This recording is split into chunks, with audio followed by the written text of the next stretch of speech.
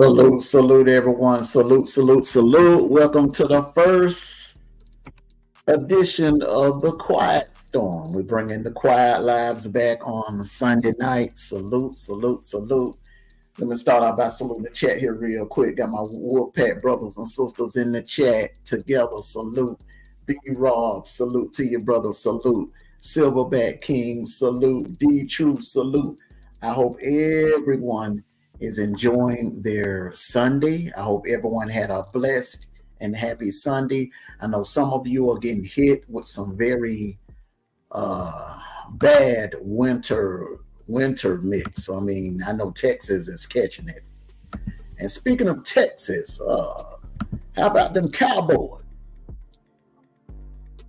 Yeah, might need to do a wellness check on those Dallas Cowboy fans. You know, accident waiting to happen. Hey, look.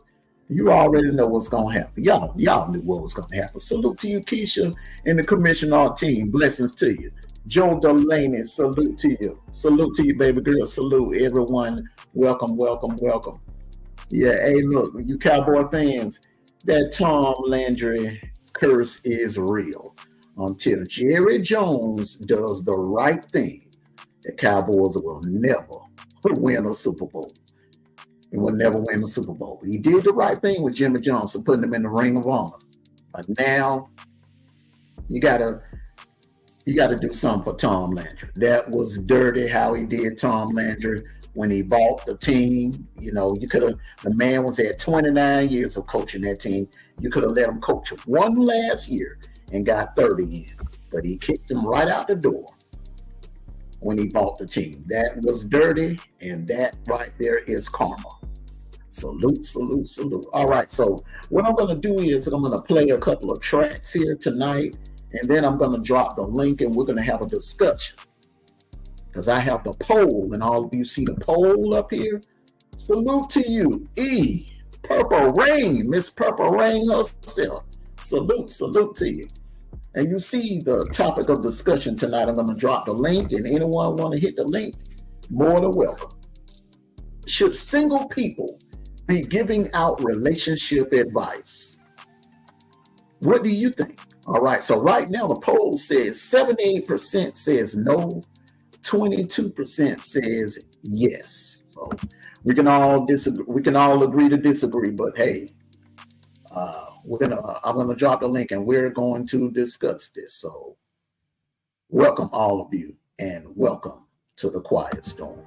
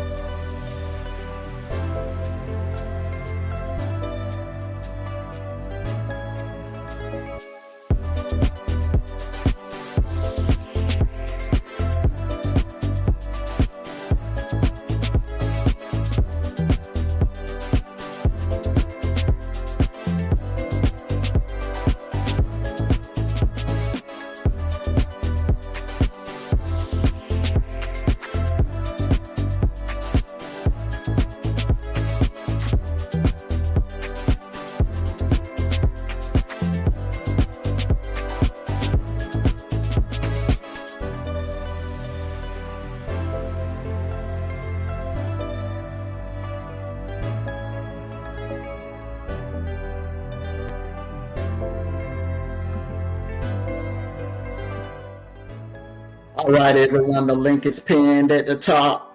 The link is pinned at the top. Anyone that wants to come and hit the link so that we can have a discussion on this topic.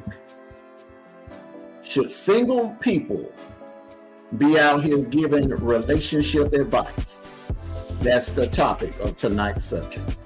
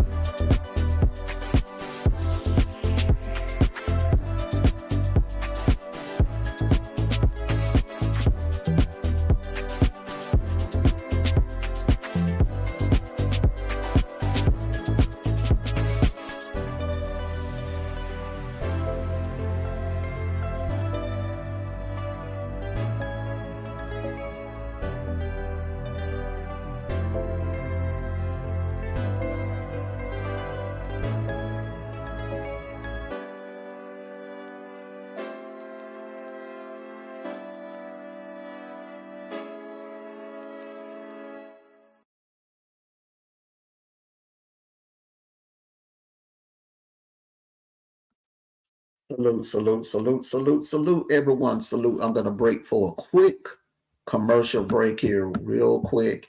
And then I'm going to come. The link is dropped. So anyone that would like to hit the link so that we can go ahead and kick this discussion off, you're more than welcome to. Salute. This is the Quiet Storm. We're not just going to play music. I'm going to drop the link and we're going to have discussions during the show. So y'all get your popcorn ready. Commercial break, and then we're going to begin this discussion. Welcome to the Commission Art Team, where creativity meets innovation. Our AI-powered designs redefine storytelling with charisma and wow factor. No more waiting endlessly for designs. Our AI at the Commission Art Team crafts tailor-made artwork in moments. Join trendsetters leveraging AI-driven design to elevate visuals, captivate audiences, and stand out digitally. From striking logos to captivating intros, unleash unparalleled creativity with the Commission Art Team. Experience the future of creativity. Elevate your brand with AI-powered artwork by the Commission Art Team, where your vision becomes our mission.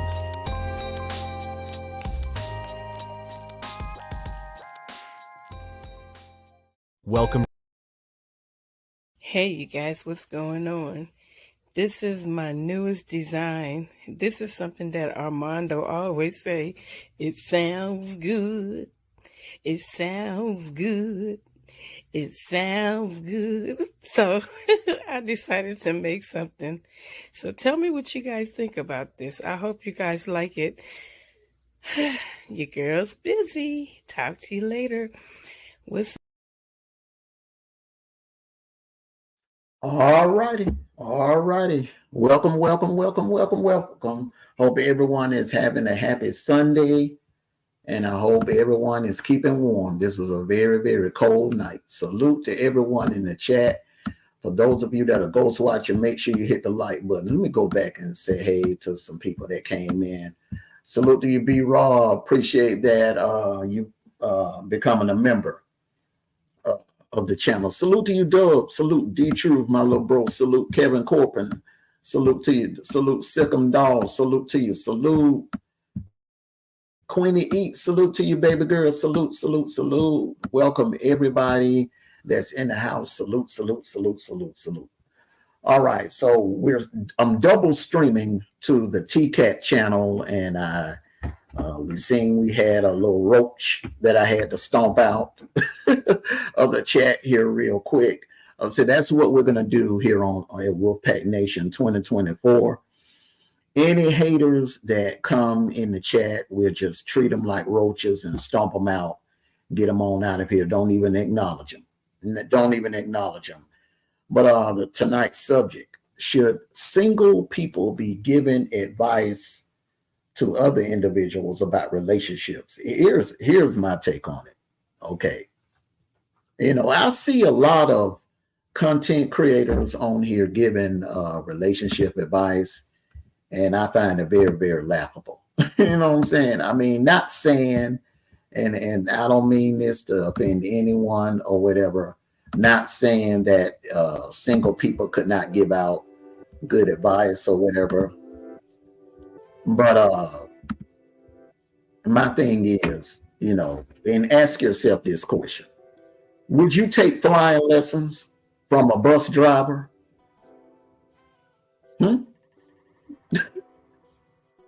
Would you take cooking lessons from someone that has never been to culinary school? Would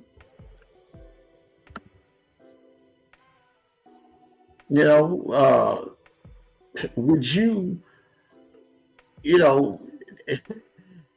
would you take medical advice from someone that's never been to medical school?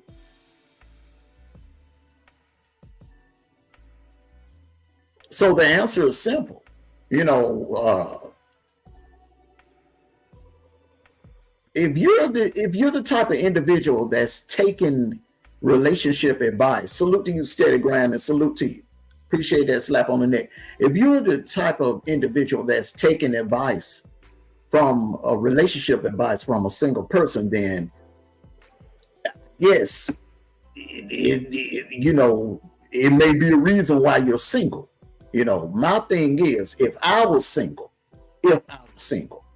I would take, a single person can give me advice. Single person can give me advice, and I'll listen to it. I won't be rude about it or whatever. But if a married person is giving me relationship advice, I'm listening. Not only am I listening, I'm taking down notes. Because see, what better person that can give you relationship advice than a married individual or someone that's been in a long relationship? Someone that's not. I see so many men and women taking relationship advice from individuals that are not even dating. They're just single. So how, if this person don't have anyone, how can they give you advice? How can a single person give another single person advice on a relationship? That's something I never understood. Salute to you, E. Salute. And it seems like, some single people, they thumb their nose up at married people when, an individual that's married and they try to give you relationship advice, they'll thumb their nose up at us. But they're quick to go listen to some disgruntled, angry, no dick getting single female, angry feminist single female that ain't getting none, ain't had no man in years. And the same thing with guys. Guys they'll go take advice. Instead of taking advice from one of their friends that got somebody, that got a woman that's in a relationship, they'll go take advice from one of their single friends that ain't in no relationship, that don't want no relationship, that don't know how to keep a woman. So, it's crazy. It's backwards out here. It really is. So anyone that wants to come up here and challenge me on that, that's my opinion on it. I feel like, look, If you're single, you want to give out relationship advice, that's fine. I don't understand how, and I see a lot of these content creators that are single and they are, they're doing lives, they're doing lives about, relationships and what you should do, how you should treat your man, how you should treat your woman, and they don't have anyone. When they in that StreamYard and close their computer, they ain't even got no man, or they don't even have no woman. So I don't understand, I just, it's crazy. It's crazy. If I'm going to take relationship advice from someone, I'm going to take relationship advice from someone that's been there, that got someone that knows how to hold on to their relationship. That's just my opinion on it. Salute to you, brother. Before you get salute to you. Salute E. All right now. Everybody rocking the white tonight. Everybody rocking the white tonight. Salute E. Salute. What's your take on it? I mean, we got 2 married individuals on the panel and 1 single person. So ladies first, I want to start out with you, Miss E. What's your take on this? And salute and thank you for the super chat. Always. Salute myself, salute little brother. What's my take on this? Salute E, Mama Wolf. How you doing? I'm good. I kind of agree with you. So I agree with most of what you're saying. Because I think with gurus, I get you on that. I see a lot of people on here that's single. Case in point, what is her name? That divorced Tyrese. Mm-hmm. She on here trying to give advice. His ex-wife, and it's like, your stuff is all in the streets. We all know that you don't know what you're talking about. Obviously, Mm-hmm. given what Tyrese has said about their situation, but in some cases, I think it's okay. Personally, not when you're talking about content creators. With content creators, I think you're just searching for a bag. You just trying to, you're trying to get into the algorithm. You're trying to say whatever you can to make people come and rock with you. Mm-hmm. That's just my opinion on that. I don't think any of these single content creators should be out giving advice, because 9 times out of 10, they just trying to hit. They trying to hit the algorithm. They trying to say whatever seems to be popular, whatever seems viral. But in personal experiences, it depends for me. If I know, if it's a friend that I know that's not biased, then I may, that knows me, that would know me in my relationship, then maybe. But 9 times out of 10, I'm usually, and I've said this before, I usually go to people if I want advice on relationships. I'm going to go to another married person. I'm not going a single friend, unless it's a single friend that's been around me and my, my significant other for a long period of time, and they know it. Kind of like you and D-Truth. Mm-hmm. Where they know you and it's not biased. Okay. But these folks on here, I take that with a grain of salt. I wouldn't do it.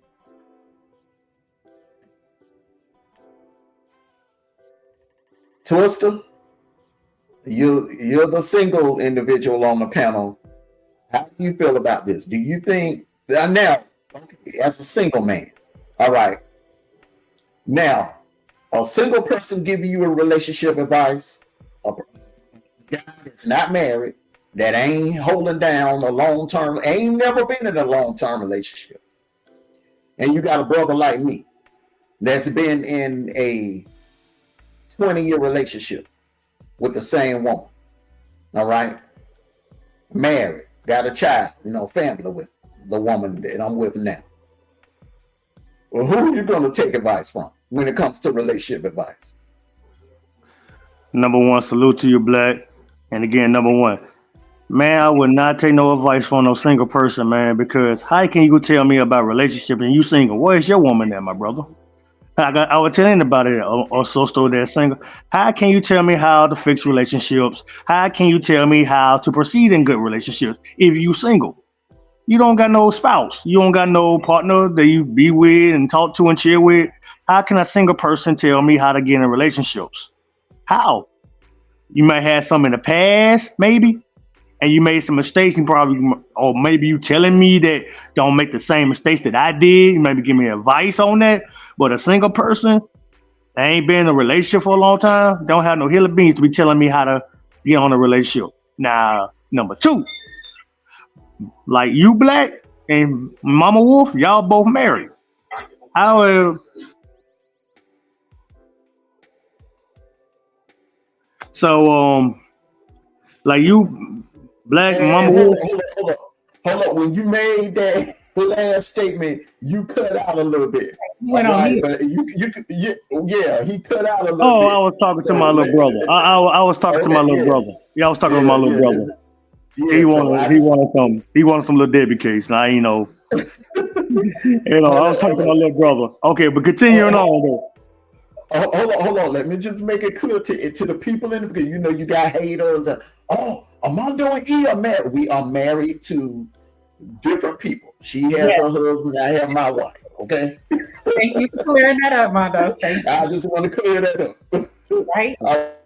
I go ahead and continue, bro. Okay, can I continue, guys?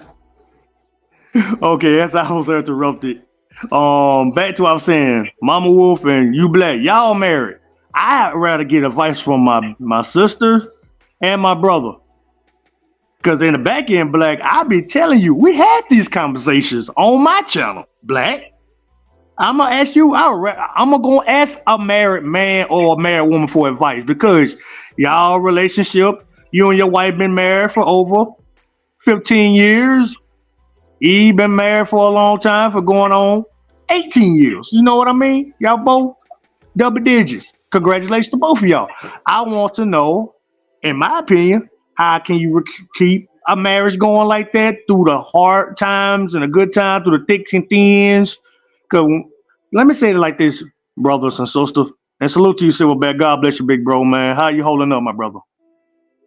Salute y'all. Salute, big little bro. Salute to you. Salute to you, Silverback. Salute to you, brother.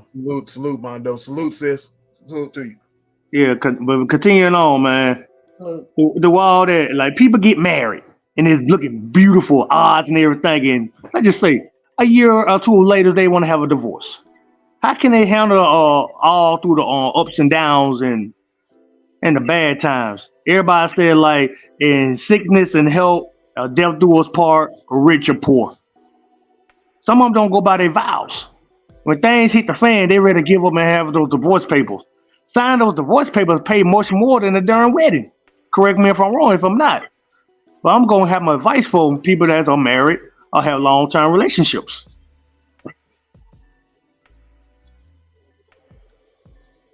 Black Eve. I mean, I agree with you. I agree. Let Silverback get on in here because he's so now it's two married and two single people on the panel. So let's get your take on this, Silverback. Salute to you, brother, and blessings to you, brother.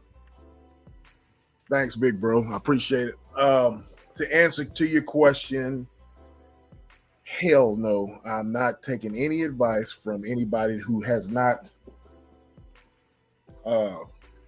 gone down the road that I aspire to go down, because that's foolishness. Because just like you alluded to, you would never go to someone to operate on you who's not a doctor. You would never go to someone who to represent you in court who is not a lawyer.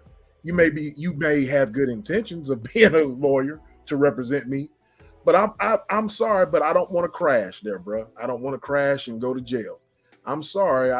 You might have good intentions of being a doctor and stitch me up, but I'd rather pass. I'd rather stick to the professionals. So no, I don't want to do that, nor do I want to take advice from people like Dr. Phil, who is working on his fourth marriage, it seems like, or people that are crashing out.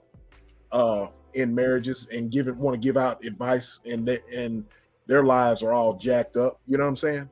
So I put that along the same lines as well, as far as people who are not married or not in a relationship, and people who are in relationships and their lives are, not as what they seem. See, and you just touched on something. There are some people who are married that's crashing out. Exactly. That on the outside it look good as gold. But Exactly. they marriage is effed up. So would you take marriage advice from a marriage that's, it ain't a real marriage? I would say no. Absolutely not. And not only like E and like Mondo, you guys see people on social media who are single, but these people who are so-called married, and I'm sorry, I know a lot of ladies might get upset with me, but let's take Oprah, for example. Oprah cannot tell me anything about a relationship who's never been married. You know what I'm saying? She cannot tell me nothing. You know what I mean? Nada. So I like to take advice from those who have been there, who've been tried, who've been tested. Their love and their marriage have tested over time. You know what I'm saying? I'm going to listen to those types of folks.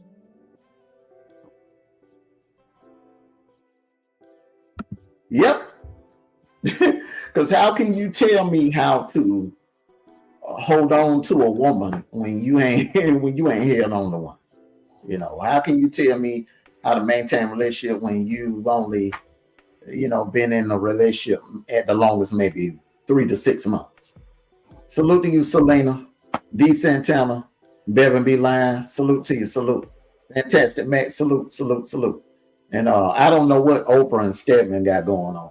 I don't know if that's some kind of arrangement or what. I don't know what that is.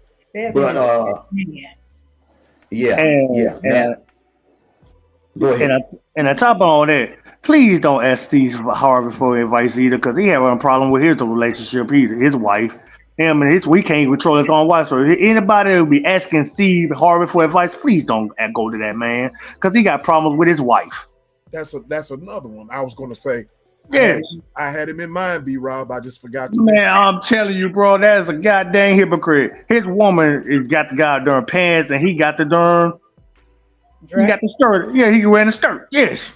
Well, I mean, with that being said, how he got his wife, that is suspect, because I'm not supposed to be a trick, man. I'm not supposed to be a trick. You mean tricking is the way to go there, bro? You sat there on live, on a comedy show, and you basically told the story of how you got your wife. You basically said you pay for it. You know what I mean? So no, I'd rather pass there, Steve. Thanks, but no thanks. And big bro Silverback. I know Black and big sister Mama E, they married, but we both single men over here. We would not ask for no advice from anybody single, male or female. Because there's a lot of cats on YouTube, content creators, talking about relationships and they single. And we supposed to listen to y'all.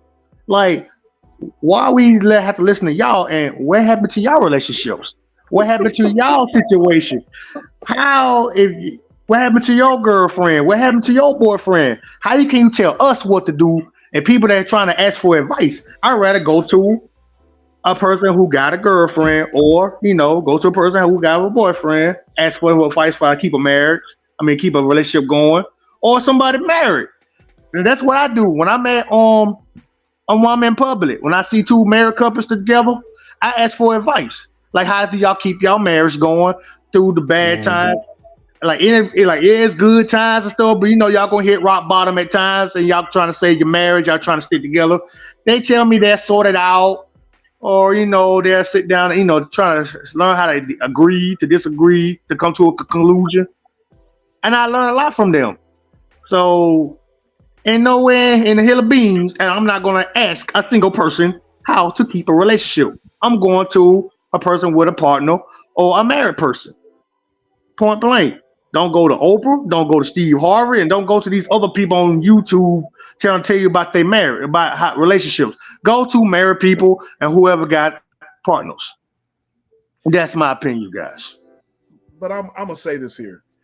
Only thing that a single person can do, and I'm speaking for myself, I can look at a married couple and I can take notes. I can take mental notes of what to do that works and what not to do. You know what I'm saying? But I'm using that for myself. I'm not going to sit there and just, put that information out for you to do what I'm doing. You know what I mean? So I think it's wise for people who are single to look at those examples, those good examples of couples who have stood the test of time. But, you have no right to take that, what you see, and try to give advice on that, because what's going to happen is people with sense are going to look at you and laugh, and you're going to make a fool out of yourself. You know what I mean? So only weak-minded people, in my opinion, are going to take advice from folks that are novice. You know what I'm saying? Yes. Mm-hmm. But we do got a lot of sheep out here on the internet, because it's a lot of these gurus, these single gurus that's, they hitting their numbers on here, making, They getting paid. Over foot. They getting paid. Yeah. To lie. They get paid to lie. And they just get in there pretty much. They saying whatever gets them paid, and a lot of people, are in these echo chambers, and because these people are either popular or famous or have slept with somebody famous, a lot of people are listening to them, but they have no success at all. And it's funny to me to look at, like I said, I'm gonna keep saying Tyrese's ex-wife. It's funny how, you be in her little comments and these women is just, girl, yes. Girl, you say that. I'm like, say what? She couldn't even keep, she lied to the man. She couldn't even keep her. She left him. So how she giving marriage advice or relationship advice, and she walked out on her marriage, literally. Yeah. So if people in their right mind are going to take advice from someone like that, whose husband is online basically crying, what do you want from me? Oh man, that mean never get old. Right? So I would be embarrassed. If I was her. You know what I mean? Yeah. Exactly. Just That's like kind of stupid. Selena put Derek Jackson. That's prime example. How many people was running to Derek Jackson? Oh, don't let Derek Jackson was making a killing off Mercs, off everything. You know what I mean? And on top of that, I'm sorry, but you get dudes like that have an agenda, and all that was for him to make the dude look bad so he could get more cooter. You know what I mean? And guess what that got him? You know what I'm saying? Okay. A laughing stock. After Tasha got there with him, yep. You know what I mean? Everything for a bad. But my opinion though, that's why I go to the old school, like the old heads in the world. Like the ones that kept the marriage for going on 40 years, 20, 40 years, 50 years. Like this generation, this era we living in right now, they can't handle the pressure like that. One little false move, they ready to go call it up, hang it up. Oh, I can't handle this. I want to break up with you. Blah blah blah blah blah. But these old school people who been through the dicks and dawn, they got cheated on and everything. They still went through. They still pushed through. They still fought for their marriage. They still grinding. They still happy and together and living a good life. They went through the good times, the bad times, the darkest days, the bright days, and they still together to this day. But us as young people, because we basically young, including you black, you young just like us, and they can't handle it like the old school did. They handled it through it all. No matter what happens, I'm still gonna love you no matter what you did to me. I still gonna support you no matter what. This generation is weak. Like I keep saying, you guys, this generation is weak. And they can't handle a little bit of pressure. So how can you tell me that this generation is stronger because we're young and more athletic and more, agile? but our minds are not strong enough and and got that wisdom like the old school do. What's glitter is not gold. All the cars and all that BS, that's fine and dandy, but deep down inside, it's all beneath who the person is, what's beneath the flesh, what's between the lungs. That's all that matters as a person, not what you got. Absolutely. Go ahead, E. I was just gonna say these people. B-Rob, you said something. You know, a lot of them don't want long relationships with young people, but I disagree. It's a lot of young people that's in long-term, quote unquote relationships, but they toxic relationships. That's the part I don't understand. You'll stay with a toxic relationship, but as soon as they get married, or if they even make it to marriage, then they throw that away in 1 to 2 years. That's the part I don't understand. You could be with somebody who then did you wrong for 8 to 10 years, and then maybe let's say y'all get married, and then you ready to dump them after a year. I don't get that, but you've been a ride or die for 8 to 10 years while y'all was, quote unquote, just dating and single. They eat, they get married, they have some of the beautiful wedding, the goddamn, the dresses, the bridesmaid looking good, the bride looking beautiful like a goddess, the groomsmen looking all tight in their tux, looking like goddamn pimps out there on one side, the bridesmaid on the other side, and the groom looking like goddamn a pimp named Slipback in this nice old suit. And then all of a sudden, a year and a half later, they ready to have a divorce. Well, all that money was just wasted. And Jolene, beneath the flesh, between the lawns, I mean your heart. That's what I said, between the lawns. But yeah, back to what I was saying, but what's all the glamour? That's just like showing, like, look at me. I know how to start a wedding. Y'all look at me. I want that paparazzi. It's not for show. It's about who you love and care. Not for show. You trying to make somebody jealous? No, man. Who do you really love that person? That's all that matters. I'd rather go to a courthouse and get married and have their reception afterwards. Sorry, I'm just old school. I'm sorry. No, I was in one of them weddings and they didn't last but a year. And I was like, I want my money back because y'all made me buy this dang dress. Had to spend money on this wedding, held the bachelorette. I want my money back. And top of that, you buy the cake and the food and all that stuff. But wait a minute. Okay, hold on. Did the wedding take place? The wedding took place, but they only lasted, I would say maybe 6 months. Then they ended up like in 18 months, they was divorced. I was like, I want my damn money back. All that money going to waste. I'm like, they be having that beaches now. You can go to a beach. Let's go to Panama City Beach and get married there. Or they get married at some island. And I'm talking, they look beautiful. And all of a sudden, a couple of months to a year later, here's a divorce. That's some more money you have to spend. I'm like, what?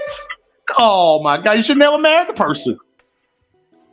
That's why I say you better wait. Be careful who you date. Learn the person before you marry them.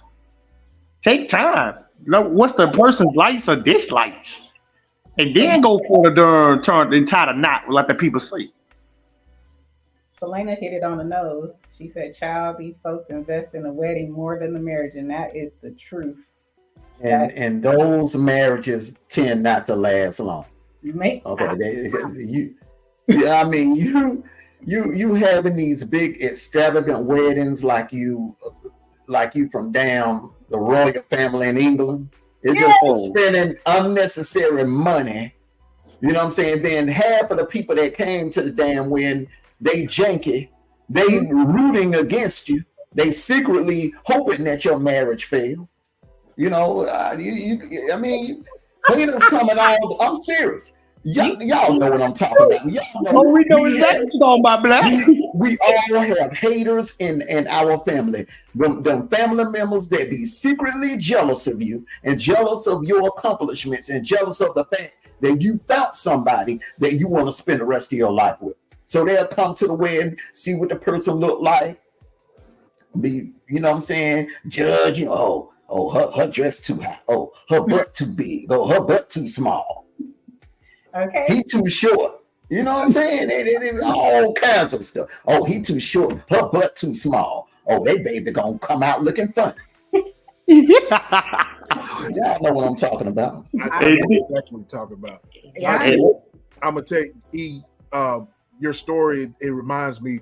I told y'all my brother. He's a minister. Mm-hmm. He told me a story about him investing in a friend of his, him getting suits and stuff, and they all getting ready for his marriage, a friend of his marriage. So they all, the friend's fiance, their folks rented out a place. They went extravagant. You know what I mean? I mean, it was just beautiful, right? So my brother tells me that they all get there and his friend is there, and he says, "Oh, I left something at my house." So he runs out of the venue, and I guess he goes to the house. I guess so. Within an hour or two, hour three, where's old dude at? So he texts the chick and says he got cold feet and he's not going to do it. You know what I mean? That after all of the money they put into on both sides, for women and the guys, the money that was spent on the extravagant wedding, all down the tubes, man. Thousands and thousands of dollars down the drain. You know what I mean? And my brother was the day of. The day of. So the nigga got cold feet. All that money been spent, and you got cold feet. Yes. You should have thought about that way before you want to go out there and try to now. You propose to the chick and all that crap, and now you say you got cold feet. You must even want to let go of that single life. I think that's what it was. But, that's stupid, bro. I know the most was pissed. That was just free food for everybody. That was just that's what my brother said. They just went ahead and partied. Hey, do what the Beverly Hillbillies did. They ain't got married. They turned to a goddamn party. Yeah, they turned to a goddamn party over there. They didn't get married. Turned to a good old fashioned Beverly Hillbilly party. Hold on, B-Rock. Usually in a situation like that, the person was put on the spot and rushed into a decision. That's why, and that leads me to my point. Yes. Fellas, do not, and I mean do not ever propose to your girlfriend in public. That is unfair. You're putting her in an unfair situation, because if she turned you down in front of hundreds of people, she's going to be looked at as the bad guy. Okay? Then she may want to tell you no, but because you all are in public, if she says yes, she's not giving you the answer from her heart. So therefore, then once the word gets, I'm telling you how it happens. Word gets back to your mom, your dad, uncles, aunts, everybody in your family find out, then you got to keep going along. You got to keep playing along with it. And then when it comes down to that wedding day, then you're forced to do what you got to do. Either you're going to walk down that aisle and marry a man that you know you're not in love with, or you just going to take a hit and, leave, find the exit out that church, or just don't show up. Right. That's facts. I wouldn't want to be publicly proposed to. Even if I knew I was going to get married, I still wouldn't want to be publicly proposed to. That's a lot of pressure. Yes, ma'am. You got to do it, fellows. Do it in private. And most of all, ladies, now I'm going to talk to you like a big brother here. All right? I don't care if it is leap year. Should no woman be proposing to no man? All right? Man, let me tell you something about us men. We are the hunters. We love the hunt. We love the chase. Now I don't want to hear this crap about, well, if I don't say nothing, he ain't never gonna say nothing. Well, he probably don't want to marry you. That's why he ain't proposed yet. That's why he ain't saying nothing. The nigga don't want to marry you. Hey, I got a question. I got a question about that. It's weird a woman doing the proposal to a nigga, and I'm like, huh? That's so weird. I'm like, I'm telling you, bro, I seen it. I was at Lenox Mall the other week, bro, and I seen it with my own eyes. Woman, oh I mean, no. she was so fine. I mean, I said, Lord, him. She got down on her knees with the ring, with the band, you know, and proposed to him with tears coming out of her eyes, man. Was she young? Huh? Was she young? Or was she looked like she was in her mid-30s. And she was telling me, she was like, we've been dating over 10 years, and it's just, you know, if I don't do this, it's never gonna happen. I said, wow. Here we go. Wow. Here we go. What was the answer, Black? Please tell me what was the answer. I mean, you had no choice, bro. Come on. You can't say no. You were in a situation, bro, where hundreds of people, Lenox Mall is big, bro, and people were gathered around and they wanted to hear his answer because she gave a long speech. Wow. And she kept stopping because she was crying. Tears were coming down her eyes. Oh, man. I was just going to say, was she emotional? She was very emotional. How can you turn this woman down in front of all those people? Right. Wow, man. Oh, if she did that, man, I would say yes, man. And I do it for 10 years. I would say yes. Come on, man. Take it. Is she real what she says, man? But B-Rob. Go ahead. Talk to me. If your heart ain't in it, don't do it, man. B-Rob. Forever? Hey, and most of all, here's the number one question, B-Rob. Forsaking all others. Oh, yes. See, that's what you single brothers, when you hear that, forsaking all others, that's when a lot of you be looking for an exit in the church. Looking for somewhere to run and get out of there. hey, Silverback. Let's throw that pointer finger in the air and walk out the door. Oh my God! But it just to me, maybe because I'm just a man and I got a little bit of alpha in me, I can't have a woman propose to me. But yeah, I'm gonna say yes. But I'm kind of like, it's kind of awkward seeing women doing that, and I'm like, that's what a man supposed to do. A man supposed to get on one knee and and propose, not a female. But a lot of them do that, and I'm just scratching my head. I'm like, I don't know about this, man. It's somebody tell my dad. If that happened to me, but you said they hit the nail on the head. 10 years. Now, B-Rob, I know if you was in a committed relationship, would it take you 10 years to propose to the person that you've been with? Would it take you that long? If you with a person for 10 years and never married them, there's something that's missing, right? You're not gonna marry. You're just not gonna marry somebody. If you really love them, you wouldn't take 10 years, would you? Well, Mama Wolf, there's a lot of people, like I said before, I think we had this discussion before. A lot of people been married, been together for a long time, never been married. Remember that conversation we had before in the past? I know, but I'm asking you. But me, I ain't never been, like I said, I ain't never been in a relationship that long, so I can't tell you that. I'm gonna tell you, I'll give you the answer. If that Go was ahead, me, big bro. Go ahead, Silverback. if that was me, B-Rob, if that was me, and I turned around and she was like that, I was like, get your ass up, get up. Hey man, listen. I'm talking about people. Listen now. Let me explain it again. Please, Black. Hundreds of people in the biggest mall down there in Houston, or wherever you're from now. In the biggest mall down there in Houston. Okay. And yeah, the big ass mall too. She done gave a 15-minute emotional speech, bro. She holding your hand. She on her knees, practically begging you, bro, and pouring her heart out and confessing her love to you.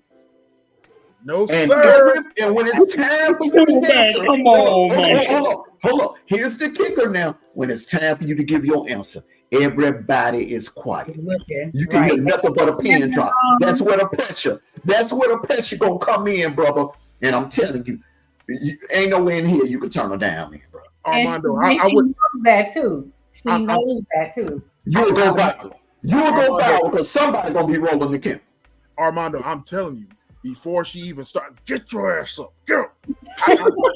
Everybody gonna hear you. Everybody gonna hear you. As God is my You're gonna be on World Star, YouTube, Instagram, and TikTok. You know what? All that. You know what? You're going viral. If it goes viral, you're gonna be my. I'm gonna let you interview me so you can get all the hits. That sounds good. Sounds good. But in real life, if Shay call you, bro, how would you be mad at you, bro? You got to take that interview. You gonna be the most hated man on goddamn social media. Oh, that big old nigga who just tore to die. Let me get in here. Go ahead, the truth. Sit back. Would you let me interview you? Absolutely. You sure about that? Oh Lord, sit back. Don't you dare do that. Hold on, people. Are you sure about that now? Absolutely, man. But don't offer me no damn beat.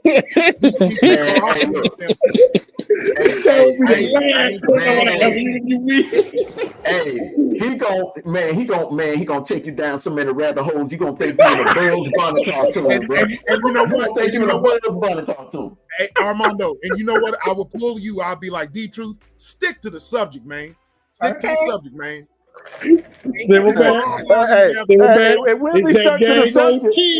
gonna put that key and you gonna drink it. Hey, but one thing, you don't take advice from a single person, even a married person that with their marriage in trouble is they might be trying to get with your girl or your man. That's another reason why you don't take no advice from them. Mm-hmm. Shoot, how many times we don't seen that happen? Oh man, centuries. That happens to females a lot.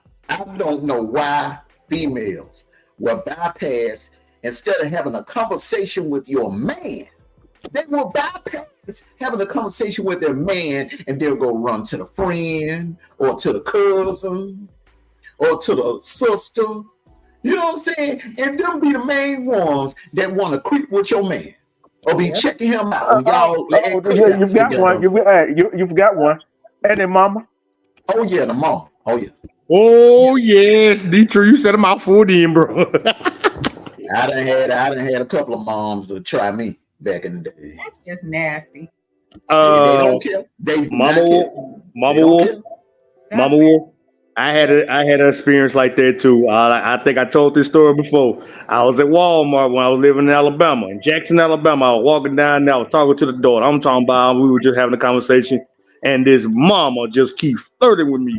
Don't care, just talking to me. I'm talking to the girl.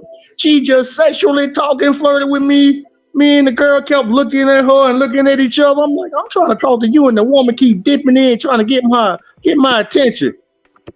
Kind of man, like I said, we were just having a friendly conversation. Man, she spooked me so bad, I got scared, walked off. I'm like, man, this woman, like, she was looking at me. Her eyes look like they trying to, like, silverback. Let me tell you that, big bro. Those eyes talking about she wants to hunt me. I'm telling you, that was a panther. That was a jaguar hunting me. Y'all talking about cougars? She was looking at me as lunch. Yeah, that was a jaguar there, bro. I'm telling you, bro. I'm like, man. Hey, man. Crazy ass experience I be having, bro. I'm telling you. Let me tell you how it usually go down. All right. Say a woman has her first child when she's say a woman get pregnant when she's 15. She have her first child when she's 16. All right. By the time that child gets 17, 18 years old, the mom is in her late 30s. So therefore, I mean, they're not only just mother and daughter. All right. They got a bond, especially let's just say if that's her only child. And her daughter she had at the age of 15. So they form a bond. It ain't just mother and daughter. It's like they hanging out like friends. They going to the mall together, going to get their nails done together, going to concerts together. Going to parties together. They dressing alike, wearing each other clothes and stuff. So it also can turn into competition. That goes back to what I was talking about on that cam reaction I did Friday.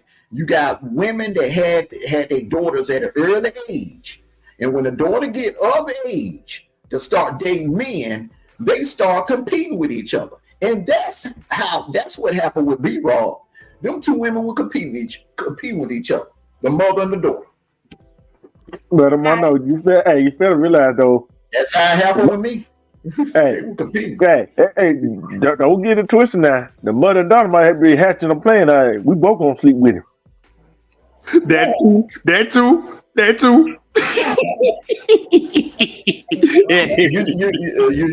You know what? D-True, I always putting that tea with that stuff in it, girl, bro.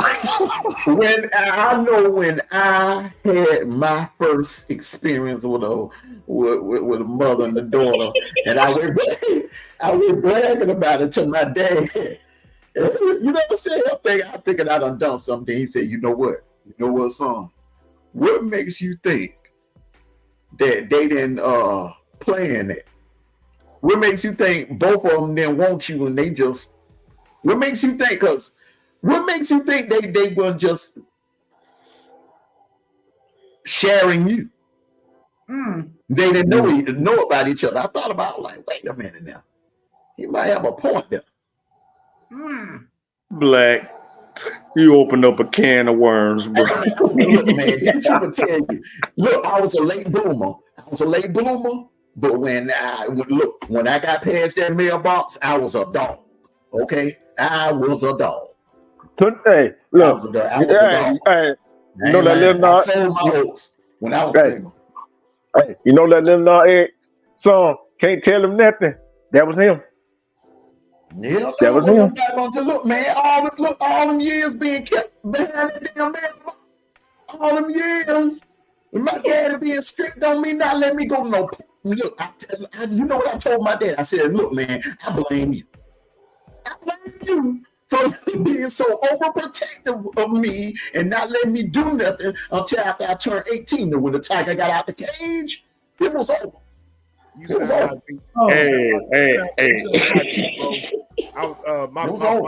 My folks was the same way. I was a late bloomer as well. So, the Bible Belt and so forth, so on, you know what I'm saying? So, once I got to do my own thing, that was a different story. Yeah, back, I'm telling you, bro, when this wolf got out, bro, when this lone wolf of Alabama got out, it was OV. I'm talking about, bro, man, smashing. Oh my God, bro. I was like, yeah. I'm tired of these niggas talking about all that stuff they done did. I was like, you know what? I'm finna go out there and I'm finna do my crap. And I was like, God, no, man. Oh man. But you can tell, Mondo can tell you, right? We're like, Mondo, we got these girls now. You want to come on, man. Man, you know I can't go past that damn mailbox. And you know what my dad gonna kick my ass. You know what? Silverback, B-Rob. You know the funny thing about it. Okay, when I couldn't do nothing, okay, D-Truth was the one running the streets with the women. He was looking. Look, I'm down there in my yard. Say can't go past the mailbox. I'm watching this dude walk up the street with some fine chick, getting ready to go to his house. I knew his mama were working during that time of the evening. I was like, damn, did you finna get some? Okay. I was like, man, the only one in the neighborhood wasn't getting none. So I was like, damn. But then when I got out the cage, and I finally started like, he turned Cliff Huxtable and want to get into relationships and fall in love. And he got all of his out his system early. You know what I'm saying? I was a late bloomer. Hey, D True. I'm a late Hey, big bro. Man, look. You look, man. Look. All the homies in West Sham, everybody, they was getting some except me. I was the last one. I wasn't getting nothing. Cause man, my dad was strict on me, bro. He was strict on me. Hey, Black, me and you just the same. We just the same. You, like I said, I just started later than you. I was like 23. But man, my grandmother, oh my gosh, my grandma, she was strict. Bro, we can't, we come late. She said she locking the door. And she actually did that. But guess what I did, y'all? I went through the window. I try to go, I got a window, it's unlocked, and I lift it up. I go in there. And I pretend like I got in there. She don't find out. The next day, I heard you were coming in through that window last night. You thought I was sleeping. Wait a minute. Hold on. Back up. Did you say 23? Talking about losing my virginity? No, I'm talking about back in the day. Yeah. Man, when I was 23, boy, I was stacking and racking, bro. Stacking and racking, bro. But yeah, man, in my younger years, yeah. But shoot, man, we used to do a lot of crazy crap, man, because my grandma was strict. You under your grandmother's house, man, it's rules. You gotta be obeyed. If not, you gonna be out there house. Man. Look, that's why I look, man. Salute to you, Richard Harper. That's why, man, look. I said to myself, see the thing about it, down there where we from, D Trooper tell you, bro. They don't care about that damn 18 crap. You know what I'm saying? They don't care nothing about that. It was 21. It was 21. It was 21 down. So I made a promise to myself. I said, look, when I walk across that stage, I'm going somewhere. I'm going to college. Well, I'm going to military. I'm going somewhere. Hey, look, man, I gotta go. This time I gotta leave the nest. Man. When this lone wolf got out there, got their house and got his own, oh man, it was unbelievable. Ooh. It wasn't easy, but shoot, man, when I got used to this, man, oh my God, bro, that's so fun. And I told you, Black, I tackle older women. I was like that when I was a young cat, man. I was like a young pup. I always like the older women. It's just like it's something about them. It just attract me. The younger girls, they don't know how to handle it. They don't know how to handle their body. But an older woman, a mature woman, a cougar, oh my God. I was like, heck yeah. To this day, in the words of Deontay Wilder, to this day, I still attack older women, mature women. Yeah, I got a question. For real. I got a question for Silverback, Armando, and B Rob. Did y'all ever get PW? Oh, I'm scared to answer that question. Man, come on, bro. Every man up here on this panel, I'm being PW. They may not admit it, but every man up on this panel, I'm being PW. Silverback? Exactly. Silverback, you go first. You answer the first, and I'll go behind you. Go first, big bro. Nah, go ahead, B-Rob. Hell no. Well, I'll go first. I'm whipped now. I say it out loud and proud. You damn right, my woman got me P-whipped. I am whipped. Damn right. Nah, I ain't talking about now. I'm talking about in your younger years. Yeah, Man. I'm gonna say, and you know what it was from? It's from an older woman, and I think I was like 20, 23, and she was like, upper 30s. I was like, golly. I'll drink your bath water. I was out of there though, man. Silverback, are you sure we ain't closely kin, bro? Because that is the exact same way what I did. I was 23, she was 30. Before then, I was in my 20s. I was messing with a 45-year-old woman at a casino in Atmore, Alabama. Man, I'm telling you, man,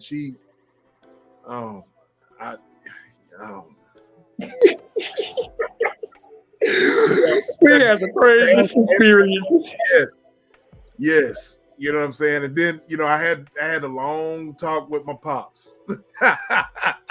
those father and son real hard talks is like, son, you moving too fast, bruh. So he was right. You know what I mean? But I had to go through that. You know what I mean? But yeah. Hey, so bad. My dad told me the opposite. Son, you don't want to be slowing down, boy. You better get all them women, bro. And you ain't think about slowing all those women out there, boy. You better go and get and let you know he's married and he goes to church. Hold up, B-Rob. Gonna break for a quick commercial break, everyone. Go ahead. Gonna break for a quick commercial break. Go ahead.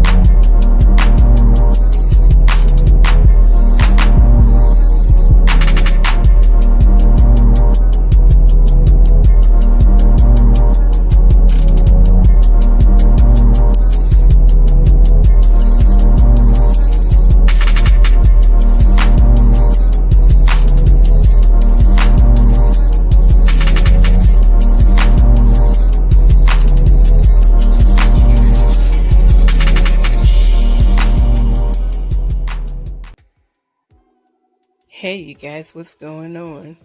This is my newest design. This is something that Armando always say. It sounds good. It sounds good. It sounds good. So I decided to make something. So tell me what you guys think about this. I hope you guys like it. Your girl's busy. Talk to you later.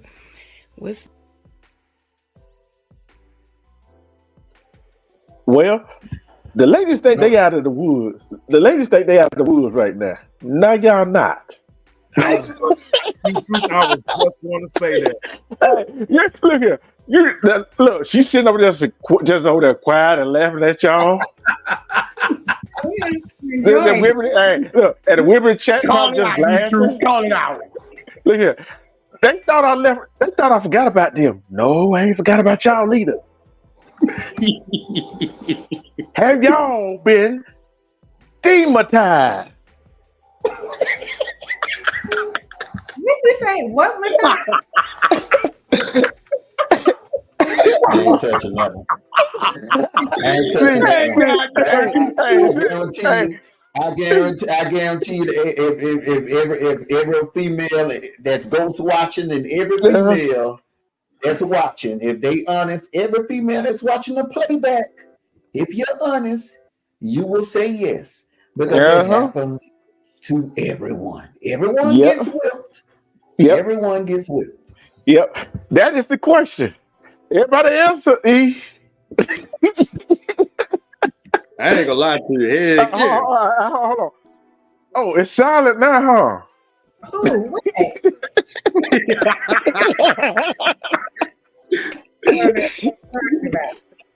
He just drank the tea. Drink the tea and stuff in and tell the truth.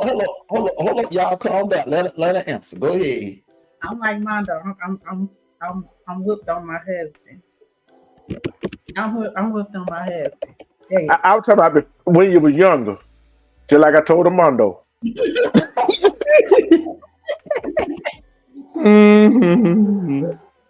No comment.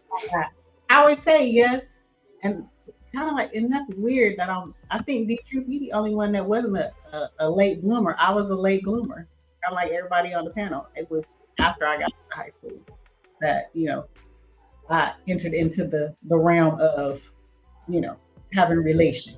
So of course my first was he's my first, and he wasn't from out here. He's from Kansas City, so he kind of I would say yes. He blew my mind, so to speak. See, I'm like this. If anybody watch this playback, say they want PW or they want digmatized, they are lying. They are lying. Go ahead, Detroit. Look, see, Joe, how about you? I mean, she said. Hey, No, I just see it. Before you even answered it, bro. Another thing we have in common: late bloomer. If you let me tell you something. If you were late Steady bloomer, Grant, how about you? Hey, Steady Grant, how about you? You trying to get everybody in the conversation. you know what though? I think Steady Grinding situation was like your D2. He probably was an early bloomer. Yeah. That dude he probably was stacking and smashing when he was like 12 or 13 years old, just like you. But see, the thing about it is, when you a late bloomer, you a prime candidate to be whipped. And I know my first go around, I was whipped. You know what I'm saying? That girl had me doing things that I never thought I'd be doing. Vacuuming her, that girl had me doing her chores. I already know who you're talking about. So you know because I never did no other female ever had me like that. No other female had me like that. Hell no, never again. Hey, get what I tried to tell. I tried to warn him. He didn't want to listen. And then look, let me tell you how. Look, man, this dude doing this dude wrong.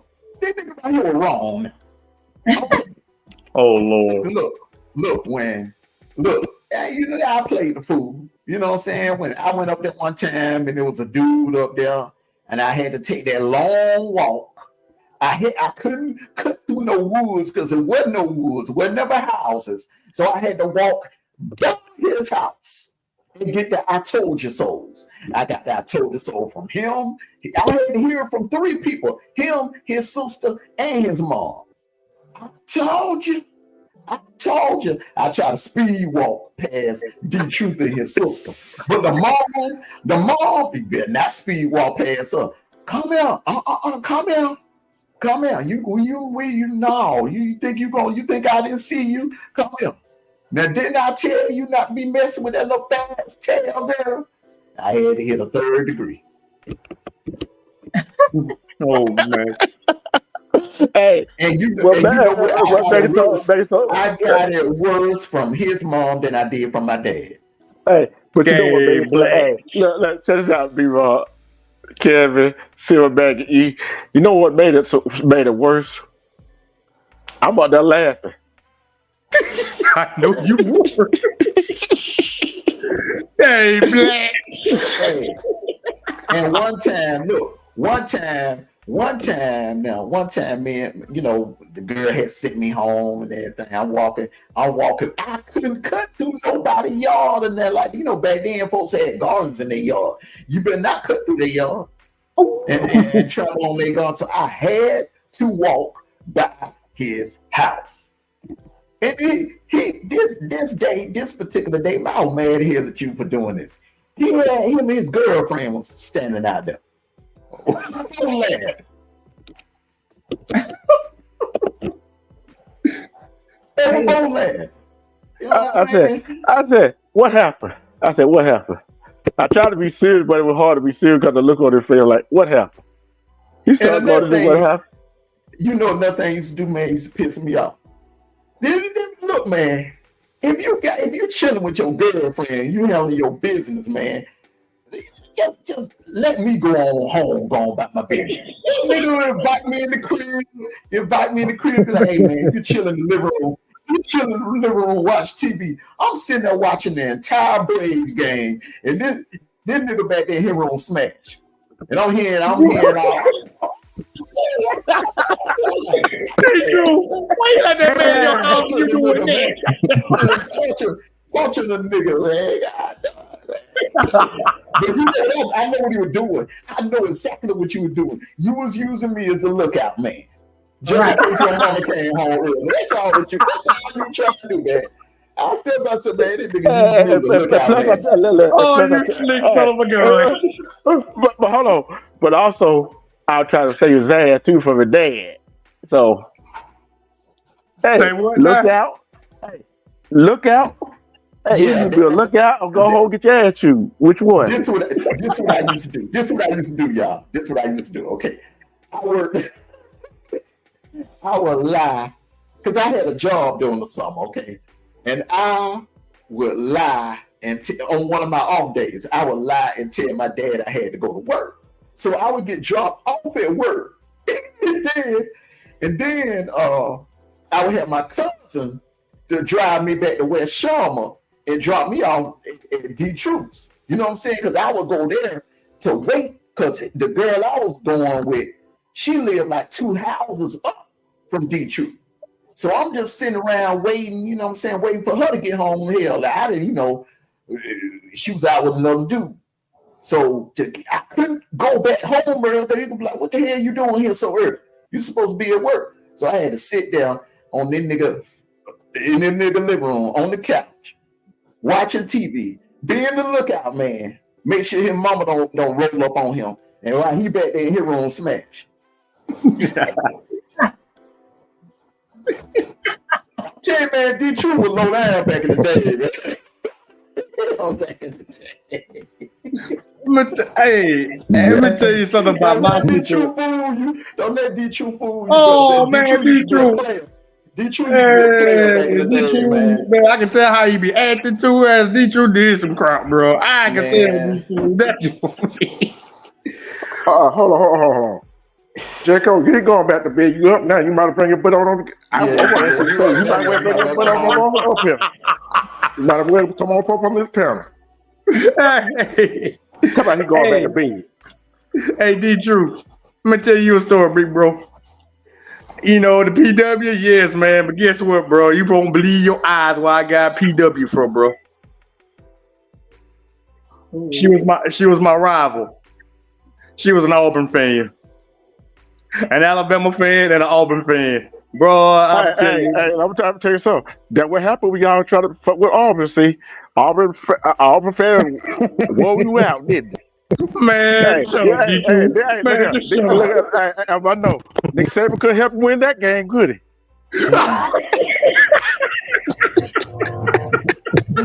Well, actually, that year, Nick Saban did win that game, having 2014. When I wasn't talking the football game. I was talking the bad game. Y'all get out sports. You talking about that? You talking about that game? Oh yeah, she won that game. I know. Well, okay, and we ain't talking no Iron Bowl. The see football over with. Black. No, we ain't talking about that Iron Bowl. We talking about the Iron Bowl in the bedroom. That Iron Bowl. Auburn won every time. Ain't no roll down that bedroom. That's an Auburn Tiger. Heck no, bro. Boy, I was so happy.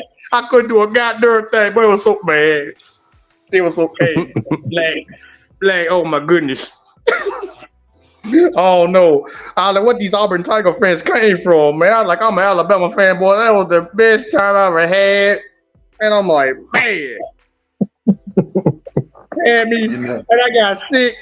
And she had me wearing her Auburn goddamn slippers, and I gave her my Alabama necklace. She was wearing that Alabama necklace. I was wearing Auburn slippers. That's how PW I was. Hey, Kevin, what you laughing at? Boy, yeah, bad.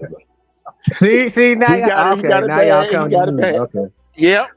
Come on, Mr. Lawyer, what you got? I know you got a story. Come on. Yeah, I got Let him tell his story. What the hell did I walk into? Yeah, you in the wolf den, buddy. Hold up, everybody. Before you tell your story, let me do the world premiere of The Council. The Council Uncut. All right. Salute everybody. Okay. Y'all get your popcorn ready for this.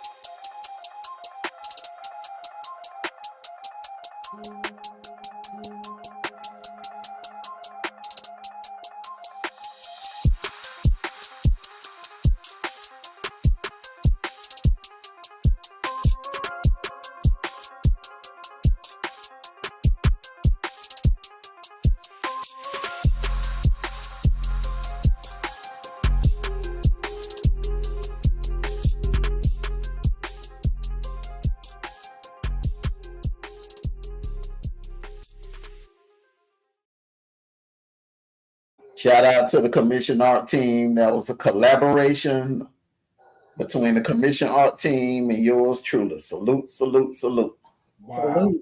Man, that was so badass. That was so badass. That's it, back. That last picture. Hey, now Jacob look like Terrence Howard. And Silverback look like 50 Cent. Oh my goodness. All right, Kevin. We ain't forgot about you yet. Let him tell his story.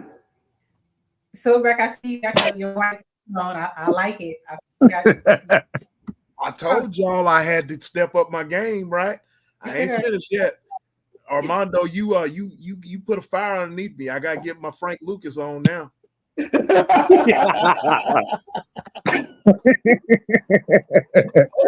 you know I ain't done yet. Hold on. Okay. Right. Okay. Let's see everybody do white attire. Okay. All right. Okay.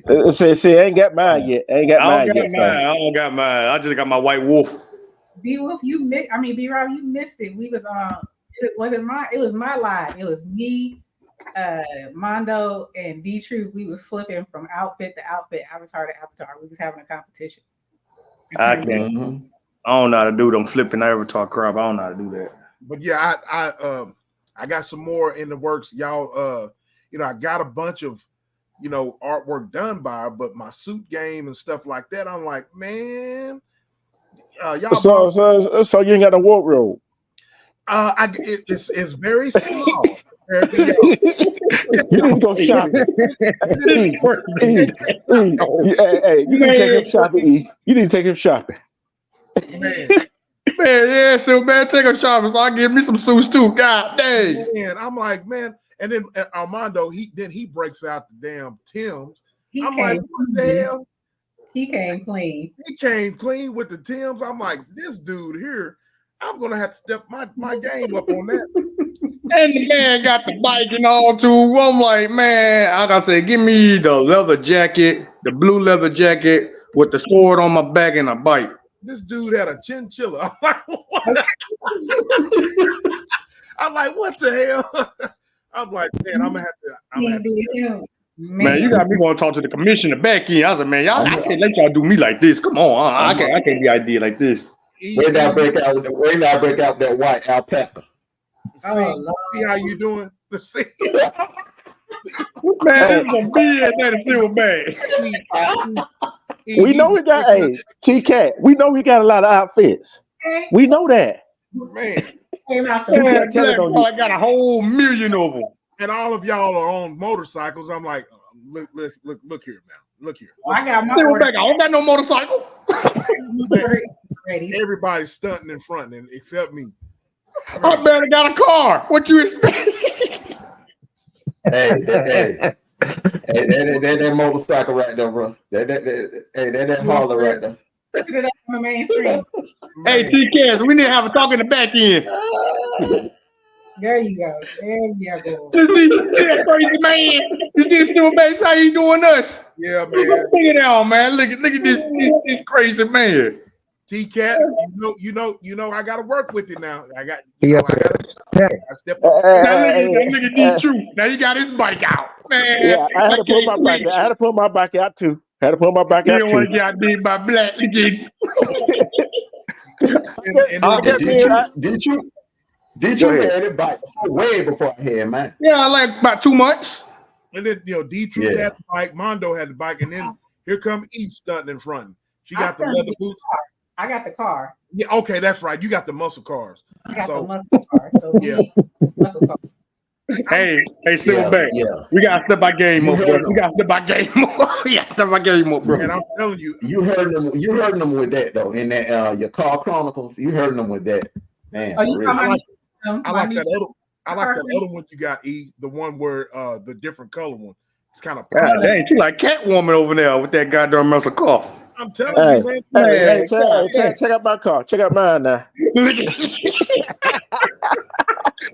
oh my lord. He on the Oh, fast.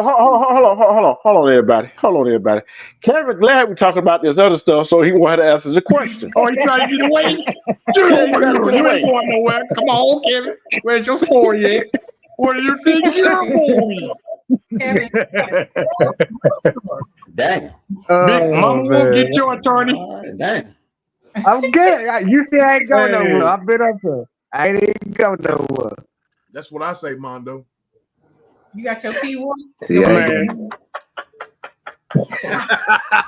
Mondo, on, Kevin. No, Silverback. Let this man talk. Let the lawyer talk. I'm about You know to what? I tell didn't it. even mean to say that out loud either. I That's thought so I was Mondo. muted up. Hey, you know I can't. Didn't know when I said damn. You know. Damn. I catch everything. I catch everything. Hell no.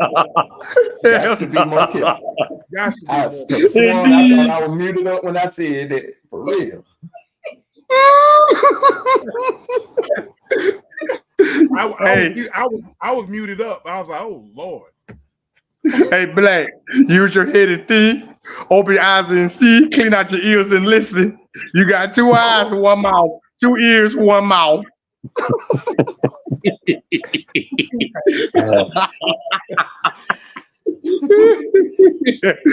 Better get his own self in trouble.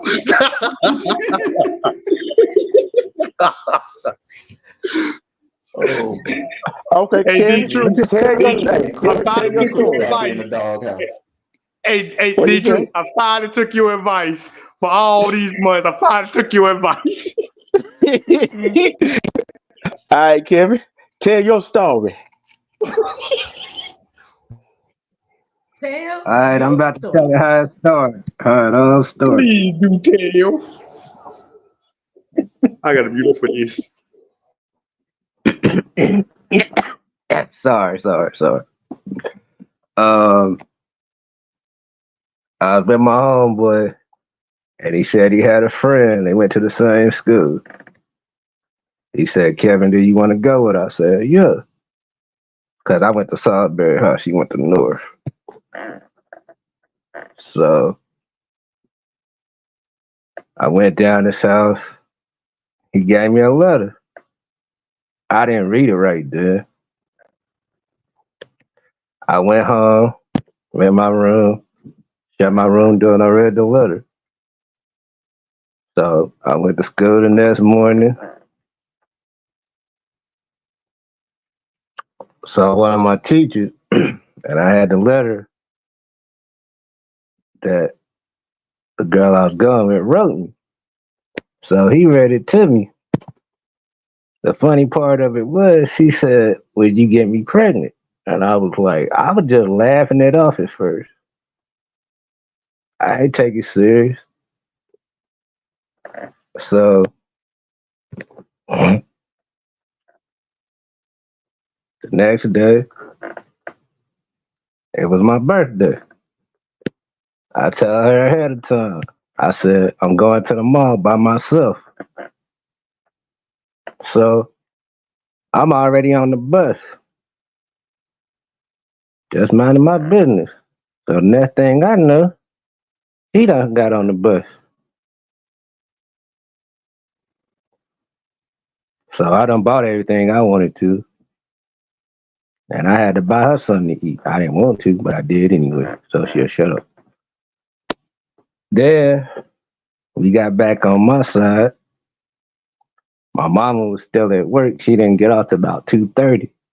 So brought her in the crib, did what I had to do. Then I walked her back down to the bus stop. She went home. And yeah, I was whooped, and she was too. And that's my story. Damn.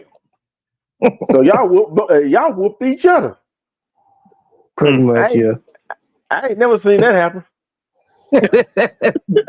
Have anybody ever seen that happen? Still back. Tell your story. You think you got out of it? I did. Yeah, I was I ain't had nothing. I did tell my story. It was about Silverback already told his story, bro. Yeah, he told his story. Kev, was y'all the same age? Huh? Was she older?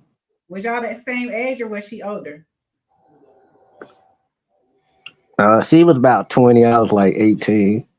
Okay, just a little bit older. Okay. Yeah. Mm-hmm.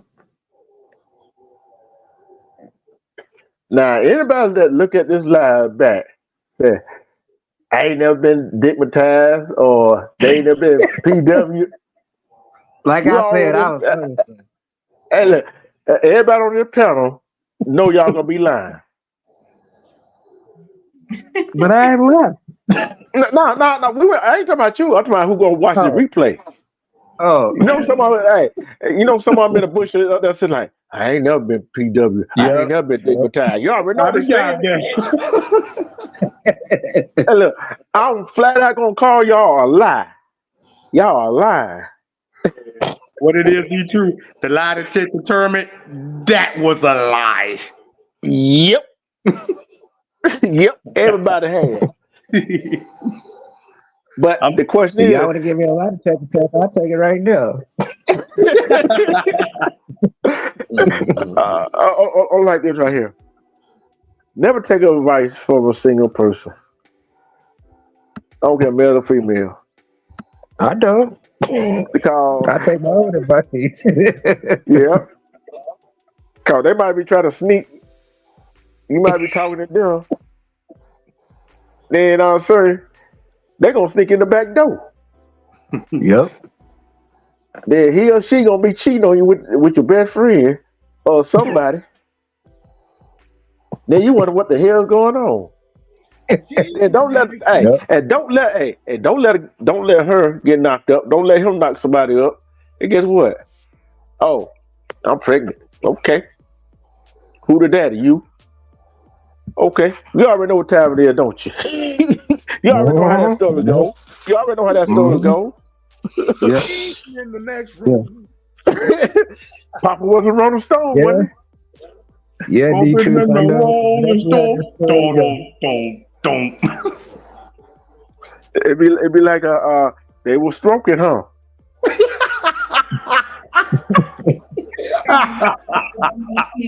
Commercial, the oldies commercial. That's what y'all sound like right now.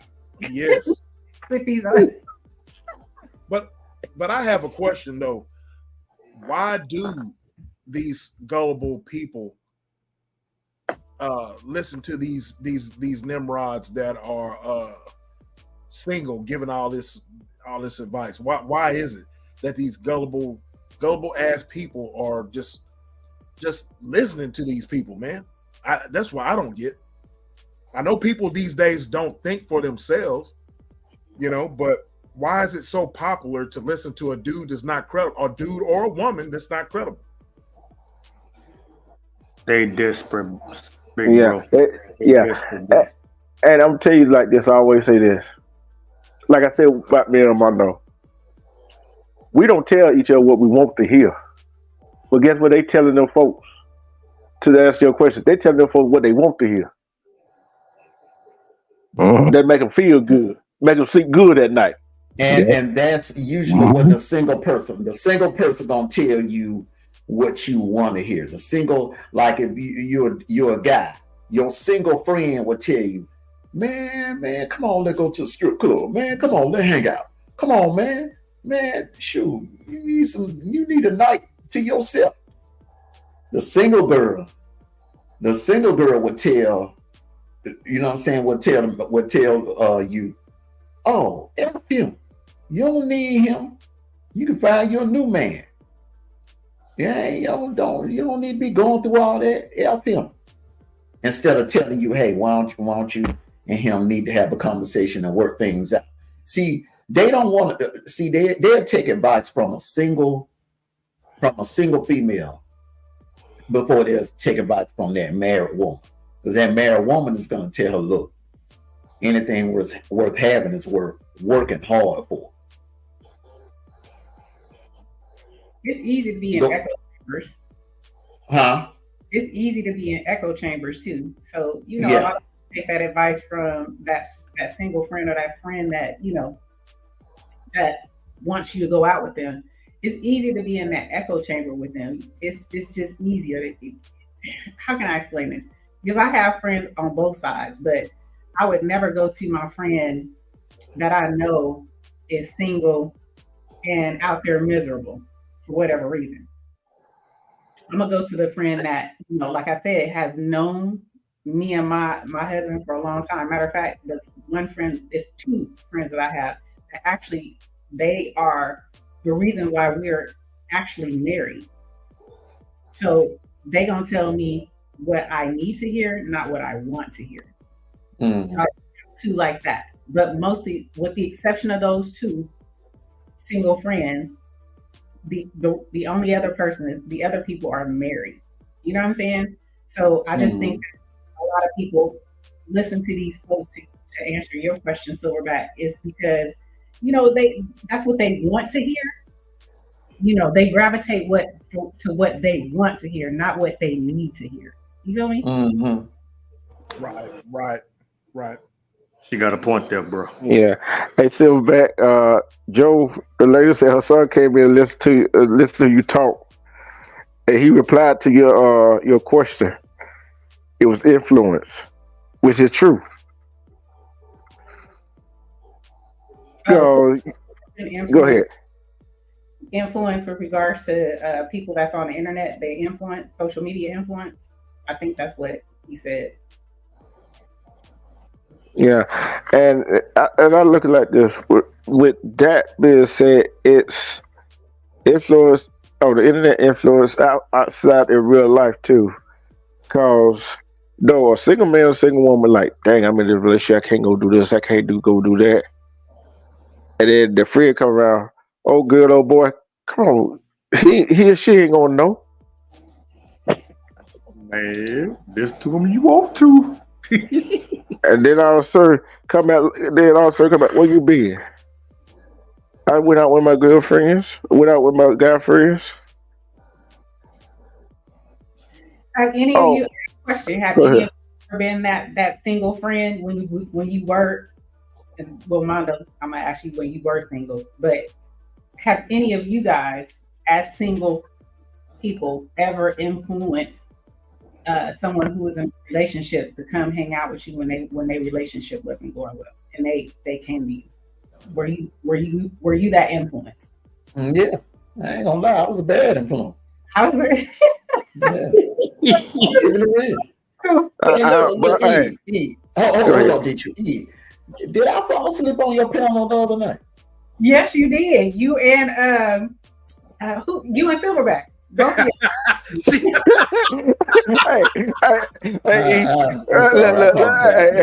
Hey, I ain't gonna lie to you.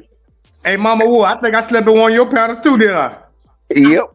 Yeah. She dropped me, I think. I didn't know. I woke up the next day. Maybe because I was drunk, drinking my own. Drinking my shoe, shoe.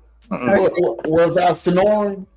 No, y'all both was on mute. Y'all both was on mute, so that's a good thing. But I was on you and Young Riaz. Young Riaz came back up, and I was asking him about all them questions, and I was like, it was real quiet. And at first, I thought all of y'all was asleep, but D-Truth popped back up, but y'all didn't. I was like, oh, they knocked out. Yeah, because I was listening to your question you were asking Young Riaz, and I was listening to his answer, and I said, Armando, Silverback. Didn't I say that, E? Yep. Nobody answered. But I rewatched it. It was just only the last few minutes of it. Yeah, it was to get to that 8-hour mark. So it was the last. I think it was like the last 10 minutes. I woke up and I was still on the thingy. You didn't drop me down. Wait. I was on that panel with y'all when I left because I said I was gonna go get ready to go to sleep, get ready for work. Was it the same one? Yeah. but you left. Yeah, that was the same one. Second or third hour. So we stayed on there for 8 hours. That was an 8-hour live. I was surprised y'all stayed up that long. Man. That was Mama Wolf. That's rarely for you to be up there that late, that long on a show like that. I take the blame for that. I said you should go 8 hours. Then guess who's second in motion? Guess who's second in motion? Who? King Wolf. Yep. Black. You done got our sister to drink that tea with that stuff in it. You know what? You know what? Hey, we trying to accomplish that goal. Yep. He gave me 6. He told me 6 hours, but we actually pulled it out for an extra 2. So. Oh yeah. Okay. What about over 5 hours? Now, I did a live for over 5 hours. Do that count? That was your first one. Yeah, it counts towards your watch time hours. Hold on, let me do a quick announcement here. Oh, Oral History Chronicles. That's going to be the news channel, but it's going to be a history channel, a black, history channel, history and news channel. Make sure you go sub up to the Oral History Chronicles. Yep, I subbed up already. Yeah, I already subbed up. Oh no, I ain't got to it yet. I do it after. Yeah, I've been subbed up. Dang, I'm late. I'm sorry. And make sure you sub up the TCAT Sounds and Beats, because from here on out, that's where the quiet storms are going to be. Yeah, the quiet storms are going to be held over there on that channel. Okay. Oh, okay. I'm going to go to it right now. I already subbed up to that one. And I'm going to make this announcement right now. Tomorrow night, I don't know what time, I need all the females in the chat and come up on the panel. Because this has something to do with I seen what happened to this young lady. Shouldn't happen to no other woman. So y'all might want to tune into this. Okay. Sounds very interesting. Mm-hmm. Oh, but Marty, you didn't answer the question. You started, but you didn't answer it. Was you a bad influence on your single friends when you were single? Me? Mm-hmm. Uh-oh. Yes, I was a bad influence. Give me an example, and then I'll tell you mine. Okay.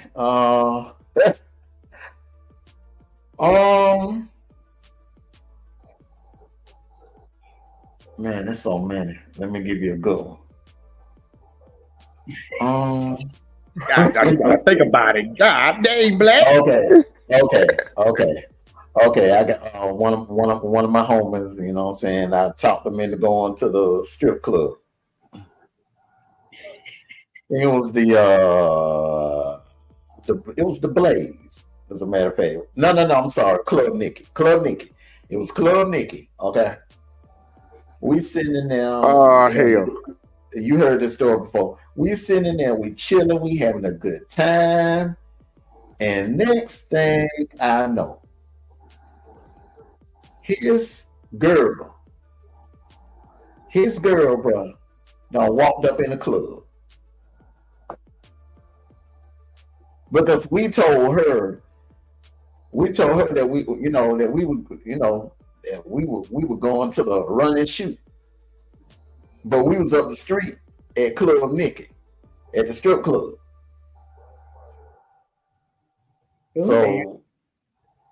So she came. I don't know how she called him or how. He never told me how she called him. She must have had a tracking device on his car or something. Back then? She had something on him.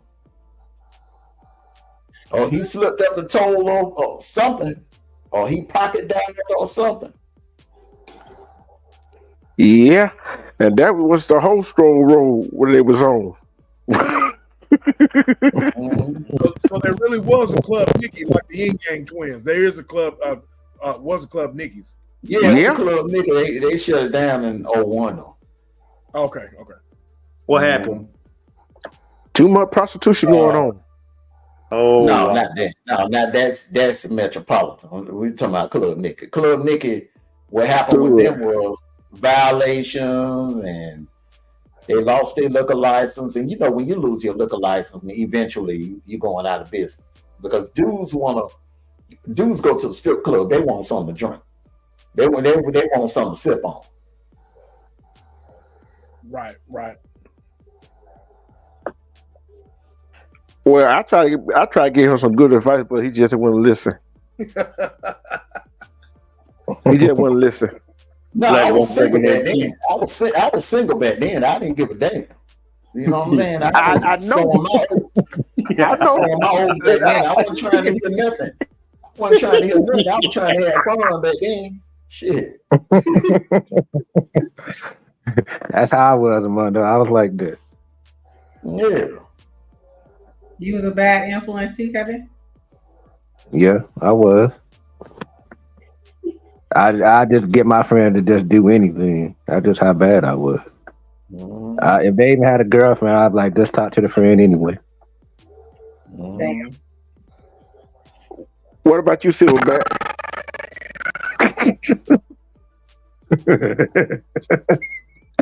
I was more so the I was more so the follower, and so the dude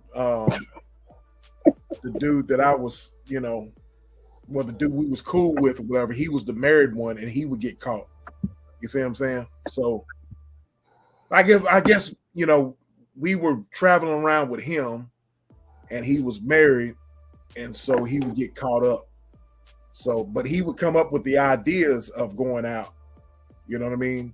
Either to the club or to the strip club or whatever, and he would always get caught up. And she blamed it on you. No, she knew he was a hoe. You know what I mean? So blame it on us. You know what I'm saying? Because she knew how he was. So he was one of those dudes that was like, he wanted to be like us as far as being single, but he was married. You know what I mean? And Was he older? Yeah, he was older. Yeah, he was older than us. Okay. Yeah, So, in other words, she would try to turn him into a house husband, per se. I mean, yeah, because he was a husband. You know what I mean? He was. You already, you know what to say. You can't turn a whore into a house husband. True. That's true. That's correct. Look, she should have known that. She knew what she said. She knew what she signed up for. Yeah, Joe knows who he is. I still work with him to this day, and she'll tell you, he is the biggest womanizer that I've ever seen in my life. You know what I'm saying? So, but he's working on his second marriage right now, but at the time this was his first marriage, and so he just liked to be around us young fellas. You know what I'm saying? But I want to do his second wife know how he is. Of course. Be careful, man. He might be shadow watching.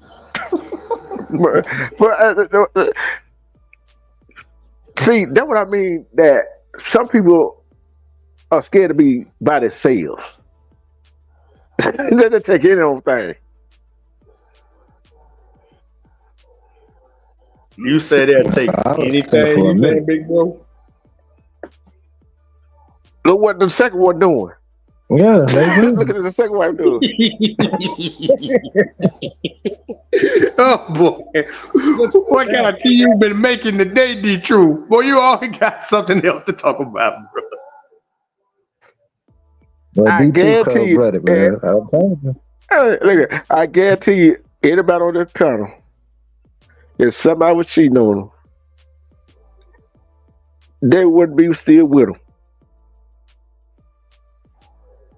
No. Oh no. Okay then. No. Okay then. No. Okay then. Y'all made my point. I'm saying for me, it is y'all. Y'all just saying about Before it got to that point, I would have been left. Okay, are you talking about being single and cheating or married and cheating? Well, if you're single, technically you're not cheating. Exactly. So that's what I'm trying to clarify because That's not married. He working on. He's on his second marriage, right? And she know what he doing. She's scared to be alone, and she got hypnotized. So basically, she gonna take the abuse anyway. Bingo. Oh wow! So he's free to do whatever he want. Then, like, oh, she can do Yep. anything. She can see me right there. I can just go out there. Yeehaw! He gonna have a Yep. good old time. Yep. Stop me if I'm wrong. Stop me if I'm wrong, You ain't Silverback. wrong. Man, you just said you done said a mouthful. I ain't got nothing else to talk about. That's somewhat true, you know what I'm saying? But you know, his wife is not out of the clear either, you know what I'm saying? Because here's the thing, man, whenever you are whenever you cheat on your spouse or whatever, and then you go with someone else while you're married, there's always going to be that thought in the back of your mind, well, I did this to her, to my current wife, and I'm with this chick. Is she going to do the same thing to me? It's going to be that karma. You know what I mean? That reap what you sow. You know what I'm saying? So Yep. who's going to be Still bet we all know she gonna do the same thing, bro. Come on, man. right? Right. That's automatic. Right. Yeah, I'm telling you. You know what I'm saying? And so it happened to this dude. You know what I'm saying? Yeah. And one thing in a marriage is he doing that, or she doing it. One thing they better not do. He better not want to get that woman pregnant, and she better not want to get pregnant by that man. Ooh, now how they hell gonna gonna work break out? loose. Now how they gonna fix this? How are they gonna fix this? that's not always the case, though. I mean, most men who cheat like that, they usually know what type of woman to pick. And the female, 9 times out of 10, does not cheat on them. It's usually the man just cheating. I don't know about that, Mama Wolf. I gotta disagree on that. Yeah, I don't know These about kids that. nowadays, some of I don't these know people, about they that. see some of the ugliest women getting pregnant. They cheat on a beautiful woman and wind up with an ugly chick. No offense and point intended, but yes, I'm gonna be real with you. They be cheating on the beautiful women and they go out there and get an ugly woman and knock her up. And I'm like, what the world are you thinking, bro? But I'm saying the woman that he's with is not cheating on him. He's just I don't know about that. I don't know about that. I have to have some pushback on that, and I'm gonna tell you Yeah, why. I got some pushback on that issue. I'm gonna tell you why. The same gentleman that I'm talking about, like I said, I can attest to this because I have someone in the chat that knows me in real life. The same dude that I'm talking about, he was married, right? Okay, Joe, you're wrong. Anyway, you know. I'll tell you the story. She knows I'm telling the truth. I don't know why you say you agree with E on this. You know, not with your story, with your person. She's saying in general. Oh, in general. Okay, but I still have some pushback on it. Let me I'll explain why. So the same dude that I was talking about, he was married and he was clubbing with us, right? He cheated on his wife with the lady that he's with now. Okay, he married her. All right. So the girl that he was dipping off with before, the girl he was dipping off on while he was married to his first wife, she was also doing dirt on him. You see what I'm saying? To where he was like, you know, he was like beating dudes up and stuff behind this chick. You know what I mean? He went to jail behind this chick. You know what I mean? Because of the stuff that she was doing behind his back. You see what I'm saying? Got you. Yeah. I told you every case is like that, but I'm saying more times out of if you have out of 100, I say at least 20 of those the women is not cheating on that man. That man is he's a serial cheater, and that he usually gets females that he knows he can cheat on, that not gonna cheat on them. But you said you disagree too. But I'm still back. But he did that, and beating up the guy. Don't realize that it was all on him, right? He didn't realize that, did he? Oh, for sure. I mean, now he does. You know what I'm saying? Yeah, now it does. But my point to you, E, is that I feel like a lot of women. The reason why I don't know. I mean, you say it's a large majority of women that don't go out and dip around. You know what I mean? Even though the dude is, I know a lot of females in that position that go ahead and dip off because they know that their dude is dipping off, and so they like do it in spite. You see what I'm saying? So well, it's all I'm sorry, go ahead. It sounds like a toxic relationship, but go ahead. Of course it's toxic. You know what I mean? Of course. But what I'm saying is that, you know, women are not out of the clear. You know what I mean? So I'm just saying that, you know, there's a lot of women out there that are going to dip off, and they're not as goody two shoes as you think that they are, as you say that they are. No, I wouldn't say all of them are goody two shoes, and I myself wasn't a goody two shoe my dang self, so I'm not speaking. I know, but I'm just saying I know some folks that don't. I know a lot of females that don't cheat, that stay with that man knowing they cheating, and still take him back, you know, and they not cheating at all, and still stay with the dude. I know a lot of females like that. Armando, what do you think about that? Am I right or? I agree with you, Silverback. Though the serial cheaters, these men that are serial cheaters, their woman is creeping on them. But the thing about it is now, yes and no. That you are right. You are right to a certain point, but I have to give you some pushback on it. They ain't just sitting there taking it and not tipping out at least 1 or 2 times. They ain't doing it as much as the husband or the boyfriend is, but they tipping out at least 1 or 2 times. See, the dude, he's been cheating on them for like 5 years. Out of the 5 years, she done tipped out at least twice. Salute to you, Jenny. Salute to you. Welcome to the broadcast. Salute to you.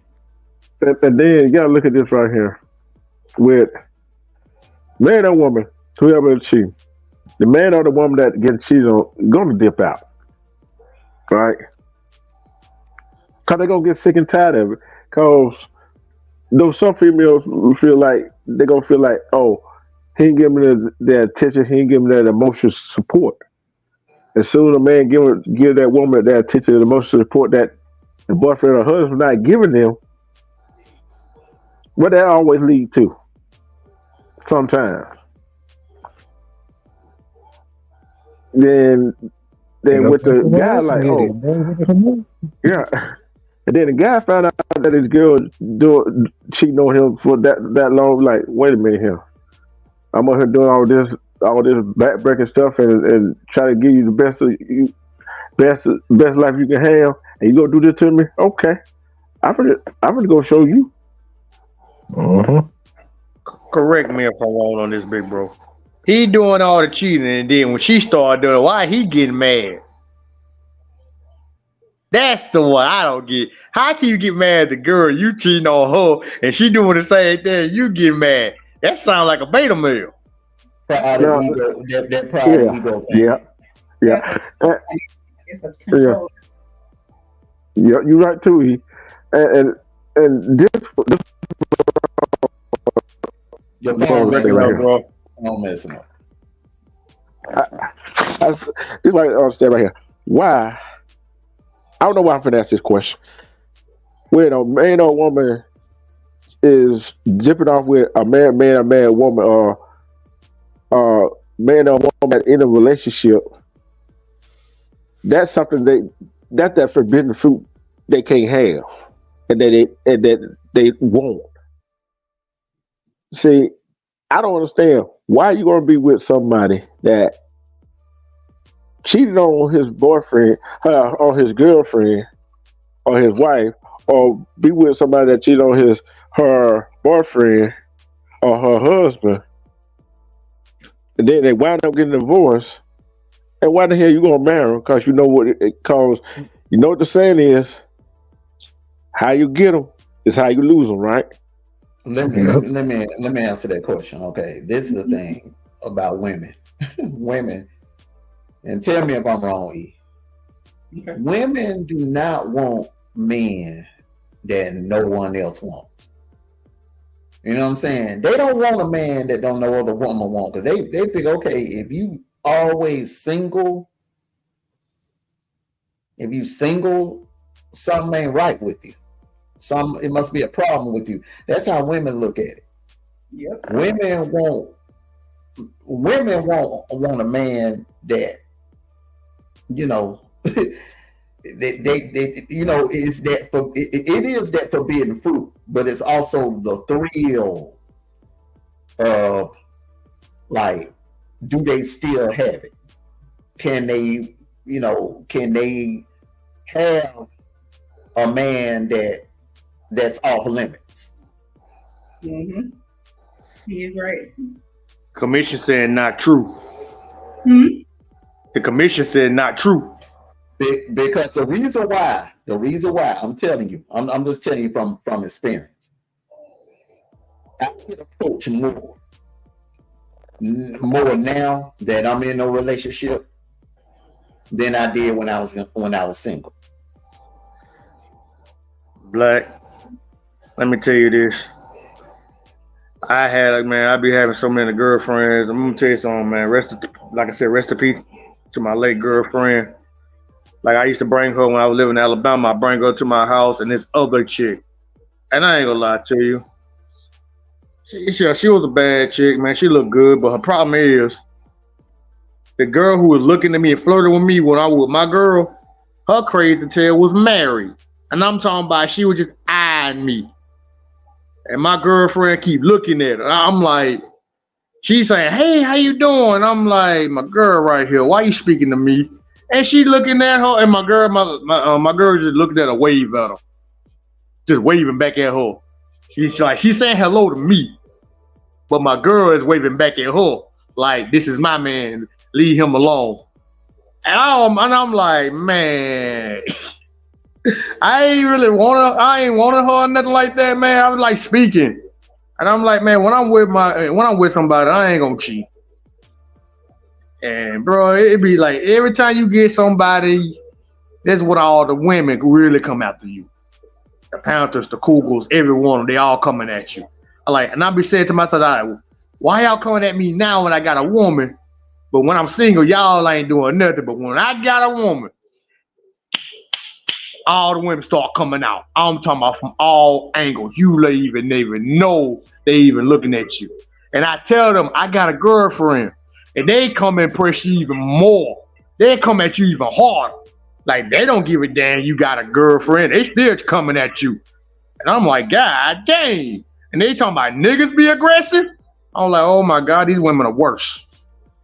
Say, well, back me up on this, bro. You single just like me. Hey, look. Silverback don't have that problem. Look how big he is.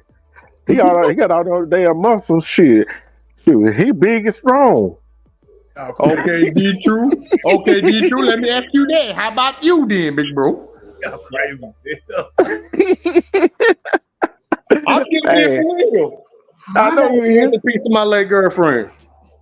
Mondo's not lining up to marry though. Once a woman sees a lot of these single girls out here, when they see a ring, they, it's automatic. My husband tells me that's why he doesn't wear his ring to work or anything. He wears it when we go out, when we're out together, but he doesn't wear his rings like when he's out at work, because it's a magnet. It's a magnet for women. It's like they see you have someone, you're in a commitment. So in a way, it's like it's kind of like when you have kids and your kids have their children, you have grandbabies. You love to play with the grandbabies, you spoil them, you treat them good, and then when you're done, you give them back to the parents. You ain't got no responsibility. It's like you can go back to your parents now. Same thing with these single women. That's easy for them to play with. You can have fun, but it's no commitment. They don't have to deal with the ups and downs and the headache of being in a committed relationship for a lot of them. So they like that. Hey, E, I got a question. I got a question I got to tell you. But that woman who was flirting with me, she was married. She is married. She was married, flirting with me. And I'm like, problems at home too. And I'm like, I ain't trying to open up those can of worms. I don't want this man coming after me. Think I'm trying to get his wife. But you This know man can something. be very sensitive now. But you know some that chase out the women that chase out the married men, and some of them that do get them. They don't want that attachment, right? But yet they don't practice safe sex either, do they? Oh God. Say that again, big bro. They don't practice safe sex. How many of these women that chase out the men that not single wind up getting pregnant? Now you're attached. And that's gonna be a problem that goddamn marriage too. Yep.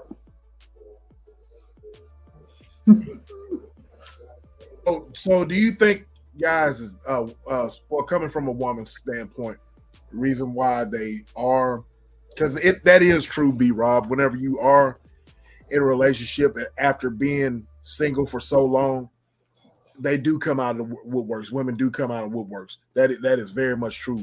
But do you think, E, coming from a woman's standpoint, what you've seen, Armando, y'all think that that's because women want that challenge? They just want that. It's a challenge, and that's it's more so that let me see if I can do that with this married man. What Joe Delaney just said, men that are able to be in committed relationships are more appealing to single women. And it's rare that you can, that men, it's not just because he's married. Let me tell you what a woman will do. A woman will have a conversation with you. They'll feel you out. And if they see that you are committed to your wife and you love your wife and you really are committed to her, for some strange reason, that'll make the single woman want you even more. Well, versus like if I was single, like you two brothers, and a married woman like Eve tell me, look, I love my husband. We've been together for 18 years. Man, that's all I need to hear. I'm backing off. Mm-hmm. I'm backing off. That is a total turn off. Married women, single. I know when I was single, a married woman, off limits. I would not even waste my time even trying to talk to a married woman. But the single women is total right about opposite, man, because the thing about it is, they look at a married man that's committed and that's able to commit in a relationship. They look at it like, damn, that's a good man, that's a good dude. But I want to see if I can still get him. For some strange reason, it's like that. They'll bypass a single brother, and their interest will be in the married man. And Alpha King, I just don't get it. I'm telling you again, man. I had that so many times. I even showed them my girl. They pressed even harder. They said they didn't even care. Mm-hmm. And I'm turning my head to the side like, God dang. Speaking to the married folks on the panel, being a married man, on the flip side, I'm being a single man. On the flip side of things, the married women tend to want to dip out. And I speak from experience because, being then at work or social media, it's always the married women that like to kind of like throw that hook, line, and sinker too. You know what I'm saying? Why is Can I tell you why? Yeah. Still back in line That's about you. that too. And you know why? Because that a married woman that's not getting no attention from her husband. Correct. A married woman that ain't getting no dick from her husband. Correct. And a married woman whose husband ain't hardly ever at home. Yep. Will get lonely. She will get lonely, and she will go online first and start wandering around and checking out, what's on the market. That's when you start, when he's right. I mean, and it works both ways. So if a man ain't getting from his wife, then he's gonna start looking. You know what I'm saying? If he's not getting, to that bedroom on a consistent basis, he's gonna start looking. If the woman is not taking care of him, making him feel like he is the head of his home, he's gonna start looking. It's just it works both ways. You want that attention. You with somebody, you want attention. That's why you're together. You're together because that person is that person that you felt you want to be with for the rest of your life because of how they made you feel, because of how they are, because of how y'all get down. So when that starts lacking for whatever reason, and it can cause your eyes to wander. I'm going to tell y'all, coming from a single man, and I've had this conversation with people or whatever, and I want y'all's opinion. I am leery of relationships because of what we're talking about right now. Because if I can go about my daily life and here's a married woman that's willing to dip off with me, you know what I mean? Then me as a single man, I'm like, why would I want to commit myself to a woman that might do that to me? You know what I'm saying? So that's one of the reasons why I'm kind of leery of that. What are y'all's take on that? Am I wrong on that sort of thinking, or is my judgment clouded? I'm just, because here's the thing. I'm not with the whole thing about getting married to someone and then I mean, you're gonna have issues, okay? But the dipping off stuff, man, I mean, that's you should have that out of your system if you're gonna be married, okay? What I see in a lot of so-called marriages is that it's fake, okay? They get married just because it's a fad to get married, okay? They get married because of pressure from other people, like we just talked about, okay? Or they get married because of having a child together, having children.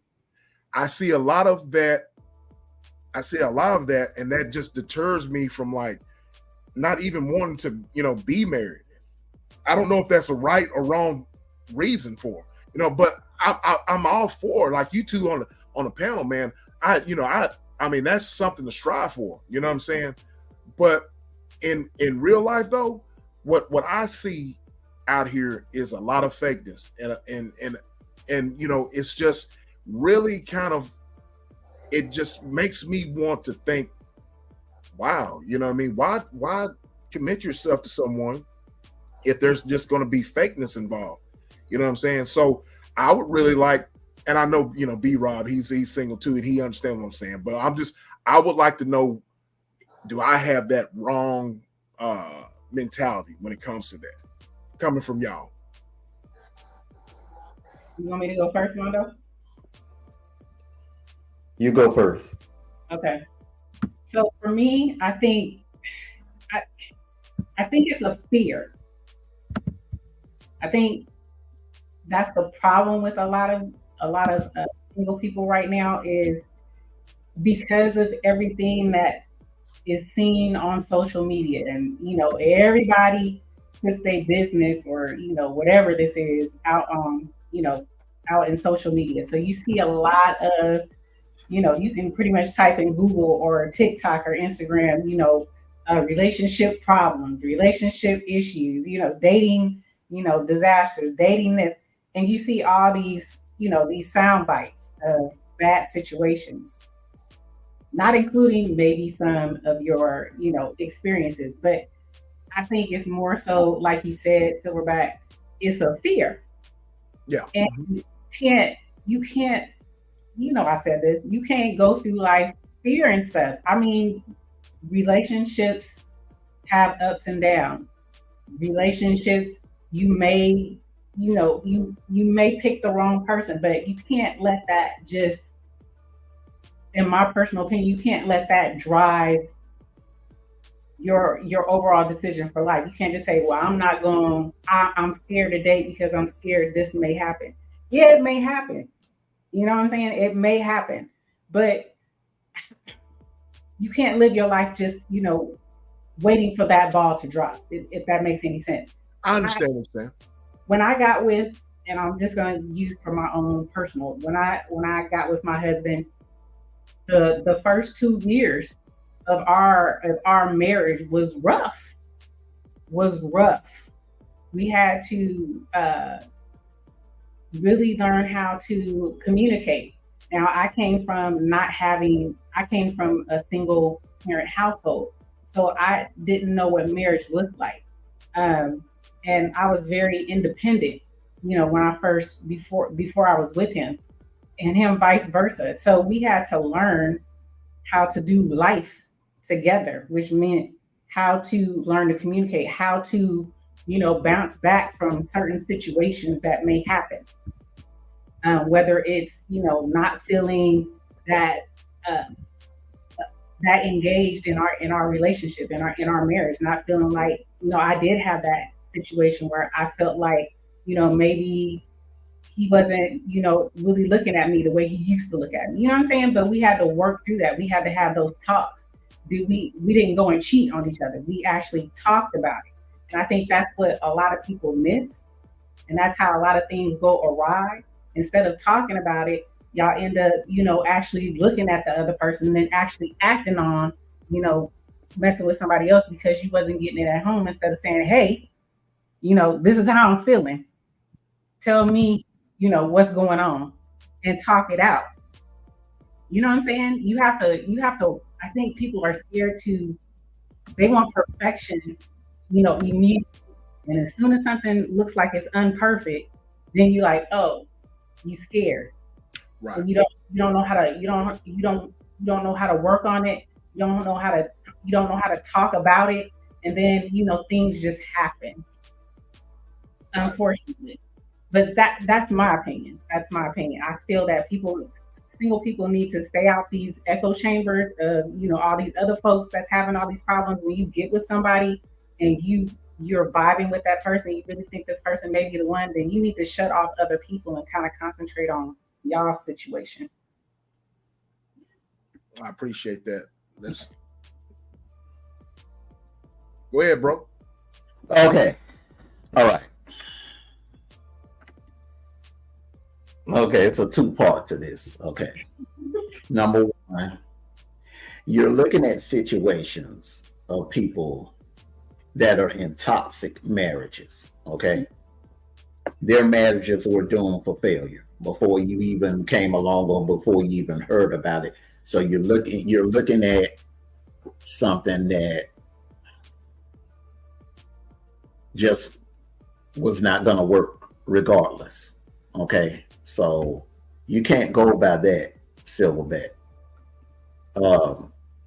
Like I said before, and I think I said this on E's panel before, a successful marriage, first of all, it starts with communication. Okay. You gotta be able to communicate. If you're not communicating, the communication is dead in any relationship. It's not going to work. It's doomed for failure. Next thing, you got to put the woman first. A lot of marriages fail because Either the man is not putting his woman first, or the woman is not putting her man first. It's something else that's distracting her or him from giving their all to the person that they're married to. And you know, it could be something very serious internal in that marriage that's wrecking it. And you're on the outside looking at, okay, dang man, you know, will I have to go through that? Would that happen to me? No, it wouldn't. Your situation is different. What's for you is for you, brother. Right. And it depends on what you make of it. You know, now I will tell you this. Don't put a ring on a woman's finger unless you know in your heart that you are ready and she's ready. Right. You will know if this woman is in love with you. You can tell if that woman is in love with you, and you will know in your heart if you're in love with her. And then and only then, you take it to the next level and put that ring on her finger. Some dudes try to put the ring on the finger of a woman that they know damn well that's not in love with them. Right. They do it to try to lock them down, to hold them because they're afraid of losing them, or they don't want no other man to have them. But they know damn well she ain't trying to marry them. Nope. But they'll still put her on the spot, and then they'll use her family to box her in and put pressure on her to go through with it. Therefore, once after the wedding and after all the wedding ceremonies and everything, guess what? 6 months on down the line, nigga come home from work and his wife legs in the air.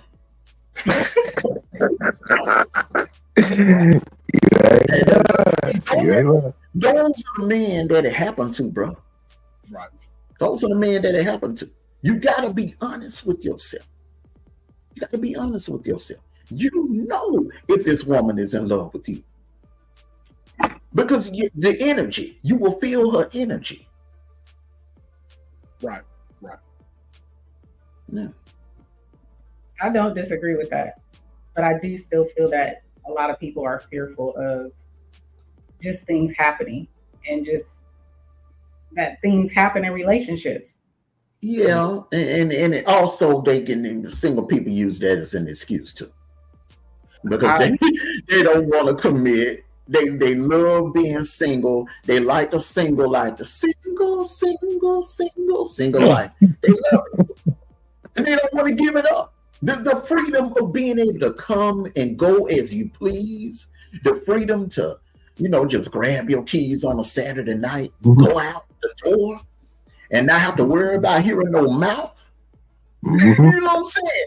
They don't want to give that up.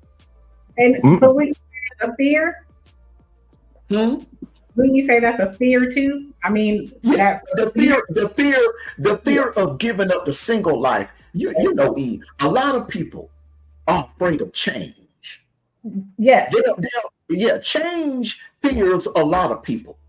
Yep. Puts fear in a lot of people. You know what I'm saying? And especially single people. Yep. Y'all are hitting home. So I mean, y'all are hitting home there. That's what I'm talking about as far as fear. Mondo, yes, change. You know, that's why I said it was a 2-part to this thing. It's a 2-part, and I'm speaking from it. I'm speaking from, for example, I totally agree with you two. It's just for me, that's exactly what it is. It's a fear of the unknown, of what could happen, and then you know what I'm saying. Yeah, Mondo. Yeah, you're right. I'm speaking for example. You know what I mean? So, okay. But I wanted y'all's opinion about that. You know what I mean? Yeah. Yeah, it could be all rosy. Oh no, go ahead. I mean, you'll be surprised that it's a lot of people on this app that are married and they're unhappy. They're really unhappy. And the fact that they're online, they don't want to let you in and show. They don't. You will never know. Put it like that. They'll put this facade up like they're married, happily married, or whatever, but really they're not happy. And it may not even be their fault. It could be the person who they're married to's fault, like lack of attention, lack of time. I really don't understand how, like some married people that will, they'll be in chats all day, then they'll be jump on a panel, then be in the chats for like 3-4 hours, then jump on a panel. See, like me now, you didn't see me until 10:30 in the night. Ask me why. Ask me why you didn't see me until 10:30 in the night. Why? Because I put my woman to sleep at 9 o'clock. I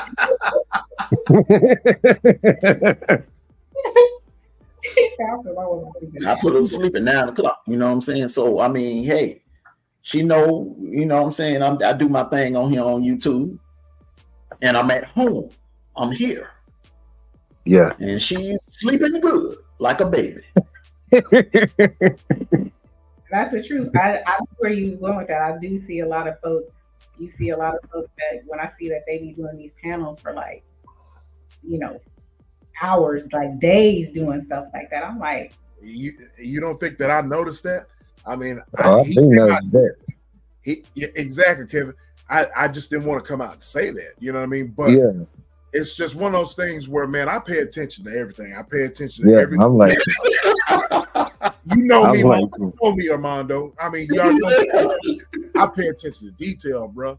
And I can tell all three of y'all some stories or whatever on here of, just being associated with you guys, people coming up into my, and they just flat out admit that they got, they married. You know what I'm saying? I'm like, oh, okay.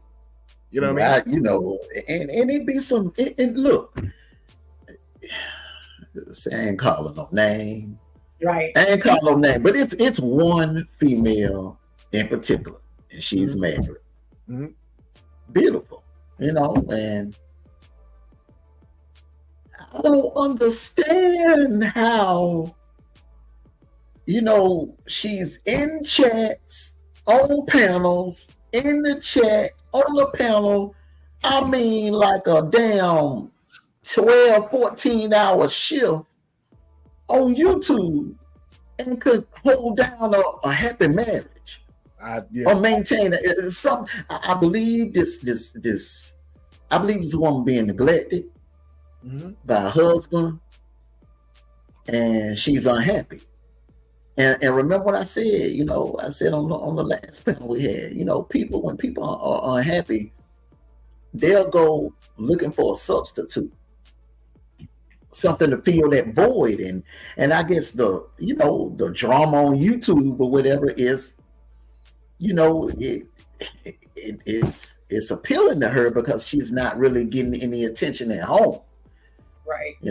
But I think this, in my opinion, I think this woman is it's not her fault that she may be getting neglected or anything like that.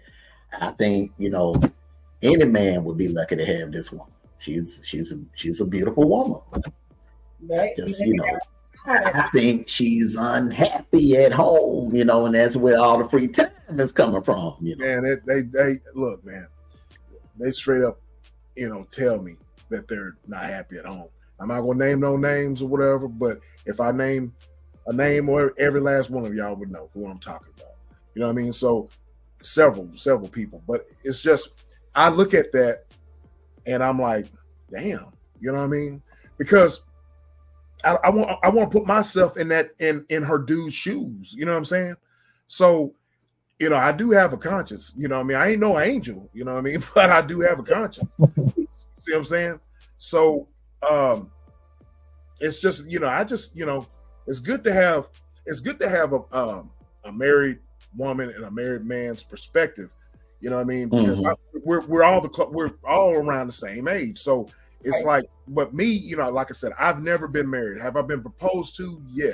Have I ever proposed to someone? No. You know what I mean? So I have been in those situations where, you know, I've dated someone for a couple months, and then, you know, the lady wants to marry me. I'm like, whoa, man. And, you know, that's not. I mean, we haven't been talking long enough. You know what I mean? So it's like, you know, am I in the Twilight Zone? Or what? I mean, what? No. She was using marriage. Some people will use marriage to control you. Power.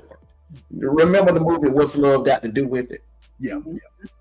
When Ike came in the emergency room and in the hospital room and got Tina out the bed and said, "Hey, let's go down to Mexico and get married," that was to control her. That was power, because he knew how valuable she was. He knew. It was like having a diamond in a safe. In order to get that diamond, you needed the combination. And the combination is, I'll take you down to Mexico and let's get married. Yep. And therefore, back in the 50s, when a man married you, back in the 50s, you was his property. Right. It ain't like that in 2024, but back in the 50s, when a man married you, you was his property. That's just like in biker gangs. You know what I'm saying? When they had their old lady on the bike and they wear a vest and they say property on it. So you pretty much know what that means. You know what I'm saying? So it was a control thing, you know. I mean, she knew you wasn't ready. She knew you wasn't in love with her. It was a control thing to box you in, to keep you. You know, some people, they don't give a damn if you ain't in love with them. If they can keep you some kind of way, they are that obsessed. They'll do whatever they got to do to keep you. Even if it is to box you into a shotgun wedding, they'll do that if they have to. Armando, it's funny you say that, because my baby mama was like that. She's still like that, but I don't let that bother me because I know how she is. Like, our relationship, it was cool at first, and then when we had our child, that's when it got, you know what I'm saying? That's when it got toxic. And I just left her alone after that. You know what I'm saying? So I just moved on after that. Yeah, man, my heart go, you know, my heart goes out to these married individuals that are being neglected at home, not given any attention, and they have to come online to receive the attention. Like this particular person, she's in chats all day long. And when she's not in chats, when that live ends, she goes to another chat. And then when that live ends, she gets on the panel. And she's on the panel for like, I don't know how many hours. And then when that panel ends, she's in somebody else's chat like at 3 or 4 o'clock in the morning. Look, man, that's a hurt woman. That's a hurt, neglect woman there, man. Yeah, that's pathetic. And he obviously don't care either. He don't care, because there ain't nowhere in the world I could be on here like that. And you know, that's not gonna happen. It's funny you say that, because like if I'm on if you're on here like that, say like say I'm talking on this live, right? And my girlfriend like would wake up and text me, and I tell her I'm on somebody else's live. When I get done, she think I'm talking to other girls. I'm like, no, it ain't even like that. You know, that's how she thought, but I wasn't thinking like that. You know what I'm saying? So I said, no, it wasn't like that. Right. Anytime I have to be somebody. But yes, I do pay attention to the social media thing, man, and I pay attention to women that, just like you were talking about, Mondo. The men do it too. You know what I'm saying? The men do it too. That's married. So you know, you don't. I mean, I don't know. What you say? That's just crazy to me. Now Mondo got me thinking, who is this? And then I'm just because that 8-hour live or that 6-hour live that turned into an 8-hour live, even I had to text my husband and be like, look, I'm gonna be on this a little bit late. You know what I'm saying? I'm not gonna just do things and not let him know. So I can't even imagine somebody being on panels and in chats for hours and days. Yes. Yeah. Yes. That's crazy. Look, E. I've been. I done seen people be on live for 3-4 hours straight. But this what they'll do now. They'll be on a panel, and then they'll go in the chats on the troll accounts. Right. You see, one thing about me, I'm serious. They'll be on panels. Hold up. They'll be on panels. Y'all crazy. They'll be on panels. Y'all crazy. Listen, they'll be on panels as their real self. Okay? But then they'll go in other chats under a troll account, thinking now they might have like 99.9% of people fooled. But one thing about me, I pay attention to detail. Now, if you are like a regular support, I'm gonna give you an example. Like B-Rob, I know how he types. Right. The commission art team, I know how she types. Right. Then you're gonna type a certain way. You're gonna use certain things, certain emojis. I know how you type. And I know this person.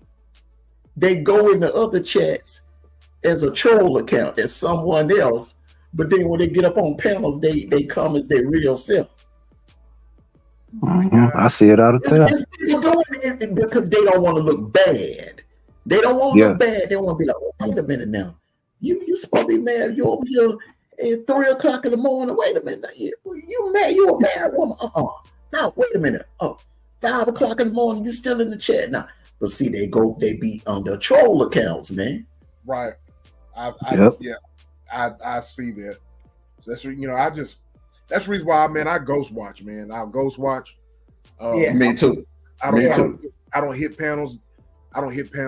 You know, I made an exception a few days ago. You know why? Exception, but man, we were vibing though, man. I had a good time, man. That music was just bringing back memories, man. So I had to hit the link. So did I. You know what I mean? Mm-hmm. And so it wasn't a hostile environment. So I was like, okay. Mm-hmm. And so, but I noticed things in chats. You know what I'm saying? I noticed how women talk. You know what I mean? So, I just noticed things, man. It's just my radar, man. My ghetto radar is always up, you know. Yeah, I done heard women talk greedy. I done heard women talk. Man, y'all just don't understand, man. As much moving around as I do, it'd be crazy. Some of these women I didn't know was married, so you know, I just figured they not married because they be on here all day. I mean, most of the women be married, but half of them be single. You know what I'm saying? So say that again, Kevin. Your phone muffled when you said it. The last part, it muffled. I said some of them women be single, but most of them be married, but half of them be single. And dudes just be talking regular. Some dudes talk greasy. So, I mean, it go both ways. Yeah. I forgot to mention that to you, Silverback. A lot of these females that you be in the chat, that you see in the chat, that you be mingling with, bro, you thinking they single, they really not. I know. These women are married, bro. They just lonely, and they're not giving it any attention to them. Think about it, man. These women, you got some women, man, that got husbands that will leave them at home on a Friday and Saturday night. They're like, hey, I'm gonna go and hang out with the fellas. 7 o'clock, but they going across town to go smash their side chick. And they ain't gonna see that nigga till probably like 6 or 7 o'clock in the morning when the sun rises. Mm-hmm. So they ain't got nothing else to do. What else? Look, they get online and they go listen to certain content creators. And then, you know, just one day, 2 days, 3, and then it lead to a month, 2, 3 months, and then they form a bond with this content creator. Then an attachment with that content creator. And then, boom, it turns into a real attraction. Yep. So guess what? They're in the chat, and then next thing you know, it's almost like, I don't know how to put it, man. It's almost like they've replaced the real husband with the internet husband. Right. Yeah, because they feel more comfortable with that person. Yeah. Even though they may not be doing anything physically, they could be, let's see, thousands of miles away from each other, clear across, clear across the country from each other, whatever. But it's an emotional, like they're even though their husband is physically cheating on them, that woman is mentally cheating, right? Because that don't count. I mean, come on, mentally cheating, that don't count. But she's getting attached to another man, right? It's via the internet, right? I mean, does it really not count if she's really getting emotionally attached? You know what? Look, everybody got different opinions when it comes to this. I don't consider it cheating unless you giving head or receiving head from that person, or you having intercourse, sexual intercourse. Look, phone sex and texting don't count. Now, are you being disrespectful? Yes. Should the other person be mad about it? Hell yes. But I don't consider that cheating. Okay, let me. I don't consider it cheating. So you're saying it's not cheating. So say, for instance, I'm gonna be the truth right now. Go ahead. I'm ready for the rabbit hole. Go ahead. So you're saying it's not cheating if they get in text. So they texting back and forth with this content creator that they formed an attachment with, and they send for chats, and the content creator is sending them eggplant pictures, and pictures of herself, and she's got memberships on this content creator channel. You don't consider that cheating? Super chats, membership, eggplant pics, on top and bottom pics. That's not cheating. That right there is, in my opinion, that's disrespectful. But if they have not met up and got a hotel room, if they ain't had no type of sexual encounters or no type of sexual relations. When I mean by sexual relations, I mean head or effing. Oh, I know what you mean. You know what I'm saying? No kissing. I mean, come on. Look. And kissing ain't really considered cheating. You know what I'm saying? But if they ain't even kissing, you talking about text messages and phone sex. That's a fantasy. That ain't nothing but a fantasy. Right, that virtual stuff, that virtual sex. Yeah, that's a fantasy. Right. That ain't, you didn't do nothing. No. Now, would I be pissed? Hell yeah. If I found out my wife was texting or having phone sex with another nigga. But you know what though? As mad as I would be at her. You know who fault it would be? It would be my fault. Because in order for you to have time to bond with another man like that online, I really got to be neglecting you. Yeah. I mean, I still consider it cheating. So now, would I treat it differently? Would I walk away from the marriage? Probably not, because it wasn't physical, but I still consider it cheating. But that's just my thing is, if you ain't feeling no mouth, okay, no tongue, and you ain't feeling no wood, or you ain't feeling no coochie, it ain't cheating. I'm sorry, it ain't cheating. But see, personally, See, let me ask you a question here. So let's just say if your husband is off on a business trip, okay? mm-hmm. He off on a business trip for a week. And that week you are extremely horny. I mean, you hot and horny and everything. And you grab a dildo and go and handle what you got to handle. Mm-hmm. What's the difference between that? You know, 9 out of 10, you're going to have your Pornhub or whatever to inspire you and everything, or you're going to be having thoughts while you got that dildo in your hand handling your business. What's the difference between that? Is that considered cheating? That's a great question. Because a lot of married women do that. A lot of married women do that when their husbands go on business trips. Yep. That's a fact. That's what I'm saying. See, people move. See, look, I say that to say this. People move the goalposts. Right. If your thoughts count, then okay. I guess a lot of married women cheated while their husbands were going on business trips. Because if you laying back in your bed and rubbing on yourself while your husband gone, and you get your little dildo, and you get a nut. Yeah. I guess that's considered cheating too, huh? Yeah, yeah, that's a good one. I mean, personally, that ain't me, but I mean, I see your point, though. I definitely see your point.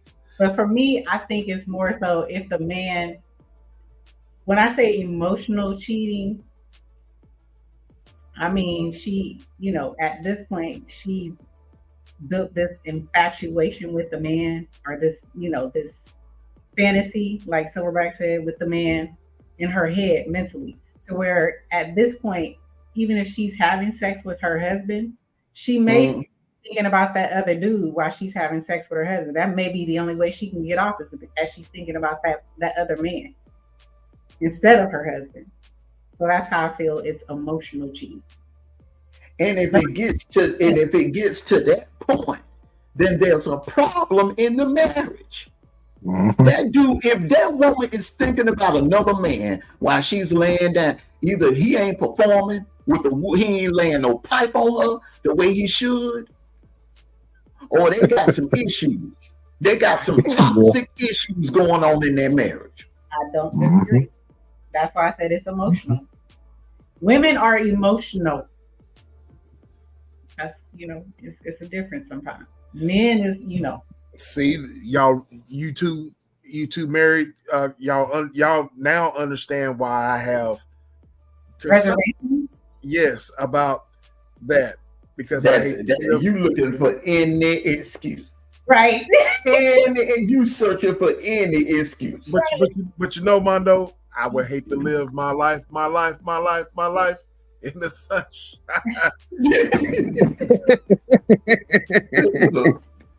But you know what though? I'm gonna tell you like this, brother. I'm gonna tell you like this. Marriage is the cornerstone of life. I'm gonna tell you something. I'm gonna tell you some real shit right here, bro. All right. One day you're gonna get old, and you ain't gonna want to look up. See, what in your 30s? Okay, you in your 30s. You still young, still look young, still full of energy. Okay, so you go on and say, well, I'm gonna stay away from that marriage still. So 40s roll around. Oh man. And I was listening to that conversation E and Armando had on that panel. I don't know if I want to mess with it. Then you get in your 50s. Man, I don't want to mess with it. You mess around and then you're going to look up. You're going to be in your 60s. Alone. Old and alone, bro. And that's when it gets real. Because let me tell you something. Ain't nothing more sadder than being an old man or an old woman with a house full of cats and no one to love. That's facts. You don't want to miss out on doing life together with somebody. That is facts. Exactly. And that's what I think I wish a lot of people would talk about, because it's the truth. it sounds good, like Armando says, to me, you doing you're trying to get you straight before get with somebody else, or you kind of fearful, you don't want to, take that leap and, be with somebody because of what ifs. I mean, yeah, in your 20s and your 30s, yeah. But when you start knocking on 40, 45, 50, 55, you doing life by yourself, it's gonna get lonely. I know a lot of people say, well, they have their kids and they, I want to get my kids out the house. Dude, your daughter gonna grow up and she gonna find somebody. You know what I'm saying? Mm-hmm. And go and have her relationship, and you gonna be by yourself because you devoted all your time, and you didn't put into you. Your kid is not meant to stay with you forever. They're gonna get up and have a life too. So it's to have a life of your own as well. I hear you. I hear both of you. I got you. But I'm not disagreeing with anything y'all saying, because I do come up with excuses. You know what I'm saying? So most people do. Yeah. Not the only one. Yeah. You're not the only one. I just wish it would. I just wish I would. I wish a lot of you guys, a lot of single people would just as much energy as you put into developing yourself and developing your, what you want to be and how you want to be, put some of that into relationships too. Everything has ups and downs. Everything has peaks and valleys. But you know what? You're right. But it's easier said than done. And I'm going to tell you why. It's easier to say, hey, you need to invest in, someone. But the question is, where is that someone? Because, the females that I run into have alternative motives. Not saying that every female is like that, you know what I mean? But in these days and time where you have Hollywood, you got music, you got other outside things in this world that influence women and men, having those old school values like you guys are talking about, and I'm all for it and I'm all with it, it's lost today. You know what I mean? So, and I'm old school, man. I'm old school, and I'm with what y'all are saying. You know what I mean? But the thing about it is that this generation in time do not have our parents or our grandparents, or they don't have that, they don't have that mentality anymore. Doesn't make it any right to have this type of mentality these days, but it is what it is. You know what I'm saying? Y'all's thoughts? I definitely get it. And I think it's just the one thing that I say is that the older you get, I think you get kind of set in your ways, set in the way you like to have things, and vice versa. Women too. They've been single for a while, and they get set and they have the way they like things in their house and the way they want to do life. And I think it's just unfortunate that you guys, there's no way to, I wish you guys could learn to, talk more. I'm gonna keep saying this so I'm blue in the face. Y'all gotta talk more. I just feel that nobody has hard conversations anymore. Everybody thinks they have the answer. Nobody wants to talk. Nobody wants to communicate. Nobody wants to take chances on one another no more. You mean the two people that are married? No, just single people. Single people don't even talk. But who do they have to talk to? I was just going to ask that. See, and the reason why I took it there, because a lot of single people, and this is let me address the elephant in the room. Okay. A single person, they're looking for that special person in their life. Okay. They're looking for that person that they can have that special bond with. The unfortunate that person that they feel that may be a perfect fit for them. But the unfortunate thing is usually someone that's off limits. I would agree with that. Or it's not the right packaging. It's not the right. Well, if they off limits, it definitely ain't the right package. if they belong to somewhere else, I mean, this could be someone that they have a perfect conversation with, they vibing with, they can, I mean, man, they have a lot in common with, they complement each other very, very well. They could look darn good together if they were both available, but unfortunately, one of the two is not available. One of the two is already occupied. I have agree to. with that. Go I can ahead. agree. I'm I sorry. said I can agree with that. Go ahead, Silverback. Go ahead, Silverback. I have to strongly agree with that because Okay, thank you. You know. Okay, thank you. yes, because Thank you. I ain't going to even go any further on that. Don't go any further. But you feel where I'm coming from.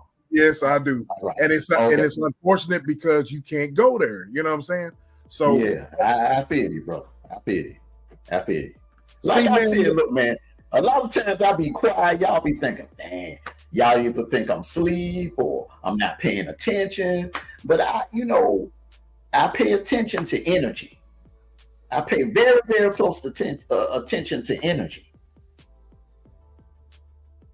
but being the man that I am, I have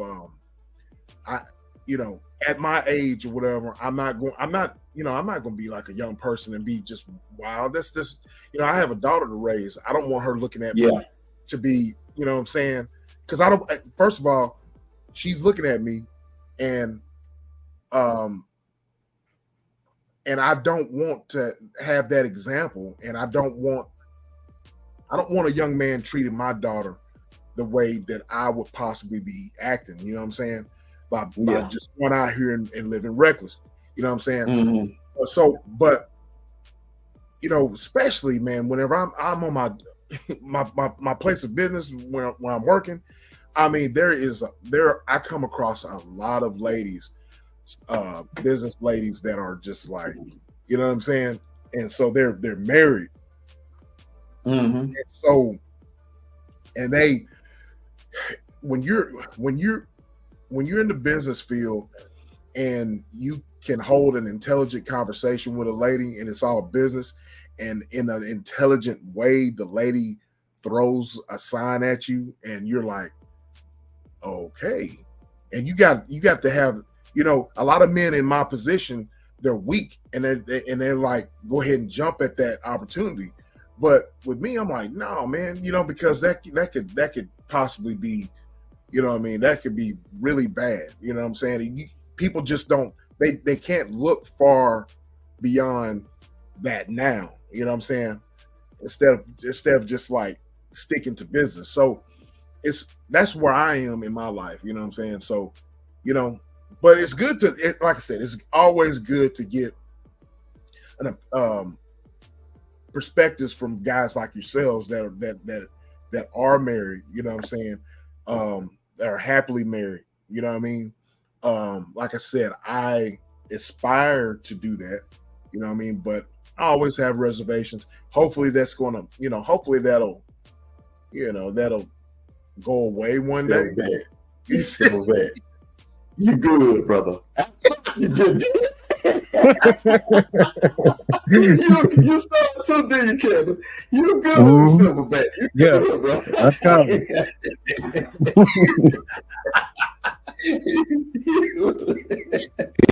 I'm doing it. Man, Armando, you can't. It's gonna happen. So Armando, you can't just stay up there and play against me, bro. I just want to say, so what you're saying, I can't bullshit a bullshitter. Hell no.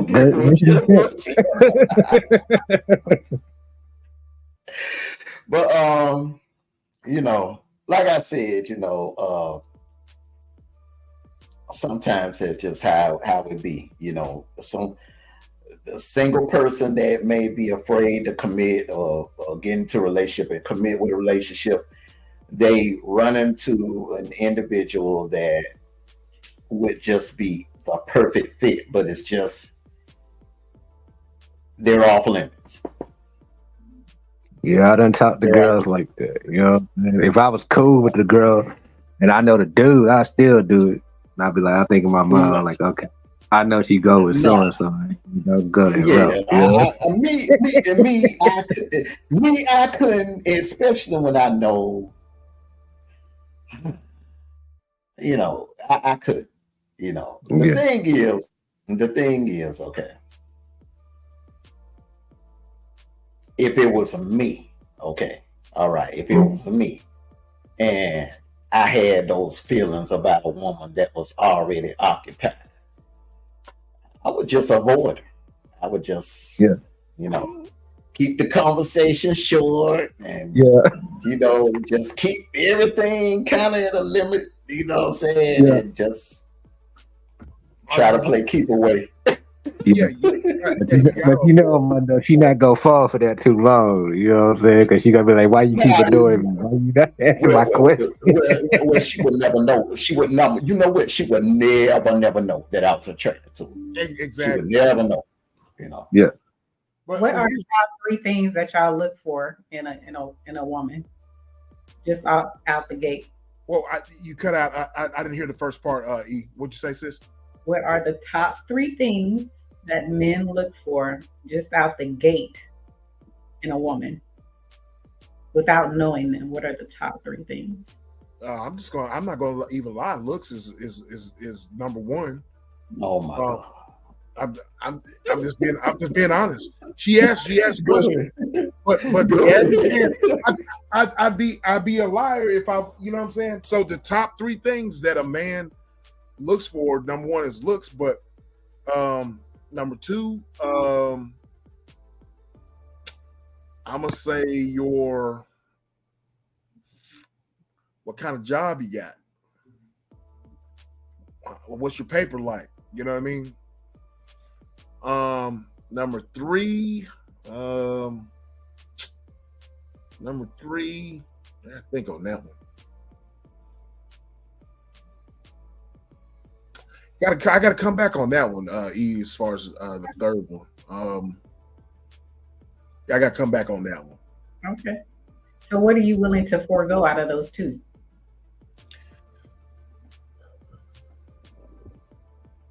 Forego? Well, okay, the third one. I give you a third one, okay? And this is not any or God-fearing. No, I'm not talking about perfection or anything, but you know, a woman that puts God first. That's for me. You know what I'm saying? But I'm human, though. You know, the first thing you see in a woman is their looks. You know what I'm saying? So when you say looks, do she got to be drop dead? So I have to no drop dead, gorgeous, very exotic looking. What is it to you? No, I mean, no, I'm not looking for drop dead gorgeous or as you know, looking for perfection or like a Beyonce or nothing like that. No, I'm looking for just natural beauty. I don't like a lady with a lot of makeup. You know what I'm saying?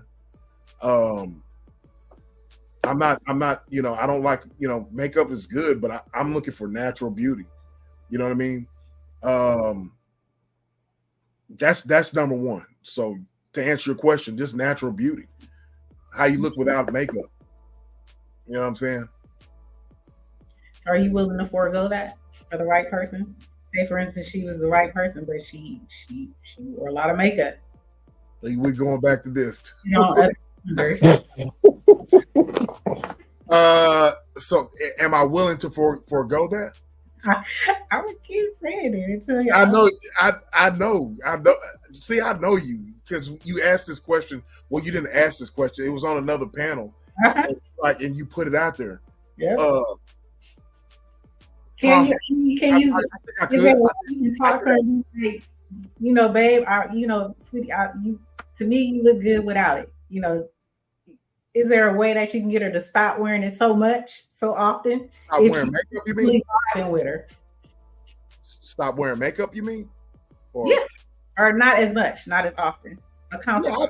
I think there's me personally, if I was with someone who was wearing a bunch of makeup or whatever, I think I could personally, like, in so many words, so many ways, kind of motivate her not to. You know what I mean? Okay. Kevin, what about you? I'm gonna say intelligent. She got to be intelligent. Mm-hmm.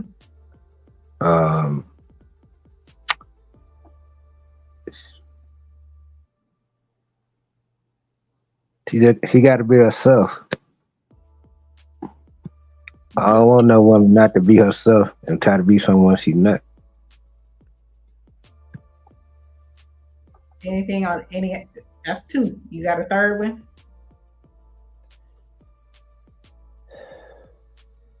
And she got to be beautiful. Okay. Same question to you. Is there any out of them three, or will you forego one of them? Do you have that three, or can you work with two out of the three, or one out of the three? So you said I would have to forego one of those? I said, are you willing to, and which one would you be willing to give up? Uh-oh.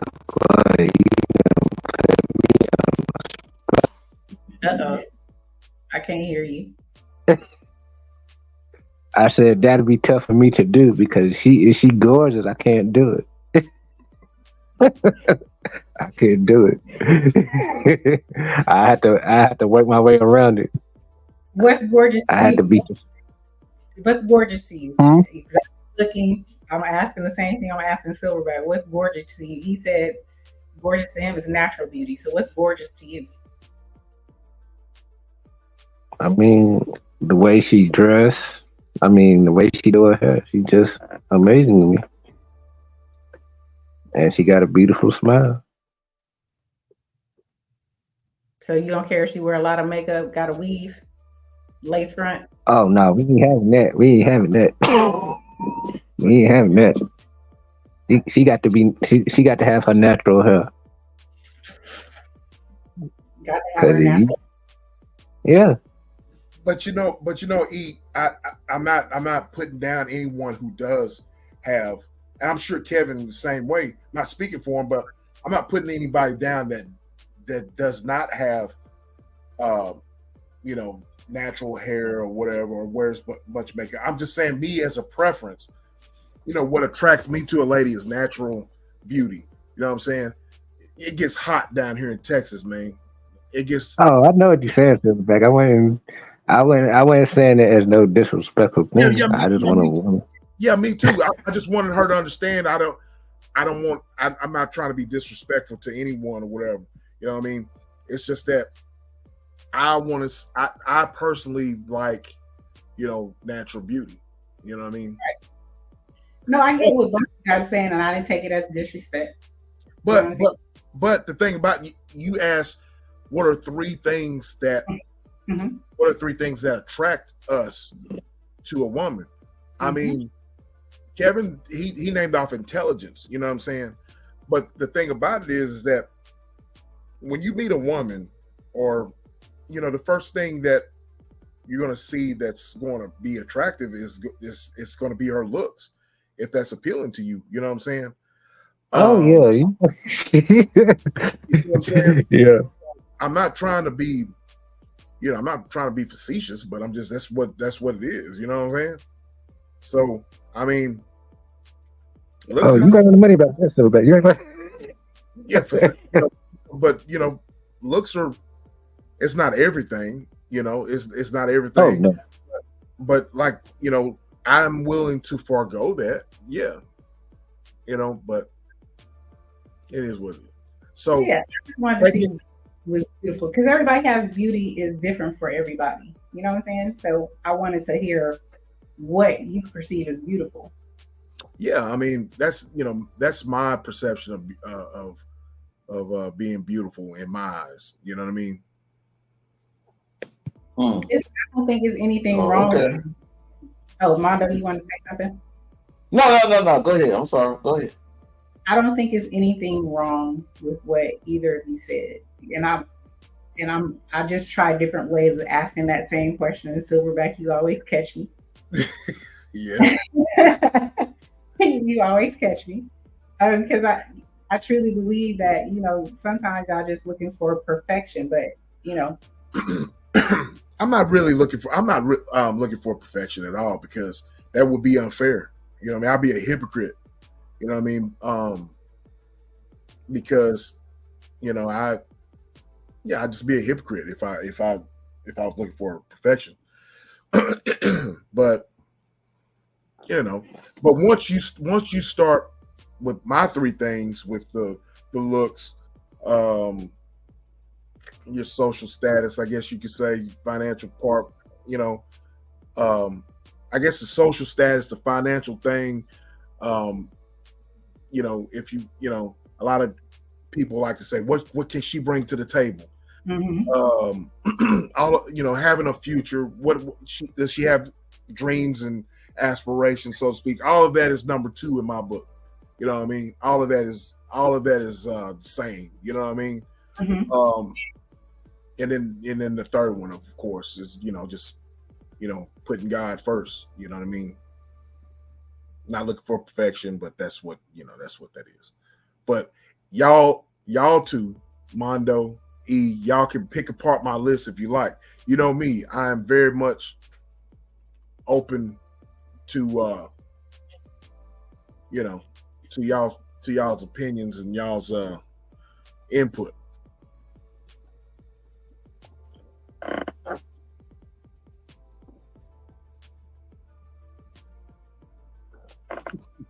Okay. Repeat that again. Silverback. No, I mean, I wanted you, Mondo. I just wanted your opinion about our choices. If you heard me and Kevin's choices, three choices, he gave us that question. I mean, each individual knows what he likes, and to commit to a woman that's lacking your qualifications may not be a good idea. So if that's what you want in a woman, that's what you should go after. Because if you're going to commit, or if you're going to marry that woman one day, you want that woman to be the ideal woman for you, with what you just described. See, me, I've always said, even when I was young, I've always had a thing for women that were thick. It was a turn on if she was mean, because I like a challenge. Nothing never came easy for me in my life. I like a challenge, and that was sexy to me. And I love my women to be smart. Oh yeah. Yeah. But see, all those things, like the meanness and the intelligence or whatever, all that comes after you kind of like you notice that in a lady. You know what I'm saying? That when you notice that in a lady, you're like, okay, I'm gonna pursue that. I see a little she got a little spark. She's a sparky, isn't she? So she got a little beam. So I'm gonna go after that. You know what I'm saying? Yeah. So I've always liked a challenge. I've always liked a challenge. You know what I mean? So especially if she's like turning down other dudes, and she's got that, what I like, and she turned down, oh yeah, that's a challenge. They're looking for. Sometimes they'll forego something. Right. Correct. And men, I find that they don't. It's like you have to have that total package for them, else they're not interested. That's why I asked the question. Oh, okay. Yeah, I didn't take it no other way. I mean, it is what it is. That's how I see it. I mean, you like what you like. Yeah. You like what you like, and you're gonna, you know, in order for someone to get their foot in the door with you, they have to be attracted to you. Oh They yeah, they for have sure. yeah, the person is gonna, even with women, before you can even get a conversation with them, they would have to find something about you attractive. Am I right? Yeah, You are correct. But you got to have a mouthpiece, right?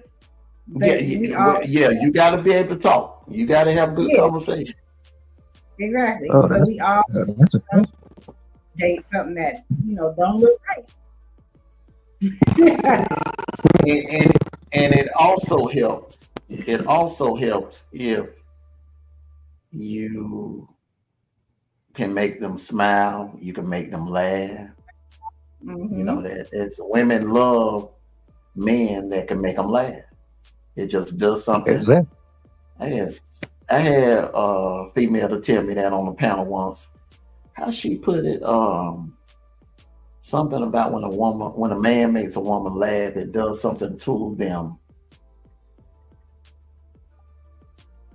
Yeah. It was. I had to go back and watch the playback. It was something she had said something about.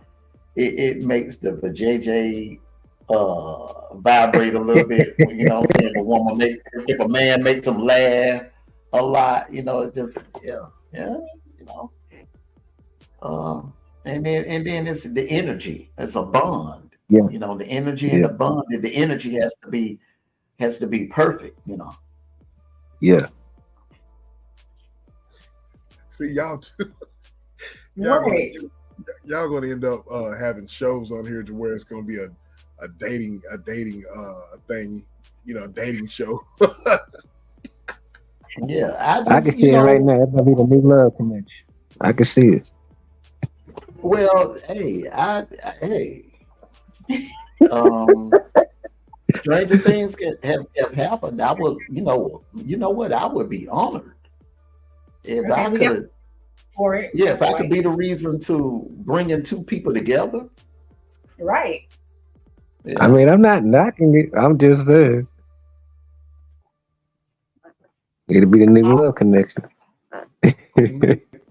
But Oh man. I'm always that dude that'll soak up information from people who are going there, who are living the life, so to speak, when it comes to marriage. You know what I mean? And like you said, you know, um, no marriage is going to go through happy times 24/7. You know what I mean? Right. you're gonna go through issues. What I understand that. Um, but like Armando said, both of you, like Armando said, you got to put your woman first. If you're a man, you got to put your woman first. You know what I mean? Vice versa. You know what I mean? And so I understand what entails, being in a marriage and what you have to do. You know what I mean? Right. Forsaking all others. You know what I'm saying? Um, yeah, that's what a lot of men and women they have a problem with that. But it's choices that have to be made. That's my only thing. I feel it's choices. People like to stay in their same mind state.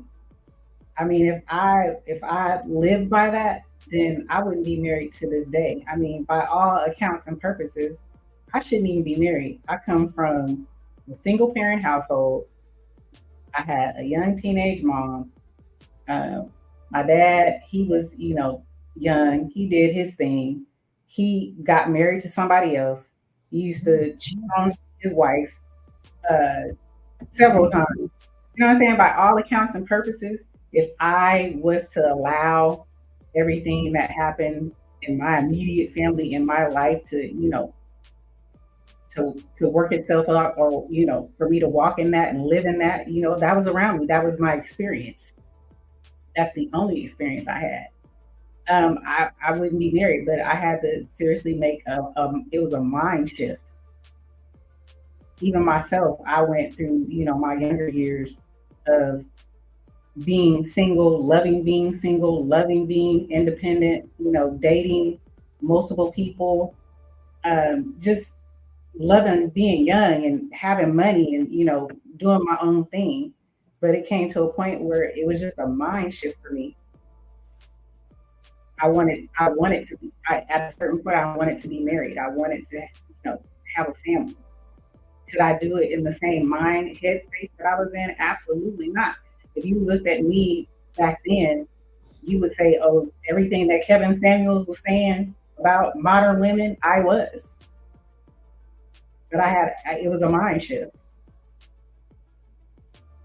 So I feel you can do it, but you have to want to do it. I just don't think people want to put in that work to do it. It sounds good. It sounds, what is it? It's like that buzzword, but really people don't want to put in that work to do it. And that's just my opinion. Okay, well, I want you to elaborate on. I don't think you had the opportunity to kind of like fully elaborate. You did a little bit, but you said about communication with single people. Who are we supposed to communicate to, in your opinion? No, when I was talking about communication, I mean when you're dating. Mm-hmm. That's what I'm talking about. I'm not talking about just single out here communicating to anybody. I was talking about you got to learn when you're dating someone and that person's that ideal person. Mm-hmm. You learn how to communicate with that person. So I think, you know what I'm saying? It's communicating with that person that you're dating. Okay. But dating, I still mean you're single because you're not married. So even though you're dating, you're still single. Got you. I got you. Most people don't want to admit that, but it is what it is. If you ain't got that No, piece of paper. They don't. I mean, at the end of the day, people gonna choose who they want to be with at the end of the day. So I mean, can't knock nobody, whoever they get with. They just get with that person. It's good or bad. Yeah, that person want who they want. That is true. Want who they want. Yeah. But then they cry. Well, gentlemen and ladies, I'm about to call it a day. All right, brother. We appreciate you pulling up, man. Always. No problem. No problem. Right. Have a good night, man. Y'all do the same. All right. All right. Mm-hmm. See, I have my attorney up here representing, just in case I want to ride. So I might need some representation. I say something I ain't supposed to be saying.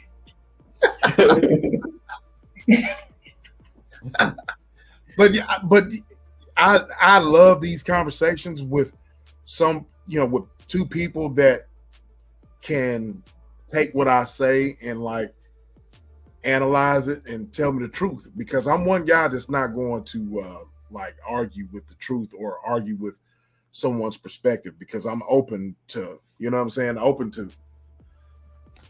I'm open to all that dialogue. You know what I mean? A lot of people who are single, they are not humble enough to listen. You know what I'm saying?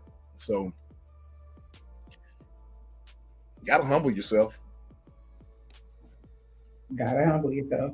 Because some people won't. They don't have the courage to allow someone to tell them what they wouldn't look in the mirror and tell themselves. You know what I'm saying? Right. And I don't know if Penny 216 is still in here, but they put something at the bottom right there, Mondo. He said, or she said, because it ain't no more role models. That's why. Yeah.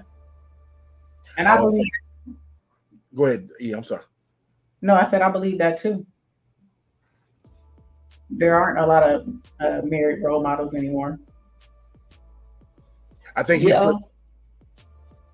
I think Pennywise put that up there whenever I was talking about how my reservations about being married and how people are in Hollywood and stuff like that. I remember him. That's when he put that up. People in Hollywood. People are looking at Hollywood, looking at listening to the music, listening to things that are influencing their mindset, and that's when he put that up there.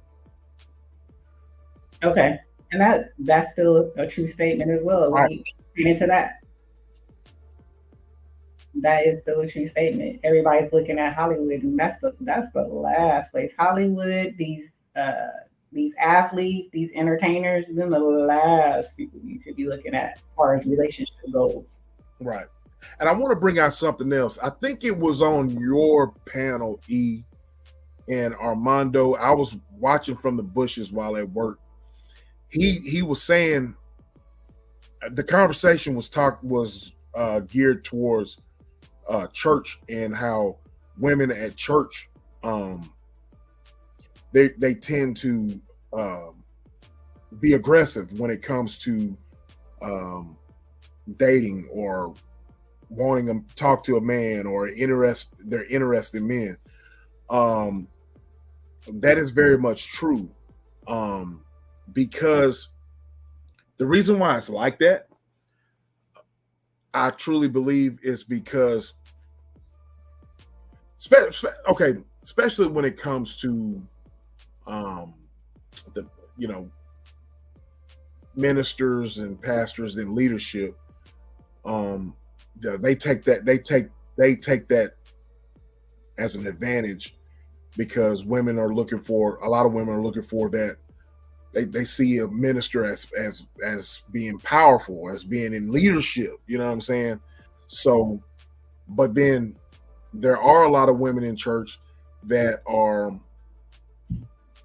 not to say that it's a bad thing or whatever, but they are ready to take the step in marriage and in a relationship and have a family. You know what I mean? I visited my sister's church a couple months ago, and at the end of the service or whatnot, man, they were taking pictures, okay? And so this one lady, I didn't know who she was. You know what I mean? I just noticed her, I just saw her in the audience. And my sister was taking pictures as a family. So she just walks up to me. Oh, let's get this picture in. And she wanted just to take a picture with me, right?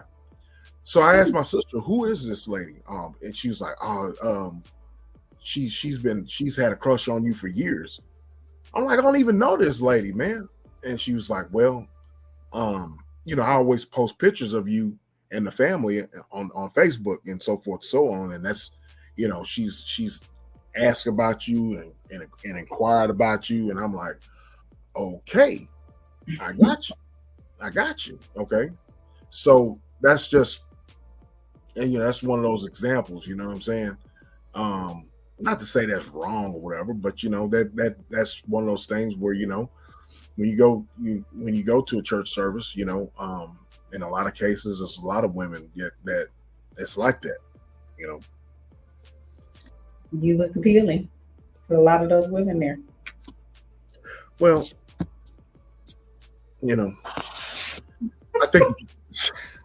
I think, well, you know what, man, I think it can be dangerous for women to just go to the appealing look, you know what I mean?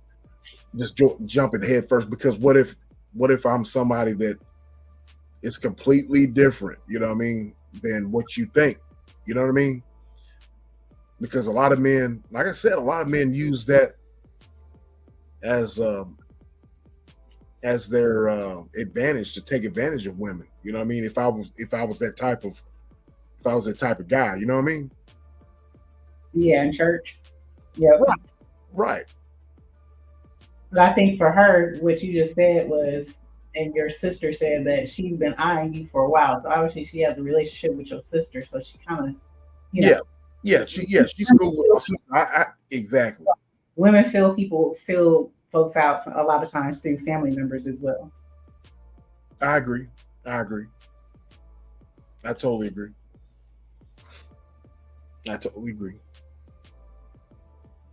Mondo, did you go to sleep on us? No, I'm wide awake. Okay. I'm wide awake. I want to apologize too for going to sleep on those last few minutes. Yeah, I'm telling you, young Riaz he had me intrigued with his answers to my question. I kept asking the question, he kept answering like it was nothing. Okay. The last thing I remembered was was a question that you asked him about marriage arrangements. That's the last thing. And then I woke myself up snoring, so I was like, damn. Me too. I went up and got me. Ended the live stream. Levels up on levels up on the didn't even drop us. Yeah, she didn't even drop us. I looked. I was like, damn, I'm still on StreamYard. I didn't know I was supposed to drop y'all. I just ended the stream. I thought it would automatically drop y'all out. I didn't know that. So now I know. I was out of there. And I was like, damn, I hope I made sure that I was on mute. I was like, okay, I'm on mute. I was You woke up, were you up there by yourself? I was up there by myself. I think you. Yeah, I left before you because I thought you was up there and I had left. Yeah, I was up there by myself. Oops, my bad, y'all. Now I know I have to click. I have to remove y'all. I know now. Okay. I just ended the stream. That's all I did. Yeah, he kept me company up there. I just kept asking him questions. I was just very intrigued with regards to, you very rarely do I get someone with a different faith, to talk to you back and forth like that. So it just, he was answering. So I kept firing off questions till that 8-hour mark. Because I was like, man, I got off my computer and I got on, if you remember, I got off my computer and I got on my phone. So I didn't. Okay. Because I kept dropping off. So I got on my computer, I got on my phone. And so I was just laying there comfortable and just listening to y'all go back and forth. And then all of a sudden, man, I'm like, oh man, I hope they didn't, I hope I wasn't snoring, but I was on mute. I was still in the guard. On mute. Nope, y'all was gone. I was like, Mondo, Silverback? Mondo, Silverback? What the person said, Mondo, Silverback, D True. D True said, I'm here. And I was like, oh, they done fell asleep. Yep. But it was, I had fun. I enjoyed it. Like I said, he helped me pass that last, because I think I had like 20 something minutes. Right. Left the 8-hour mark. Right. And young Riaz came back up, and then I just started asking him questions. Right. And that was in my wheelhouse because I love to ask questions. I'm gonna be honest with y'all too, man. There's some women content creators, man, that I pay attention to in the bushes, and they just give off that sassiness that I like. You know what I'm saying? And it's like, I'm intrigued by it. You know what I mean? I'm like, if I saw you, you get the business. You know what I'm saying? But it's just that sassiness they have. It's certain ones that have that sassiness and they have that, you know what I mean? Do you think that's them in real life, or do you think that's just them on here? I think it's a character. I think part of that is a part of them, but I think it's a character as well. You see what I'm saying? I think if they're pushed to a point to where they have to be that way, yes. But I think it's a character. I think it's, so I think it's a little bit of both. You see what I'm saying? Right. What do you think? What do you think, Armando? You think the same? Where'd he go? Did he go to sleep? You sleep? Oh, I don't know. No, I ain't sleep. I had to think on that. Not necessarily, man. So you think that's their genuine personality on there, on the lives? On the lives? Yeah. Okay. Kind of sassy. That's them lashing out. Okay. That's them lashing out, but could they be the same way at home? And the reason why they're at home alone, yeah. But a lot of them are acting out because they're lonely, and they're having problems in their relationship, and they're angry and frustrated, and they They have no one to take it out on their home, so they come online and take it out on other people. That's crazy. That is crazy. You think that's crazy? Yeah, I can see it though. I can definitely see it, but that's you would come on here, and I guess it's a way to vent your frustrations. Yeah. It's a way to vent your frustrations. It's a way for you to be, you can't really take it out on a person that you want to take it out on, so you come on here and you give people the business. That's just that. So some of these sassy women, right, they may not be that in real life. They may, well, not as bad in real life. Like, a couple of them, they come on here and act like they're badasses. I don't believe they're like that in real life. Oh, I don't think a lot of them are. Even men, a lot of them that come on here and be. Yeah, especially the men. Yeah. Okay, like, if this man pull up on you in real life, you got no smoke. Come on now. Yeah, I mean, like a 5'4" dude. And I'm just giving an example. A 5'4" dude telling a 6'5" man not to ever come to Baltimore. I mean, come on, bro. Really? Yeah, come on. He's like, come on. Man. Yeah. It's a little insane on here. Some of that stuff that's insane. You know what I'm saying?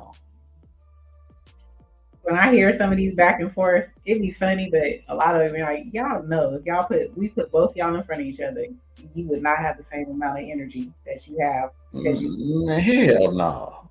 It keeps on here like for real. And I'm gonna have a live about that one day. Pump fakers online. Okay, the keyboard. Internet gangsters. Gangsters. And they mob. Yeah. Everybody got a mob they hang with. Everybody be repping they set. What set? You might as well ask what set you claim on here sometime. I swear. I swear to God. Everybody be covered with their little people. Hit the panel and they go at it. I'm like, oh my God. It's entertaining. I ain't gonna, like I said, I watch this before I watch regular TV. So don't get so do I, man. It's just it's so entertaining to the point. Why you on here? I'm like, you like watching a Law and Order on repeat. This is live and in color. Like King Erner says, live and direct. Yes. He be laughing at me because certain people I have up on the TV screen, he's like, every time I come in here, they cussing. So, I'm like, man, it's entertaining. I was like, I'd rather watch that than the repeats of your regular TV shows. Always something interesting. But yeah, I mean, Armando's right. It's a lot of women that just lashing out, but it's just one of those things where, I think it's a character at sometimes, but I believe they can really get down like that. You know what I mean? If push comes to shove in real life, you know what I mean? Push comes to shove. There's a couple I think are, if push comes to shove in real life, they would be. Yeah, for sure. So very few. Yeah, very few. Yeah, very few. Very few. But I came to gate. It's entertaining just to even see it. So I mean, it's very entertaining. It's very entertaining. You know what? I guess because I participated in it for the last 2 years, I'm kind of burnt out on even listening to it. Right. A lot. I mean, since I basically, gotten away from the beef, I really don't even go into chats that's beefing. You know what I'm saying? Where bullets are flying everywhere. I don't go into those chats. I go more into the non-beef topic chats. Right. Right. I have those too. That's my morning show. And my morning show is education. Mm. And You got your little system going on. and YouTube got everything. You know what I'm saying? So, I get my education, things I need for work, learn about that, that I can help, with my career and everything. And then I look at stuff that is, I can learn for YouTube perspective. But then, at night or later on in the afternoon, people come on with the business, and I'll be like, oh, what? I look at the title and be like, what is this about?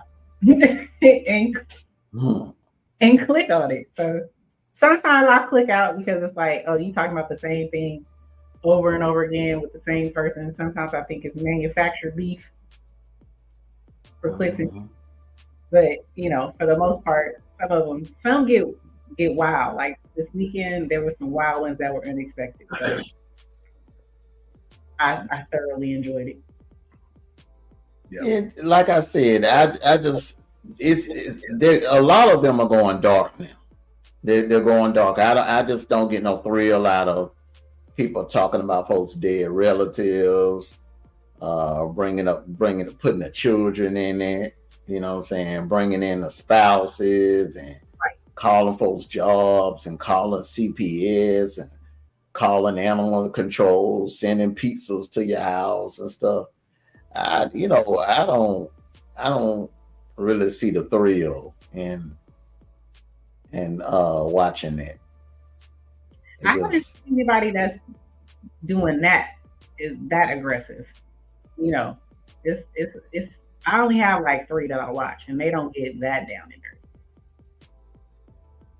But yeah, I would have a problem with, especially if you bring in kids or family members. I never liked the doxing thing. I never respected the doxing thing. So, but if you just roasting and talking mess, or you throw a little video up there, then it's fair game.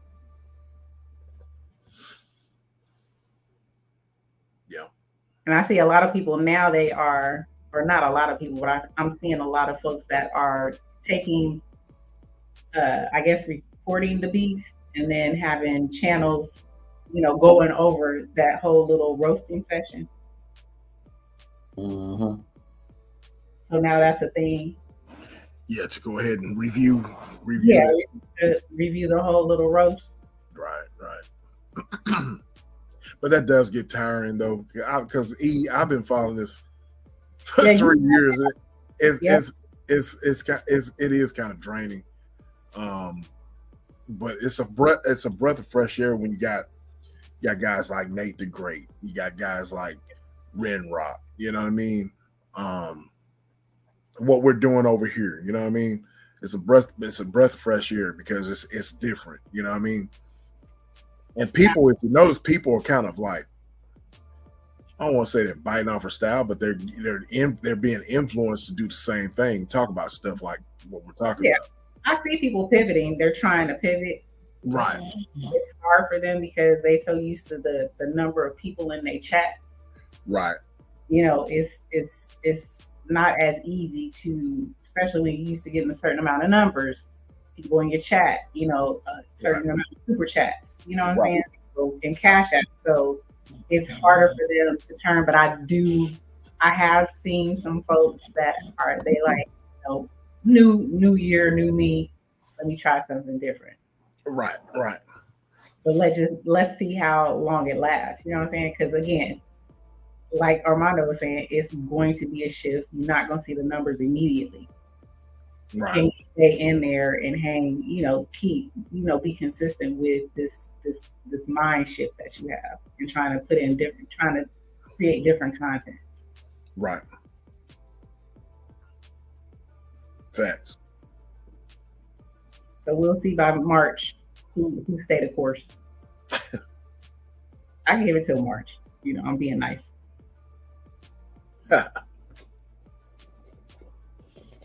He got it's doing it this way. It's an endless amount of content. You know what I mean? Just like you was talking about on your page, E, about Willie D and him Ooh, giving your short. Yes. He went. I didn't expect it. I didn't even watch his look. What? His feelings is hurt.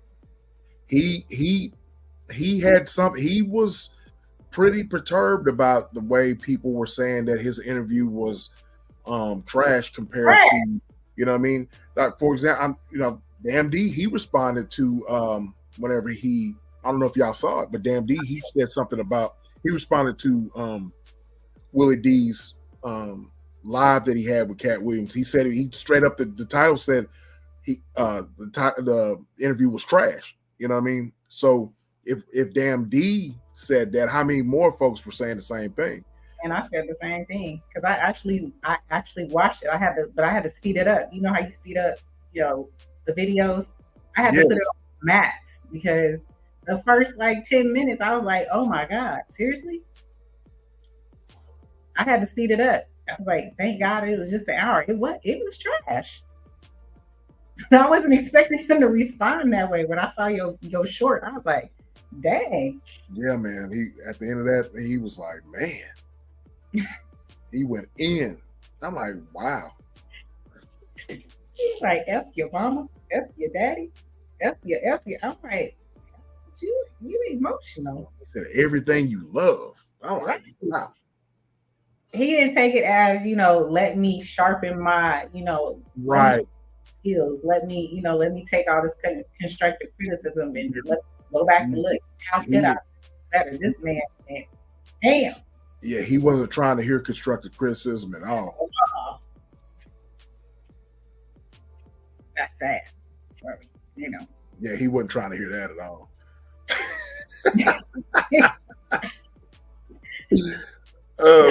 So remind me not to comment or say anything about that dude. He's gonna be, F everything about me. And his feelings.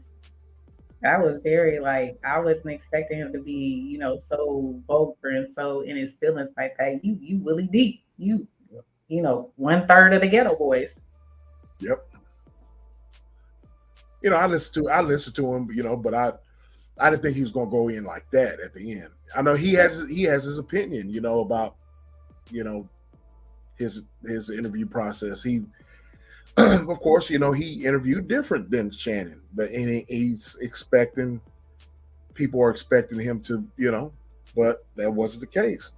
But do you think did you watch his whole interview with Kat? I did, but I had to speed it up because it was kind of, it wasn't what I was expecting. His questions were just very even Kat was like, "Really, Ninja? You right?" It's the way he was answering the questions, just the way he was speaking. It was even Kat was like, "I can't believe you asking these types of questions." Right. It was no.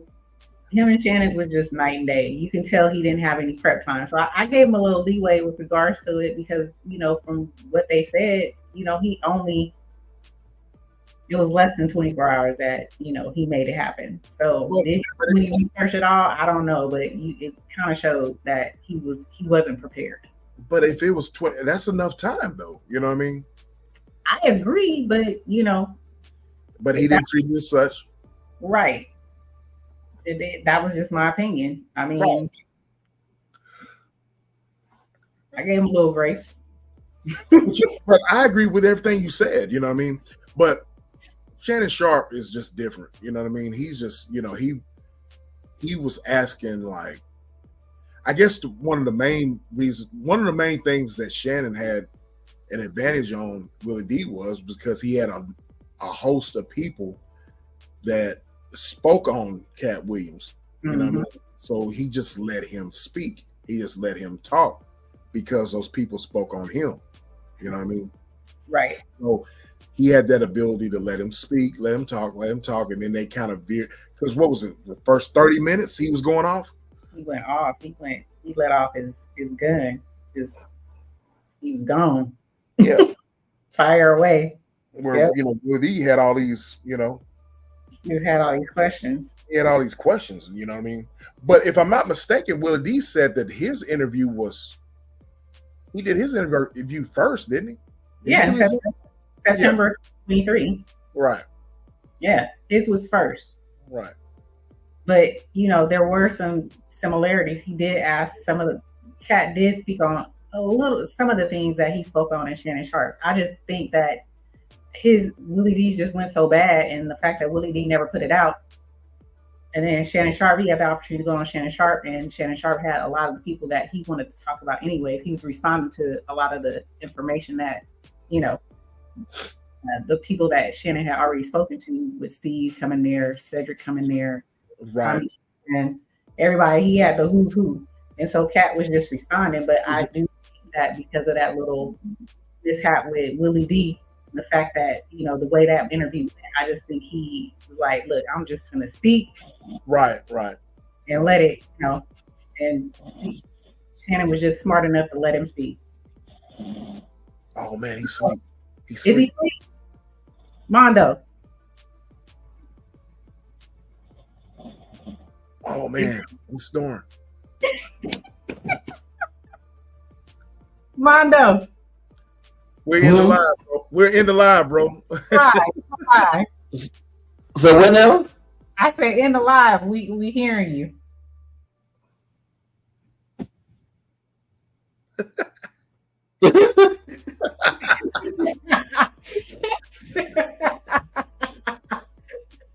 No.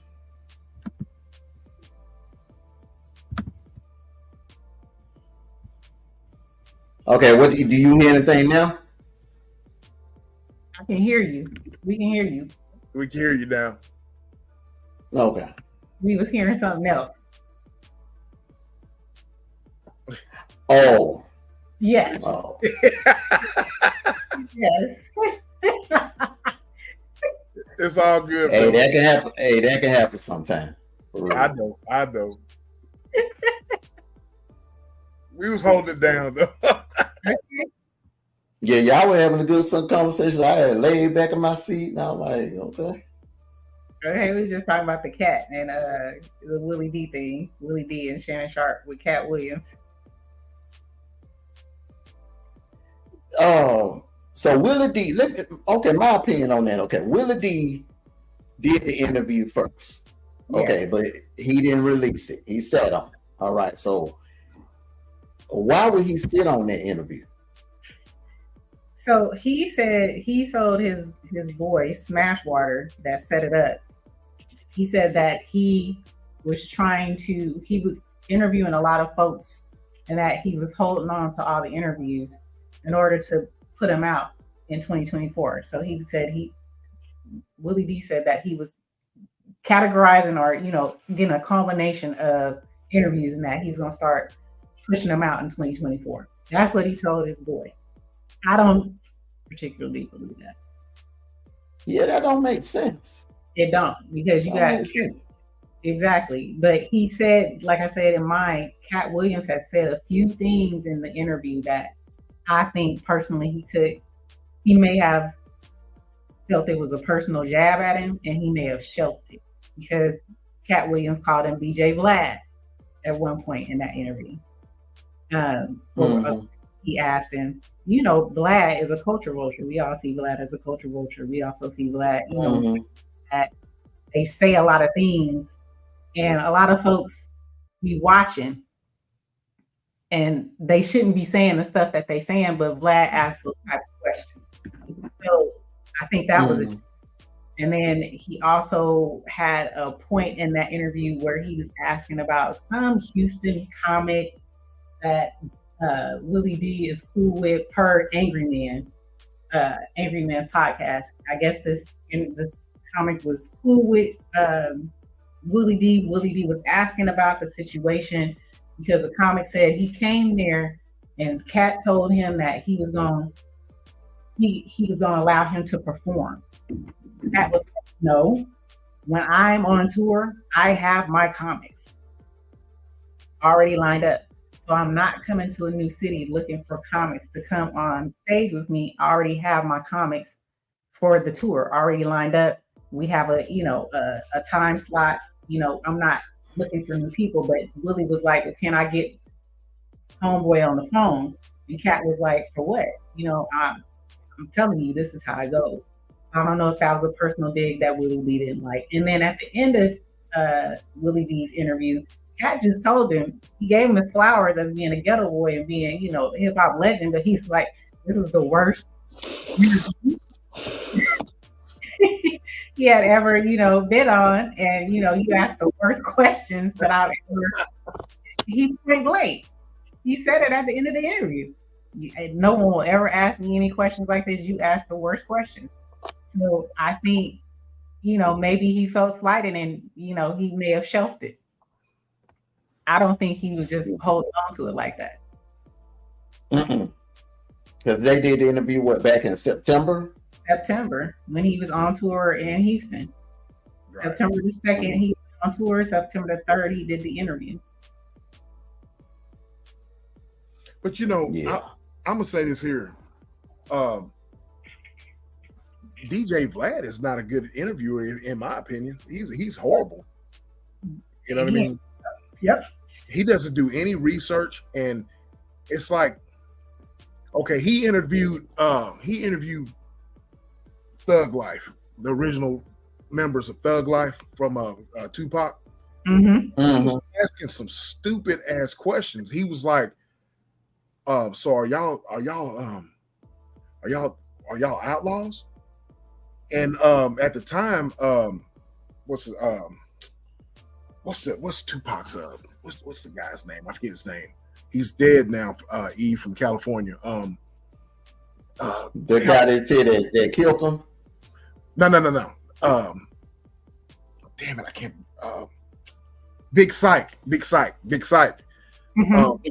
says we're outlaws. We're outlaw immortals, homie. He's like, do your research. He said we're all outlaws. We're outlaws. We call ourselves outlaw immortals. And said, and so DJ Vlad was like, oh, okay, I'm sorry. And he's like, you need to do your research a little bit more. They actually told him that. You know what I mean? It was Mo Preem, it was Big Psych, and this dude named Nacogdoches. All these guys were from the Thug Life album. And so he just asked stupid ass questions that that fans of Tupac already knew. You know what I mean? So, but I mean, all around, if you listen to his interviews or whatever, it's just like he asks stupid ass questions sometimes that the average fan would know. You know what I mean? Right. So it was almost like Willie D was the same way, but he was like asking kind of like Willie D was asking some elementary ass questions to Cat. He was like just crazy. Like he was like, how did you know at 13 to that you had to leave home and move to Florida? Well, if the man just told you that he was reading at 9, 10, how many thousands of books, he got accepted into college when he was 12, that honestly tells you that he's not on the same level as the average 13-year-old. You know what I'm saying? Yep. Just things like that is like, huh? And then when he was asking him about where he slept and on the beach, he was like, where'd you sleep? Did you sleep on a bench? Did you sleep in a ditch? What? What did that matter? He was homeless at a beach. It didn't matter where he slept on the beach. I don't know. I think what Willie D is missing, he's doing those interviews by himself, whereas he fell out with Scarface, and they had Ghetto Boys Reloaded on YouTube.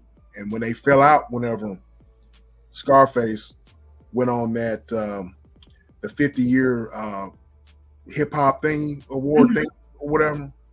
He they fell out because he felt like Scarface should have invited him with him to perform the 50th anniversary of hip hop. So Scarface was the one that basically asked the questions whenever they were together on YouTube. He used to the one to ask the questions that were kind of like meaningful. You know what I mean? So when they broke up, he's doing them by himself now. You see what I'm saying?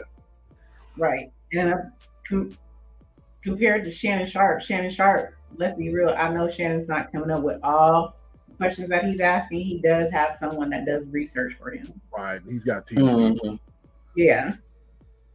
So it's a little bit different. Yep. But he still would have, his video would not have gone viral, in my opinion. Oh, no. He would have got a little bit more, but not 45, 50 million views like Shannon Sharp had. Right. Shannon Sharp got Mickey Figgies out here manufacturing beefs. Now you got Stephen A. and Jason Whitlock trying to beef now just to get some views. I will say, though, both of them are coons. I don't see one can't talk about the other. Right. Both of them are sellout. But one is telling the other one that they're a sellout. Right. They both sellouts, man. Right. When you got a track record of being a sellout. So Stephen A. Smith can't talk about Jason Whitlock, and Jason Whitlock damn sure can't talk about Stephen A. Smith. Exactly. But now they trying to beef out here for the views. It's like, okay. They got to do something. They got to bring in them numbers. They got to bring them in. Look a crook. Oh, man. It's crazy. But Shannon Sharp just let him talk. He let Cat Williams talk and express himself. Yep. Smartest thing he ever did. Yeah. That was the kicker right there. Yeah. Letting the dude talk, letting him get it off. Yep. And then the other parts, then they start having a back and forth. He went in on everybody. Cat just if you notice all of this stuff, the stuff that from this one interview, now you got Monique and what's his face going back at it. Monique and Steve Harvey. I saw a couple of videos about that, but a lot of people are bringing her old interviews with Steve Harvey, that happened. I think that Steve Harvey interview would have happened like 2 years ago, 3 years ago. Right. I think that was like 3 years ago. Yeah, when he still had the Steve Harvey show on the network. I think it was he was basically trying to tell her, well, you should just just went with the program, went with the flow. Mm-hmm. Yep. We trying to make money out here, right? Basically, told on selling your soul for money, huh? Mm-hmm. He got Marjorie got a certain lifestyle she got to lead. Got to make that money. You got to keep Marjorie happy. Yeah, she was a queen pin. Mm-hmm. How do you expect to have that's what I'm saying. That's what we were talking about earlier. How do you expect to have a happy marriage with a mob queen? Come on. You say he an ex-mob queen. You say he happy. You say that's the love of his life. Would you say that relationship was more based on, a certain look? Oh yeah. Looks and bedroom, the sex. Yep. She did something to him and whipped him. Man. She did things to him. She did things to him that no other woman ever done to him in the bedroom. That's what that was. Like D-True said, he PW. Mm-hmm. Okay. And he got it bad. Very bad. Okay, he got it so bad. I'm telling you, she must have spun around him did the spin-a-rooney on him and cowgirl and all kinds of stuff. Armando, he probably ate the spaghetti. Oh yeah. Yep. I know you missed my little thing I had on my show, and I showed you were there, Silverback? Yep. Showed that video about the Raven Simone wife said she admitted that she doing that to the spaghetti. What? Yeah. It's on video. It's on video. And I brought that video up, but you weren't on that night. You was making beats and stuff. Hey, I told y'all. Hallelujah. And Ray was like, "Oh, and she makes spaghetti for me once a month too." Mm-hmm. Mm-hmm. There's a lot of women that do that. I'm telling you, you'll be surprised. If we could, give a polygraph test to over, let's say 1,000 women in the South, I guarantee you, over 500, you'll find out they did it. More than half. Yeah, more than half. Wow. Yep. In the South now. I don't know about up north. Women up north and out west. And that's more of a Southern thing. Yeah, it's a Southern thing. That hoodoo stuff, man. But it travels up to California too, because a lot of people, their parents, our grandparents and stuff came from the South. They just migrated up north. Right. Mm-hmm. On my mother's side, they came from Alabama, Cleveland, Ohio area, and then my dad's side from New Orleans, from Louisiana. So there's a lot of folks that them traditions, the little things we've all heard of. So they're very well could be. Do I practice it? No.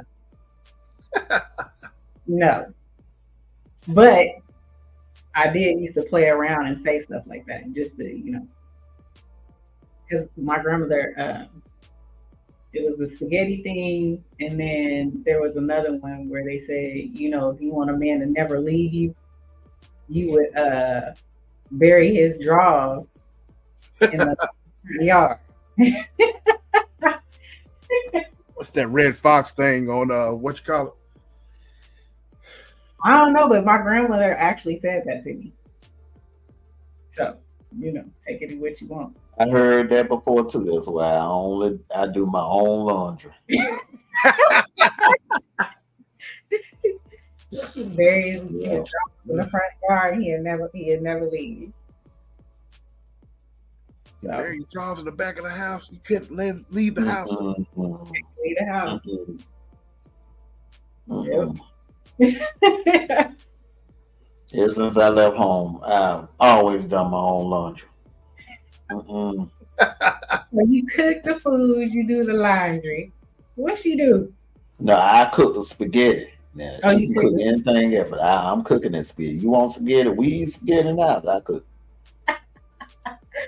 Oh my God. No leftovers, I'm assuming. When I cook it, it's going to get ate up. Ain't gonna be no leftovers.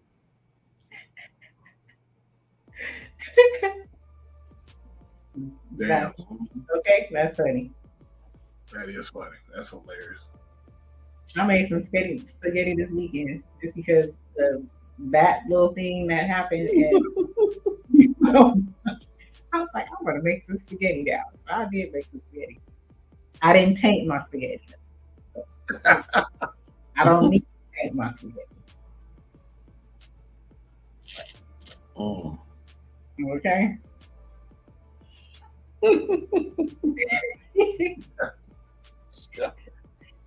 Yeah, I keep an eye on that lasagna too.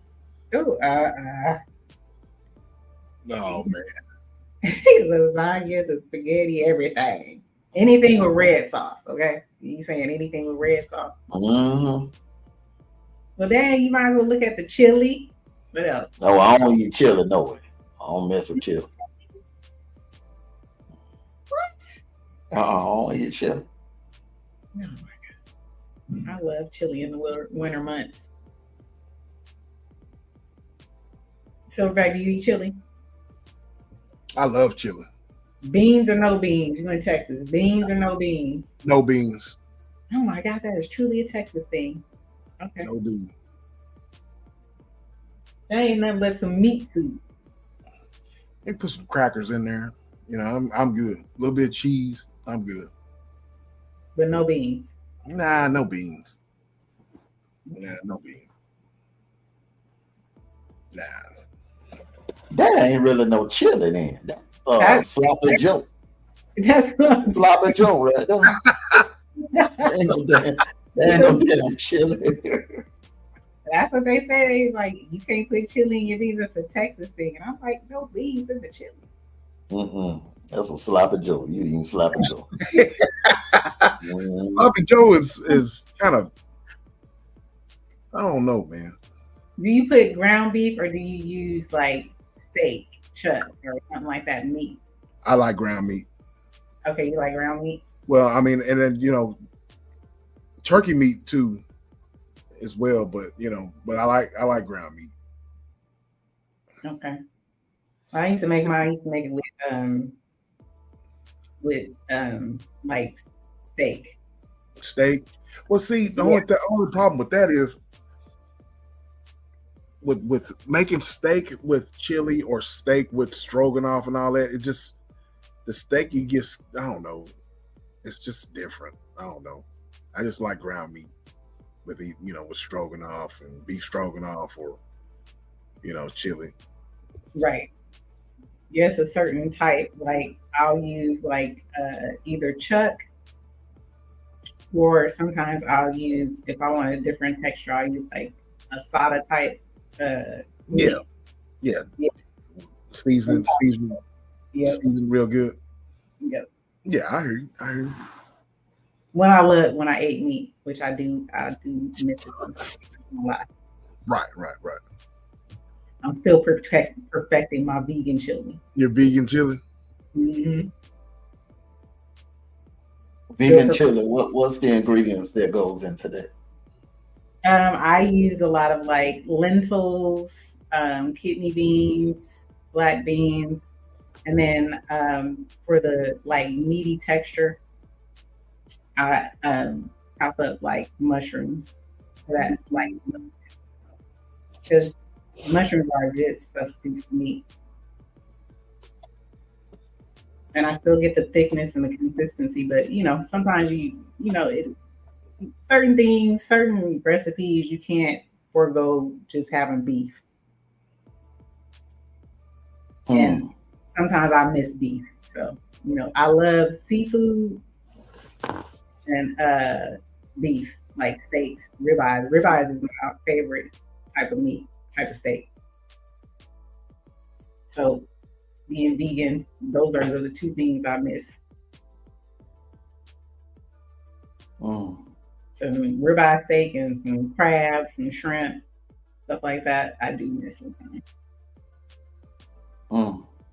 Mm-hmm. I don't like chicken like that. I'm not a chicken fan.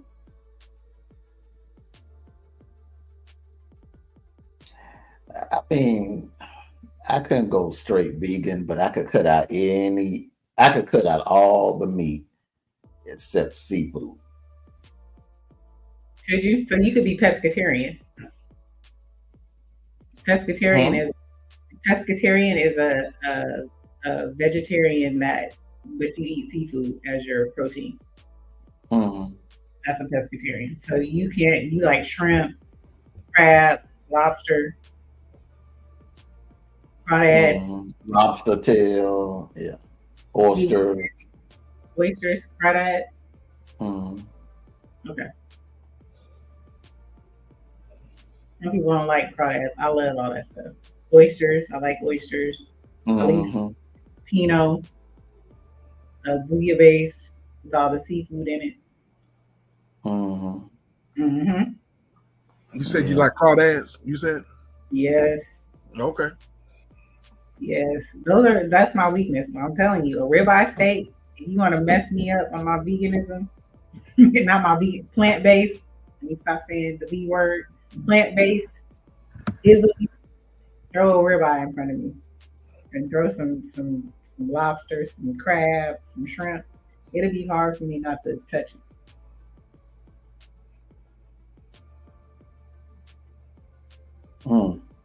Yes, and a crawdad. There's a place out here where they do the crawdad boils. They have like the different spices, different levels of spice. Oh my goodness, so good.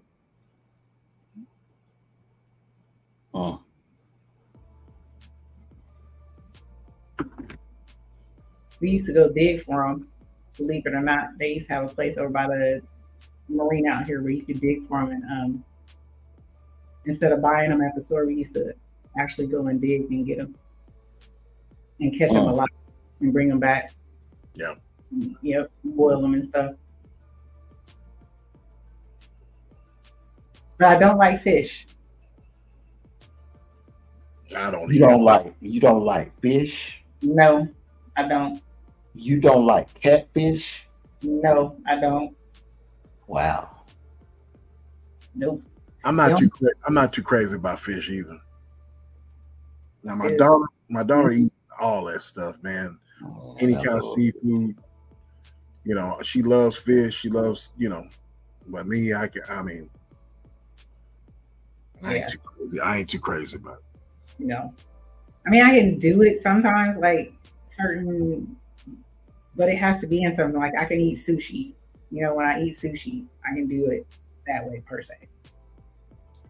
But just in general, I'm not a catfish, red snapper, none of that. I don't like none of that. If I have to eat it, I'll eat halibut, and that's because halibut kind of, to me, if you make it the right way, it can kind of, have like a lobster texture and taste to it. Gotcha.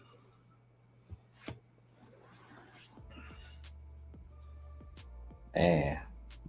I can't imagine not eating fish. I'm sorry. I can't. A lot of people can. A lot of Southern folks, most definitely. But I've never gotten into it. And catfish, when I saw a catfish, what it looked like, I was totally turned off. I think I used to eat it all the time as a kid, but what happened was, my folks was frying them whole or whatever, battering them and frying them whole. I was eating some and it got choked real bad. Oh, off a bone? Yeah, I got choked with a bone. I got choked real bad. So after that, I was like, no. It's like, I'm good. Yeah, I'm good. Now my daughter, she could debone it real good. You know what I mean? Me, nah, I ain't finna go down that rabbit hole. Prepare it herself, or do you prepare it, or does she get it from somewhere? She gets it from somewhere. I don't cook it. Okay, you don't even cook it. No. My sister, she likes to cook it. She's like, you gonna drop her off over here? I was like, that's fine. Y'all eat all that stuff you want to. I'm good. What do you like to eat? What's your favorite thing to eat? A favorite thing to eat?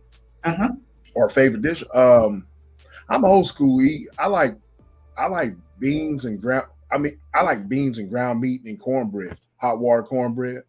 Okay. I like. I'm not gonna even lie, man. It's gonna be sacrilegious to people, but I like some pork chops. Let me see, but I like Chinese food. Okay. I love Chinese food. Chicken fried rice. I don't like shrimp fried rice, but Chinese. I'm from Texas, so I like Mexican food. You know what I mean? Tex-Mex. Yeah, but authentic Mexican food is a lot better than Tex-Mex, though. Yeah. Let me see, but a home cooked meal, man, I like I said, beans and ground meat, hot water cornbread, collard greens, turnip greens. Let me see. Let's see. I like some good chicken spaghetti. Wait, Chicken. Yes. Hell, Okay, I ain't never heard of I that. ain't never heard of that either. Chicken spaghetti? Yeah, with white sauce or red sauce. No, I ain't never heard of it. No, it's with no, y'all ain't never had no chicken spaghetti? No. Yeah. Oh wow. No, it's not. No, it's with Velveeta. With Velveeta. The Velveeta cheese. Chicken spaghetti? I have Never had chicken spaghetti. no. Man. Mm-mm. With Man, look, Velveeta. yeah, you gotta look. Y'all look it up, man. Y'all look it up. You know I'm about to too. Chicken spaghetti with Velveeta. That already, I don't mess with no processed cheese like that. Velveeta? Oh, Well, no. you don't have to use Velveeta. You know what I mean? But look it up. Chicken spaghetti. Chicken damn spaghetti. Yes. No. But what kind of sauce though? Is it just a cheese sauce or is it like mac and cheese, but you throw some chicken in it? It's cheese sauce. The chicken. You can cut up your chicken. Oh, You snap. Put It is. rotel in it. Oh my God. Yeah. I'm You looking see at it it? right. Yep. I can't believe Armando. I can't believe you. You ain't never had no I chicken ain't never heard of that. Man, that's I've never heard of it. no. Never had and never heard of. So it's like you bake it in the oven with cheese and spaghetti and Yes. oh my God. Yeah, I've never nope. That must be a Oh, Texas did you thing. see it? My phone is almost dead. So yeah, Yep, I'm looking at it. it's good stuff. I've heard of it. Good stuff. Texas thing has gotta be a Texas thing. Yeah. Okay. Yeah, man. Let me see. I like, since we just got out of the holidays, I like candied yams. Yep. Yeah, I can do yam. We're not gonna get in the sweets. We do that's a whole nother discussion. But take it, man. You You know, don't- like, oh, you don't eat food. oh yeah, I love it. Yeah. I love gumbo. I love jambalaya. Like I said, I'm from Texas. We're neck and neck with Louisiana. So all the stuff that Louisiana folks like, like all this stuff. Rice, I I love. love gumbo too. Yes, man, I love rice. I love white rice, brown rice. I love rice. You know what I'm saying?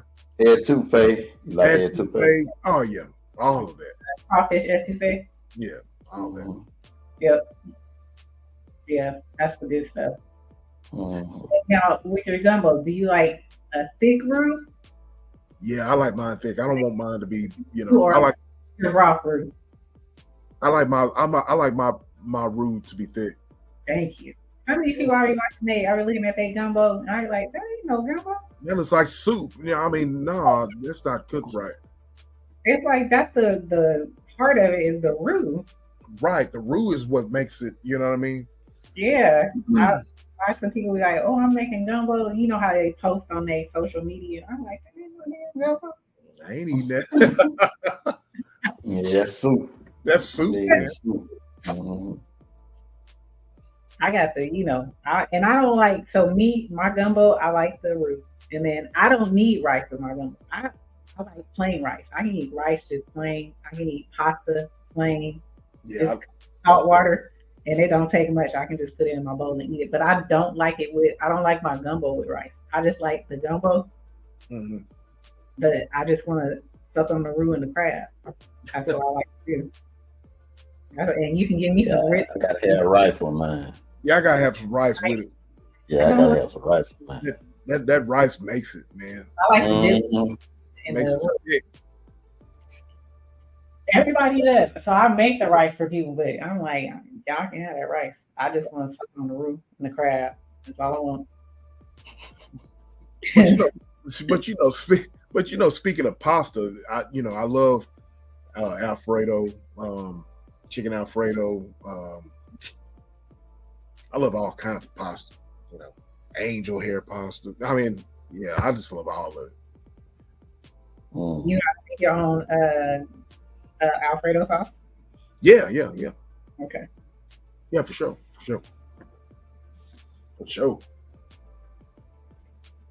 Yes, sir.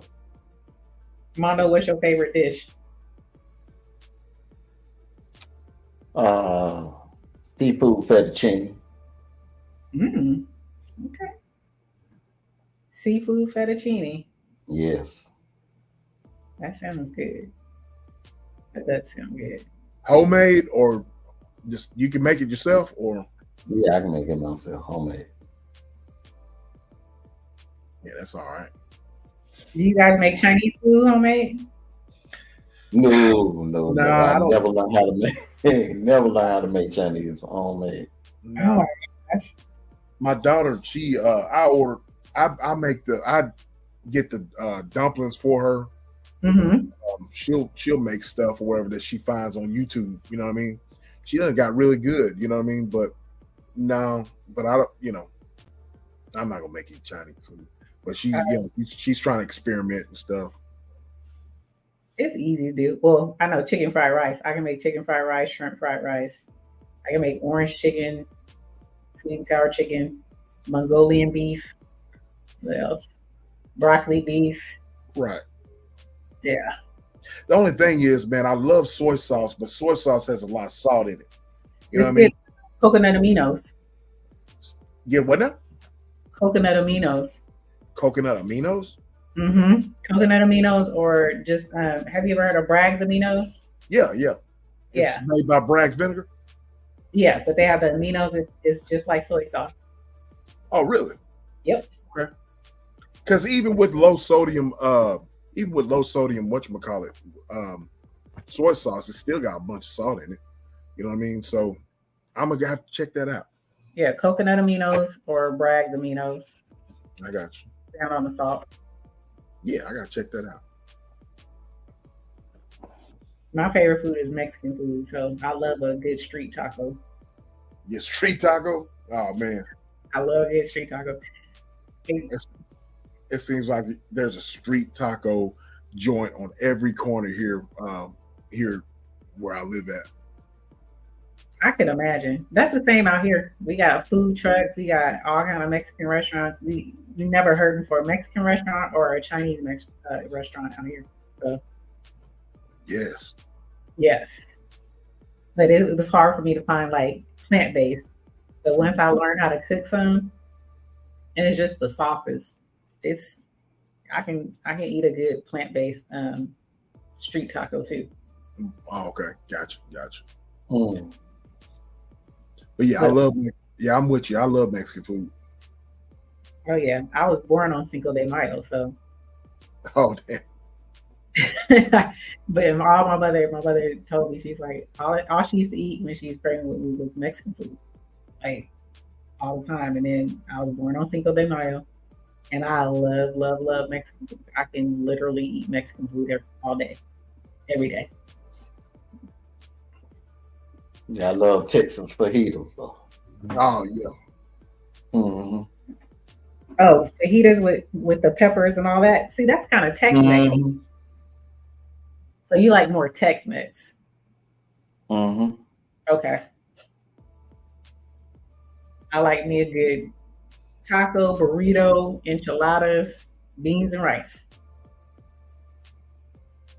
You like taco salad? Yes, Lord. I do. And I make a mean taco salad. Yes. Yeah. I love making it. And the salad dressing that I made, that Chipotle salad dressing that I made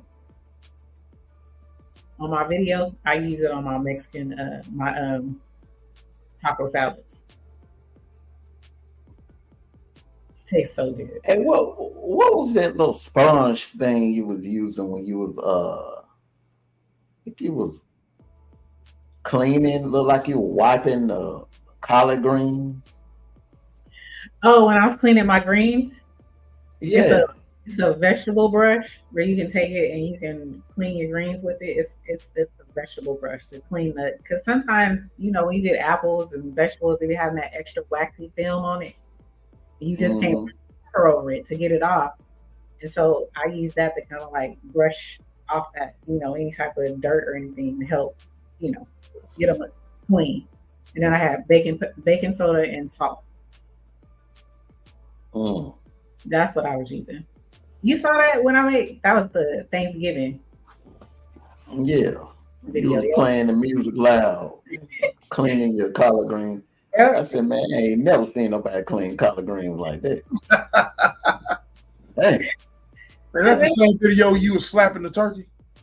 Yep, that was a separate that I think that was a part of that video, yeah, because it was a long one. I just turned on the music because I could Thanksgiving. It's just me cooking everything. I cook the meat, the sides, the desserts. I cook everything. Nobody's in the kitchen helping me. It's just me. I zone out. I put on music. I got me a bottle of wine, and I get to going. And so yes, I was cleaning those collard greens that I got, Rondo. They had a little extra on it that I wasn't. It just wasn't. I felt that I had to, you know, kind of get in there because I was like, these collard greens feel a little bit more gritty than what they normally were, and I got it from a new. mhm. I had already committed, so I was like, I gotta make sure they clean because you don't want no. You cook your greens and then you feel some grit or you taste some grit. You know, some folks do that. You then cook the greens and then you like these greens ain't clean right. So that's yeah. I had to like brush them off a little bit. I wanted to make sure Mm. they were clean. But those are just the collards. My other greens, I made turnips, mustards, and spinach together, and those weren't. They didn't. I didn't have to do all that. It's just them collard greens.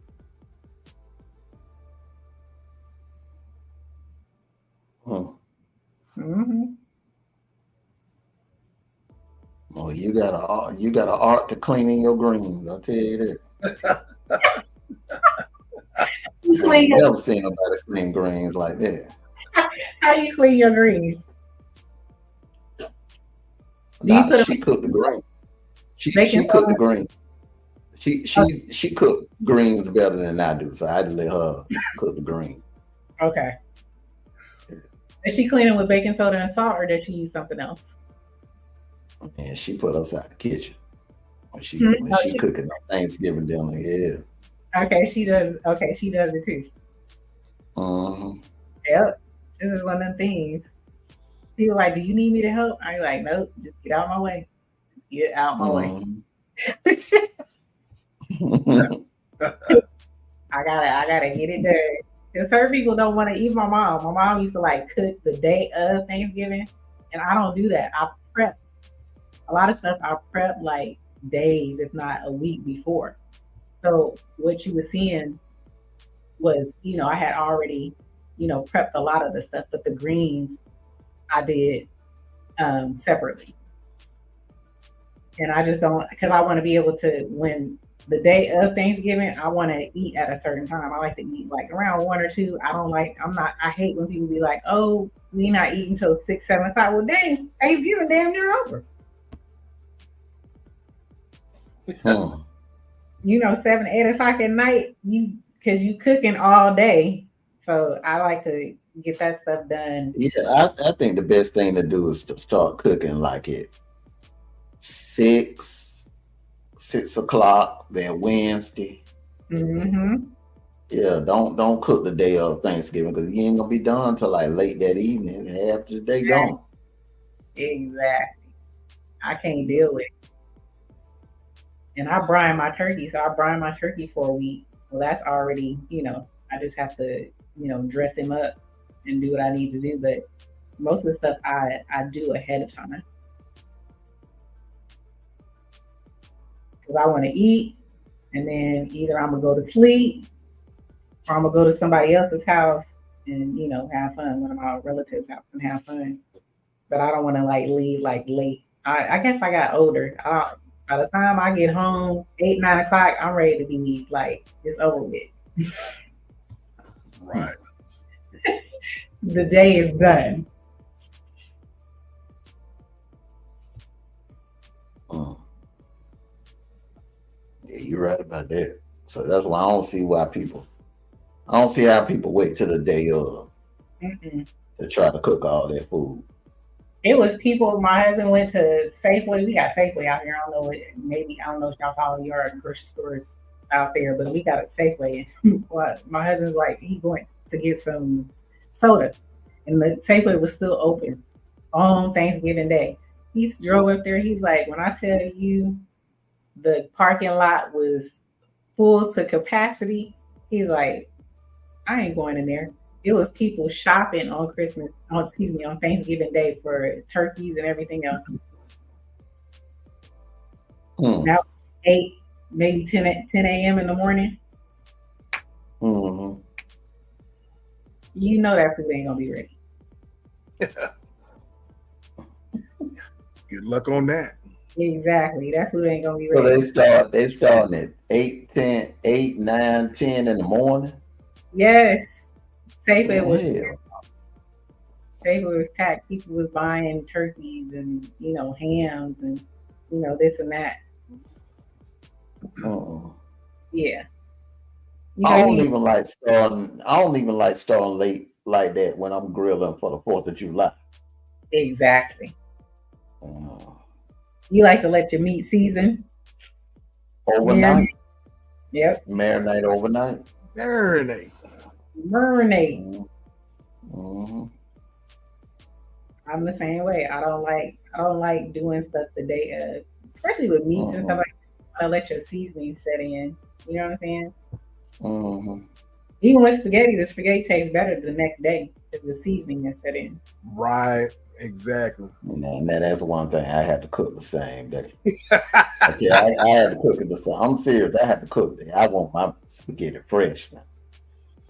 I ain't pre-cooked no spaghetti. Better the next day if you have leftovers though? Yeah, the leftovers taste good, but that first day I want it to be fresh. Oh yeah, I can make. I don't want no pre-cooked spaghetti. Right. Spaghetti is easy to make, but you can make that in less than an hour. Yeah. It's just like with barbecue, on the 4th of July. I get up like at 4:30 in the morning. I start grilling like 5. I want to have everything on the grill at 5 a.m. Okay. What time are you done? Depending on how much meat I'm cooking. Do you smoke any meats, or you just do grilling? Grilling. Okay. That's a lot. 5 in the morning. You got ribs, chicken, links, sausages. Yeah. But see, I ain't eating none of that. What you eating then when you grill? I don't eat hot. Let me tell you something. I don't eat hot dogs. I don't eat links. I don't eat Polish sausages. Vienna. I don't eat none of that. I'm not putting nothing in my mouth that's shaped like a damn penis. Oh my God. Is that the reason why? Oh my goodness.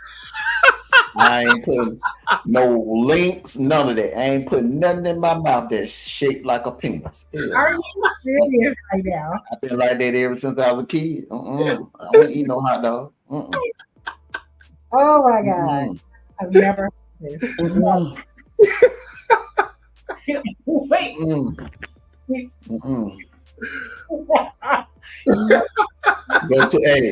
I go to a Braves game. Look, hey, bring me some nachos. You know what I'm saying? My wife, my daughter, my son, they can eat hot dogs. I'm like, nah, I give me some nachos. Oh my God. Slice up the links. Huh? What if they slice the links? Would you still not eat it? I'm damn sure I ain't it. Hell no. That's even worse. Hell no. I have never ever heard nothing like this. Hell no. I can't do it. So when do you Okay, what do you grill? Now I'm just curious because they ain't no. I grill. Okay, see, like I grill her a kielbasa, hot dogs. You know what I'm saying? Because her and my daughter and my son, they love hot dogs. My wife loves kielbasas. I grill it for them. I'm not eating it. I eat me some steak burgers. I grill the leg quarters, shish kebab. Okay. Yeah. Any ribs? Now I don't mess with pork anymore. But when I was eating pork, oh yeah, I had to have some ribs. No beef ribs? No. Okay. I don't mess with red meat. Okay. I ain't never heard that. What?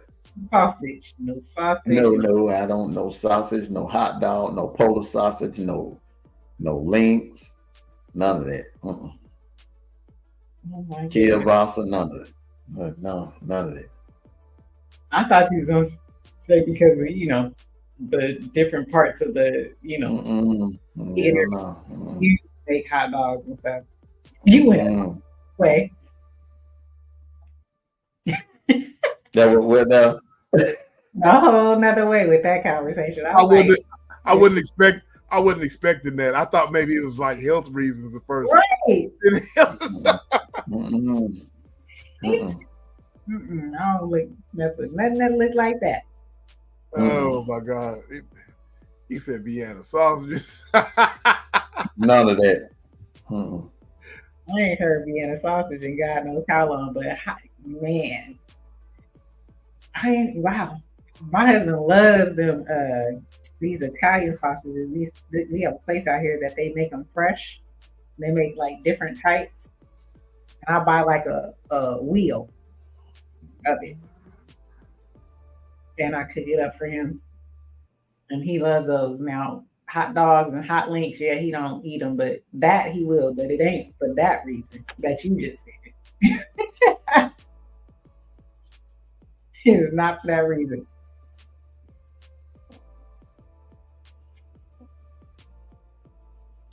Do you guys like that ever since I was a kid? I do not mess with them. I don't care how hungry. I eat a peanut butter and jelly sandwich before I eat a hot dog.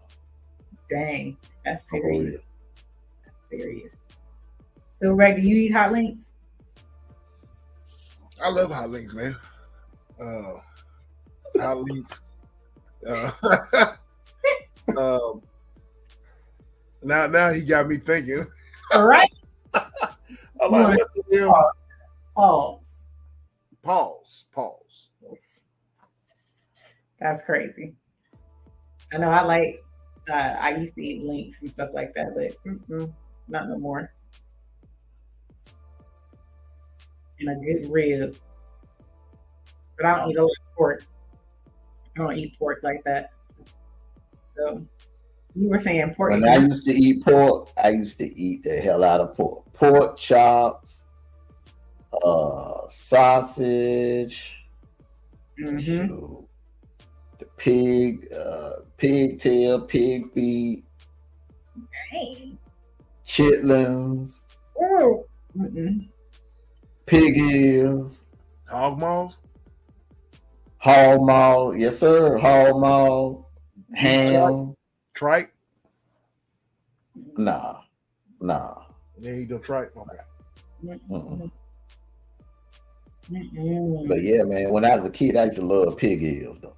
You get some pig ears, some slaw,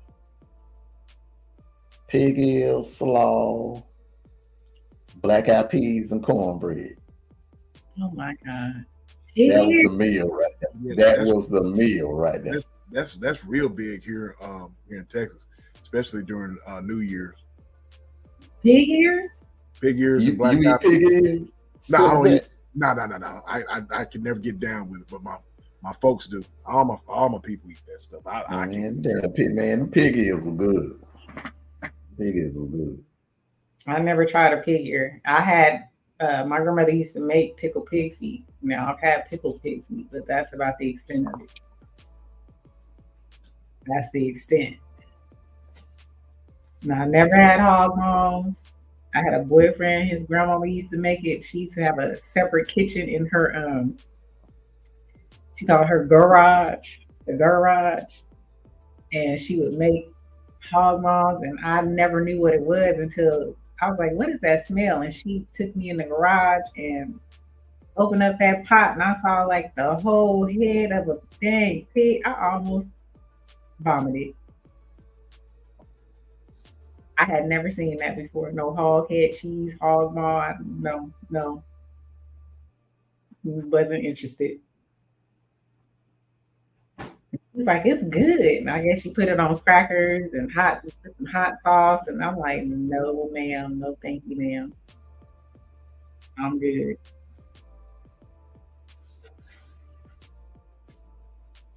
You ever eat gator meat? Yes, I have. Okay. They have we have some seafood festivals out here, so I have tasted gator meat. That's not bad. It's not bad. My daughter loves gator meat. Gator meat is good. She loves it. Tastes like some of the best chicken you'll want to put in your mouth. Right. That's what she said. It tastes like chicken. Mm-hmm. Yeah, they made it like some kind of like chicken strips. Mm-hmm. You really can't tell the difference. You really couldn't. Mm-mm. Mm-mm. I've never had rabbit. I've never had no raccoon. I've never had. Mm-mm. I've never had wild crap. Mm-mm. Yeah, I've never had none of that. My grandmother used to make rabbit for her husband, and I'd be like, oh. No. I think possum too. Yeah, no, none of that. I'm sorry.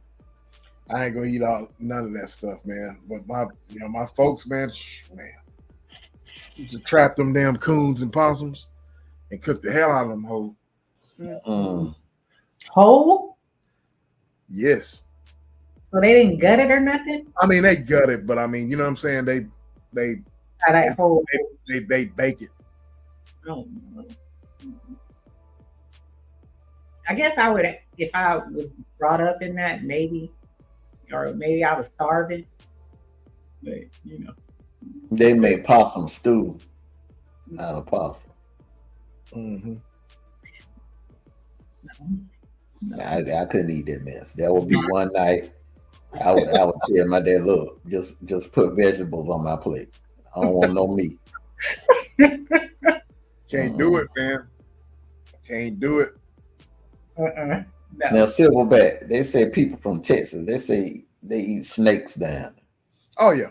Mm-hmm. What? They do. Man, that's more of a, but that's more of a Hispanic thing, though. But a lot of people of all cultures eat it from this way, but it's more of a Hispanic thing. They bake them, they fry it. They say it's good. So you haven't tasted it. You haven't indulged. Oh no, I'm not gonna taste that. But he's right. That they bake snake, they fry it, they batter it. Yep. No. Oh God. No. So the Hispanics they eat snakes. Yes. What they do is I was asking to do. What they do is like rattlesnake for example. It's poisonous. Mm-hmm. He said you cut it a certain way, and there's a sack, the sack of where the venom is. Mm-hmm. Sack out or whatever. You let the snake drain for a little bit. Put it in the refrigerator for a while. Take it out of the refrigerator. Season it. Boil it for a little bit. Then they grill it, or then they fry it, or they bake it. Mm-hmm. I'm like, damn. Hell no. No, I'm good. Yeah, I'm good. I'm definitely good on that. I got to stay in the regular departments. If ain't a pig or a chicken or a cow or something. I can't. I did the gator. You know what I'm saying? That was stepping out of my wheelhouse. It's not too much more. What about buffalo meat?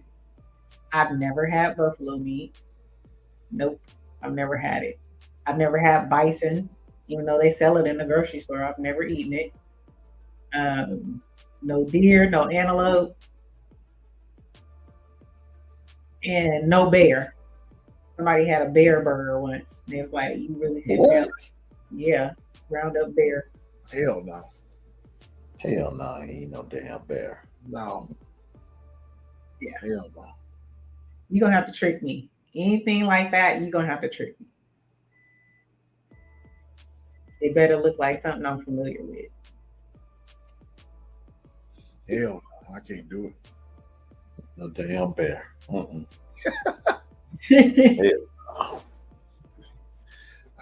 I can't have yogi for dinner. I can't do it. Have yogi? No, yogi. I'll pass on yogi. Oh, what now? On Yogi Bear. I'll pass on. Oh yogi. yeah, yogi. Yeah, I can't eat no bear. No. Can't do it. I ain't doing it. You're gonna have to trick me, and then I'm gonna try to, throw up my throat. If you ever tell me, I'll be like, oh my god. Y'all had turtle? No, I have not had turtle. I ain't never had turtle. That's all. I guess that's a major Texas thing too. Turtle soup. Yep, turtle soup. Shit, even taking the turtle, them wild big ass snapping turtles, taking them things and cutting them up and frying them and eat them too. Now I've never had it, but I've just seen it done. I've seen it on one of those Food Network shows, the snapping stew or something like that. And I was like, yep. They eating frog and turtle and yep. Frog legs. Have you had frog legs? No, I've never had it, but my daughter's had it at this. There's a seafood place that we have not too far away off of 20 here. My daughter's had frog legs. And adventurous. She says it's like chicken. It tastes like chicken. It's tough to chew. It's tough as hell to chew.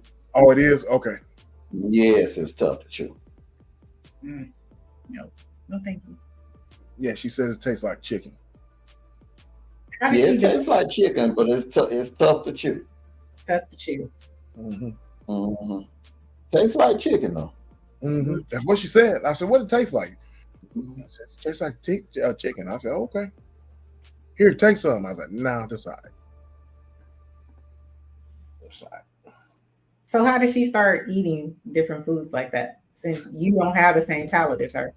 Her mom. Okay. Her mom, like, you know how her mom was a lot like you whenever you experimenting with spices, healthy eating and stuff like that. Her mom liked for them to try different stuff, and so she's like that. Got you. So she takes after her mom, as far as like, that stuff. Me, I'm not like that. You have your basics. Yeah, I got I'm very basic. Yeah, I'm very basic. Now, can you guys eat the same thing over and over again? Same meals? I do chicken and rice the way I cook it, but I season it differently. You see what I'm saying? And I switch up the rice go from brown rice to white rice. Then the season, like I said, the seasoning that I have for the chicken and the types of chicken I have that I make with my chicken and rice. You know what I mean? It gives it a different taste. It gives it a different taste, right? Okay. What about you, Mondo? I could eat different salads every day if I had to. Yeah, that's another one. Different salads. I like to make spinach with my salads. as I know salad. you love spinach. I love spinach. Yeah, I have to do different things. I can't eat the same thing over and over again. I get bored. Right.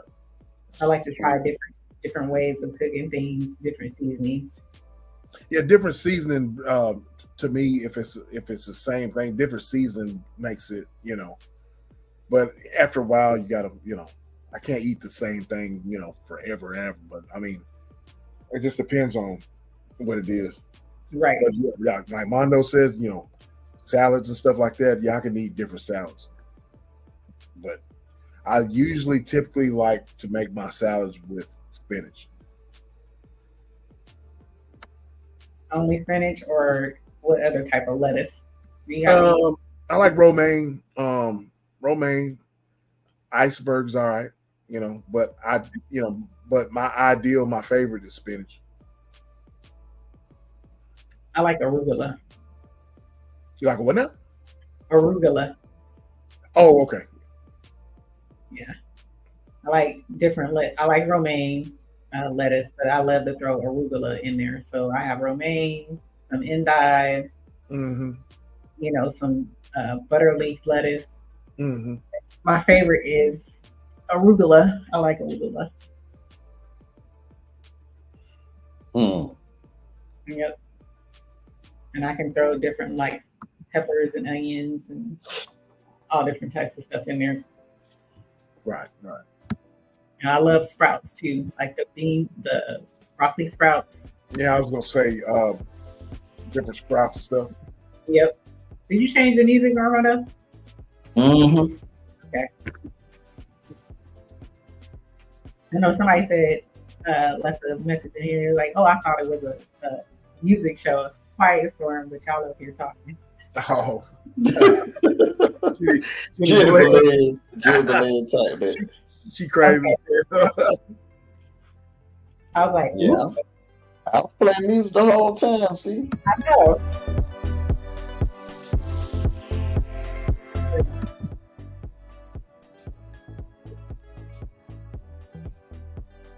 Yep, you've been playing it, but I noticed it was a different. mm-hmm.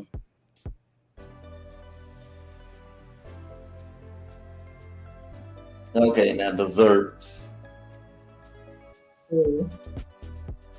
chocolate cake, cheesecake, caramel cake, Okay, and that's it. and that's it. Man, That's it. He's like, I got a list. I got a whole list. Let's see. You know what? Pound cake. I will add. I will eat some pound cake. Pound cake, socket Timmy cake. Chocolate cake's all right. Let me see. We'll get the pies. Sweet potato pie, pecan pie. Am I missing something? Custard pie, apple pie, berry pie. I ain't really keen on apple pie or custard pie or none of that. Egg pie. Some people call it egg pie. Yeah. Lemon cakes. I like lemon cakes. Strawberry cakes. No strawberry cakes, no lemon cakes. No sir. Now, let me ask you a question. Let me ask both of y'all a question. Do you consider sweet potato pie dessert, or would it be like considered a vegetable?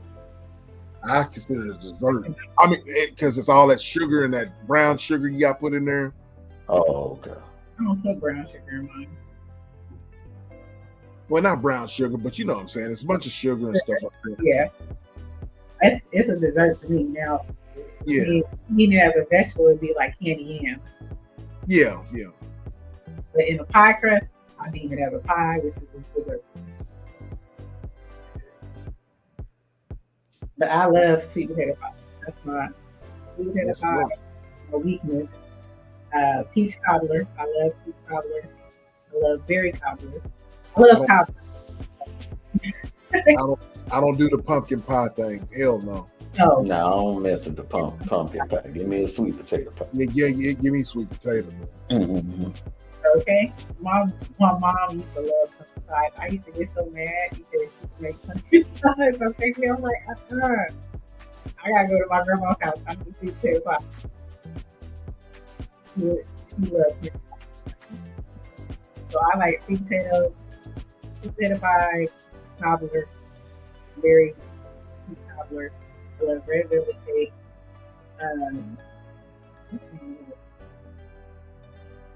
Also like pecan pie.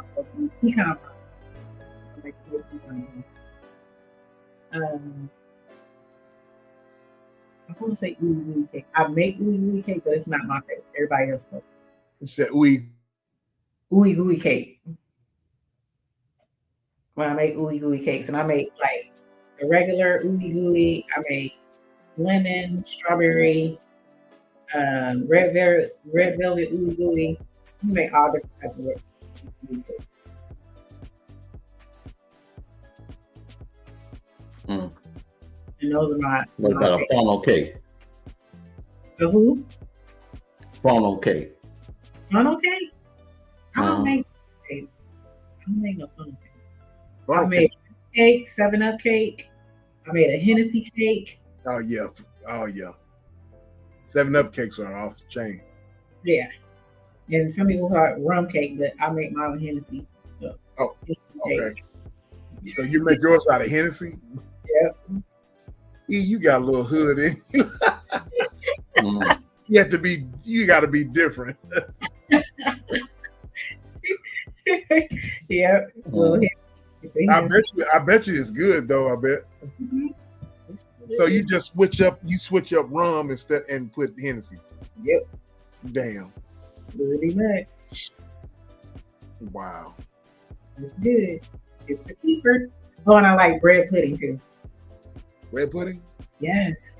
I don't know what it is, but a good bread pudding for me. Oh my God. I like it. Huh? I've eaten it before, but it's not. I mean, I guess maybe it's not done right. You know what I mean? It's a textural thing. I think. Right. Yeah. I've eaten it before to where the dough or whatever is too. I don't know, or I don't know, man. It's just not. I don't. It's a textural thing because it does have that kind of like spongy or like squishy. Yeah, it's a textural thing, and I love it. Throw some nice like caramel sauce over it. Now you making it sound good.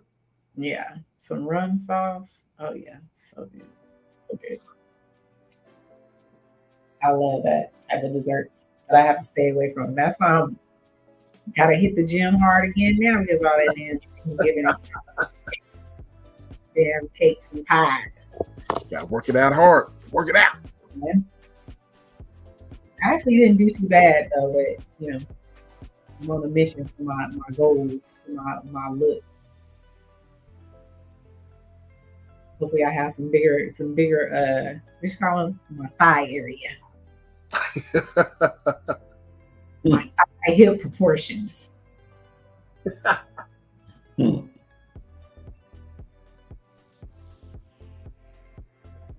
Most definitely.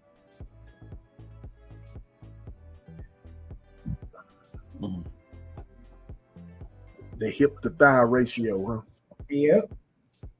I gotta get it right.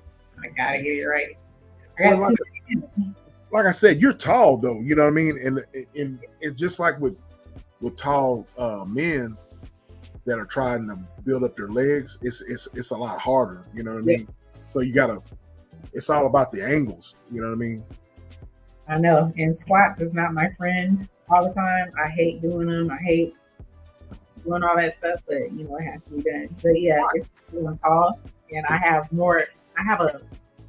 some people have a short torso, upper I'm all leg. And then folks like that have short torsos and whatnot, they're really good with squats, especially if you're short and compacted. You know what I mean? Yeah, people who are short, they got shorter the floor, they can do it a lot better than me. Right. They're not going too far down. You know what I mean? I got a long ways to go. I got a lot of leg. But it's all about the angles, just with taller people. Okay, you're gonna have to explain that to me. It's all about, like with squats or whatever, you don't have to go ass to grass, so to speak.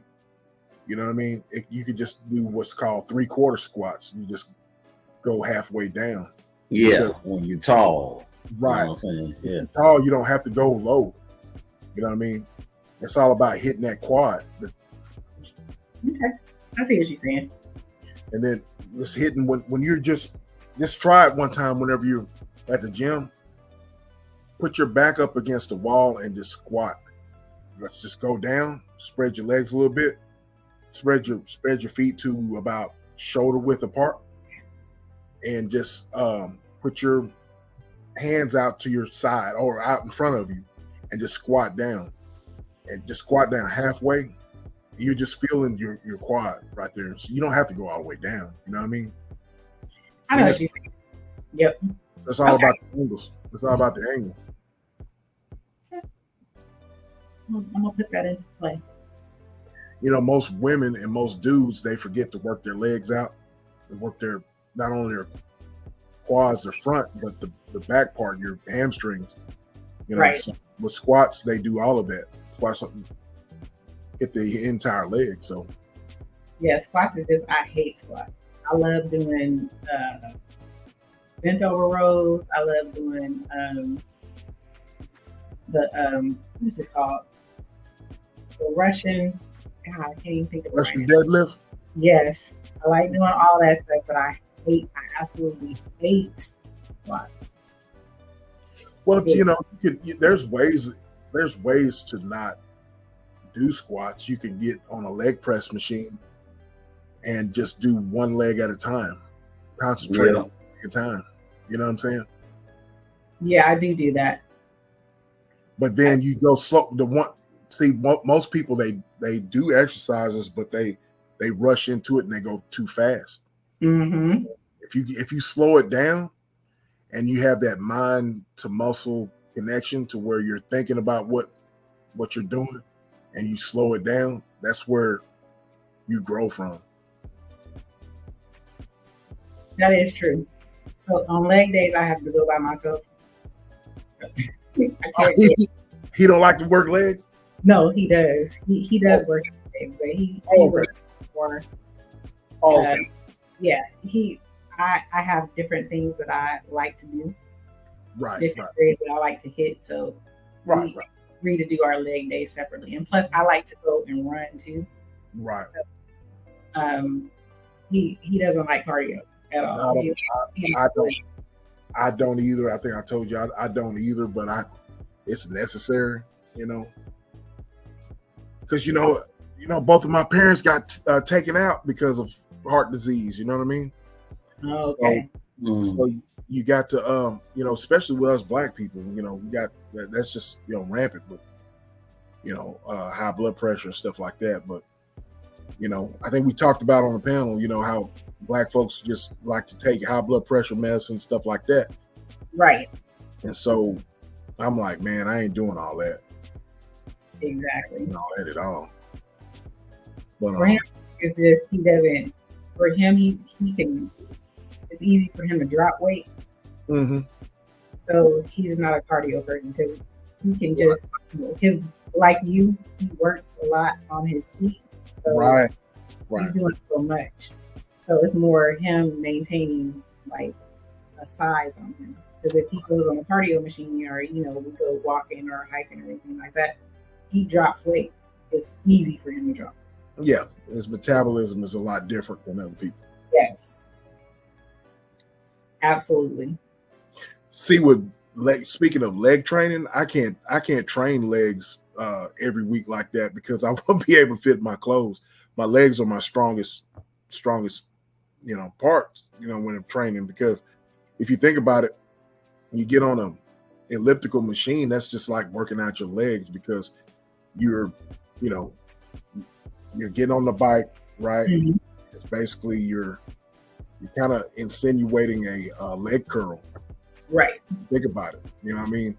So with me, man, I got to get in my pants. I can't, So I train my legs every 10 days, something like that. You know what I mean? Really? Yes, I go by feel. Okay. So as long as I get that burn, and I get that, that's fine. But I can't go beyond that because they grow too fast. So your muscle mass. Yes. Grows. Okay. Yes. Oh wow. I gotta have some of my pants. I gotta have tailored because of my waist and my legs do not. I can't buy any pants off the rack. You know what I'm saying? Like that. I think you should consider being the Black Incredible Hulk. No. That sounded like. I leave that up to Shannon Sharp. You just sounded like you ripping out your jeans. You gotta have special made jeans, special made pants. No. That's crazy. But how many plates can you lift on your legs? Squatting or leg press? Oh, squatting? On the leg machine. I don't go heavy anymore. But the most I had was like 5 or 6 plates on each side. Okay. That's like 500 pounds. You saw that video of me squatting 500 pounds. That's like 6 plates on each side, I think. Okay. Yeah, my husband does 5 to 6 plates. And he's really smaller than me. Well, 4 plates on each side is 405, and then 5 plates on each side is 495. And so 6 plates is 605. That video that I showed that you saw, that was like 605. That's a lot. It's a lot.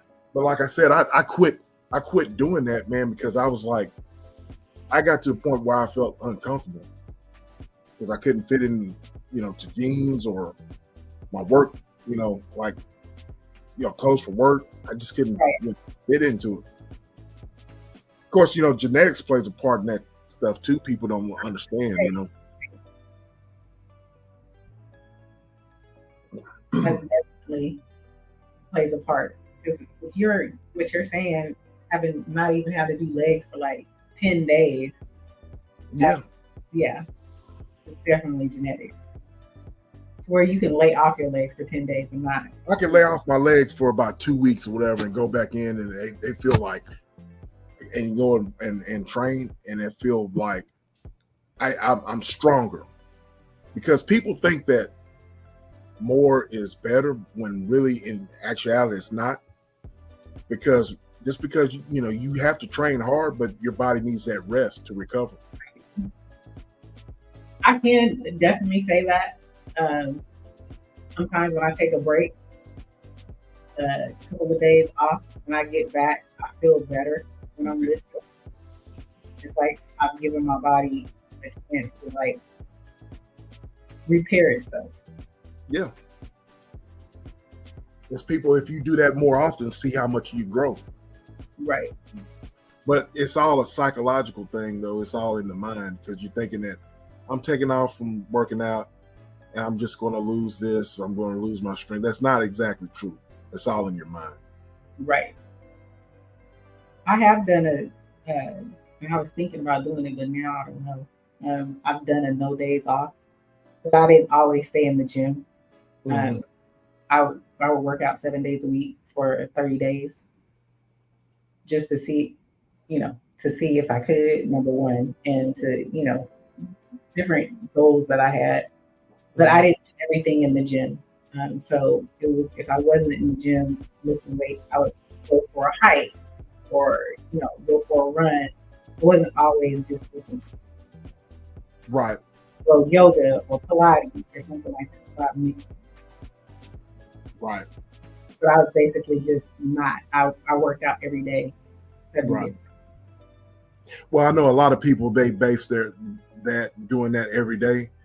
There's a show on YouTube that this guy he's going around, not on YouTube, I'm sorry, on Netflix, where this guy's going he's going all over the world and he's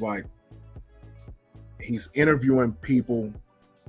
He went to the Philippines, he went all over, And the people, the countries that he visited were places where people lived over 100, 90 years old, 100 years old. And what he gathered from that was that all these people that were, and he went to China, of course, and all these people had one thing in common. They did some type of activity every day. When he went to China, of course, their diet consisted of rice and is a lot healthier than it is over here. Yeah, right. Yeah. So that's what he gathered from that. And so a lot of people were like, hey, if I go to the gym every day, if I'm active every day, maybe, I'll life, you know what I mean? But it's good. A lot of those Asian places, they're not like doing like heavy lifting. They're just like walking in some type of like taekwondo or cheer. Right.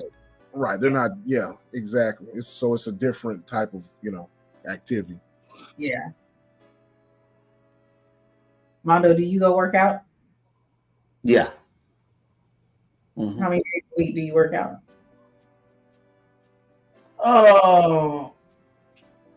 Twice a week. Okay. Yeah, but I got stuff here at the house. I go in the basement and do curls and stuff like that. Bench press. What do you prefer, upper body or lower body? I think both go hand in hand. I try to work out on both of them. Okay. Yeah, I hate lower body. I like upper body. I love bench pressing. Yeah, I like them. I like working out both, the upper body and the lower body.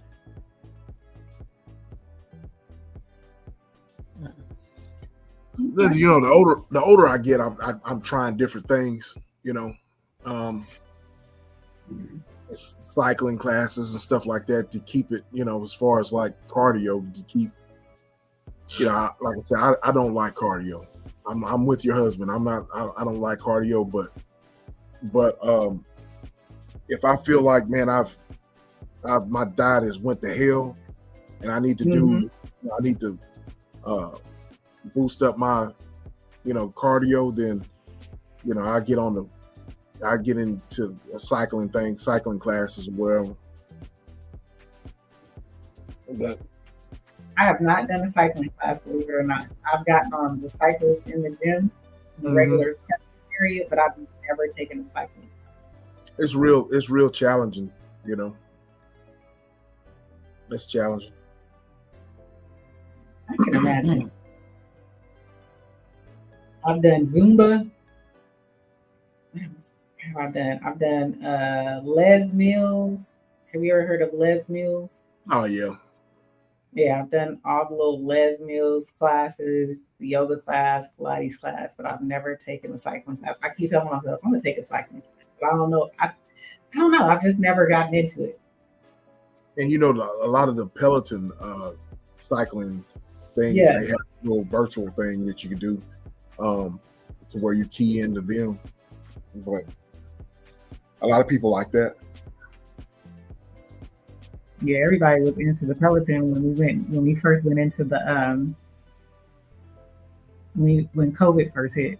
I should have brought them when COVID first hit because they went ham buying this thing. Right. They were killing. They made a killing. Yes. But then now they like one of my friends. We used to work together. Bought one at the beginning of the pandemic. I asked him, I was like, "You still get on your Peloton?" He's like, "Hell no, I'm supposed to be hanging up on that damn thing." I'm like, he's like, "And I'm still making payments on it." I'm like, "Oh my god, you just bought a glorified, expensive hanger." Closing. Yeah. I'm gonna tell you something else that's taking, boxing, just, taking boxing classes and stuff like that. Yeah. I love that. You know what I mean? It's, yes. I've done kickboxing, but not boxing. Well, kickboxing, a lot of the women like the kickboxing, you know what I mean? Oh, God. That's a workout. Mhm. That is definitely a workout. But I do want to do like a boxing. Yeah, boxing is, not only is it, just, something that you'll need that I'll tell anybody, self defense or whatever. My daughter wants to be in boxing, but That's but really. yeah, she wants to be in boxing. Yeah, The next Layla Ali, man.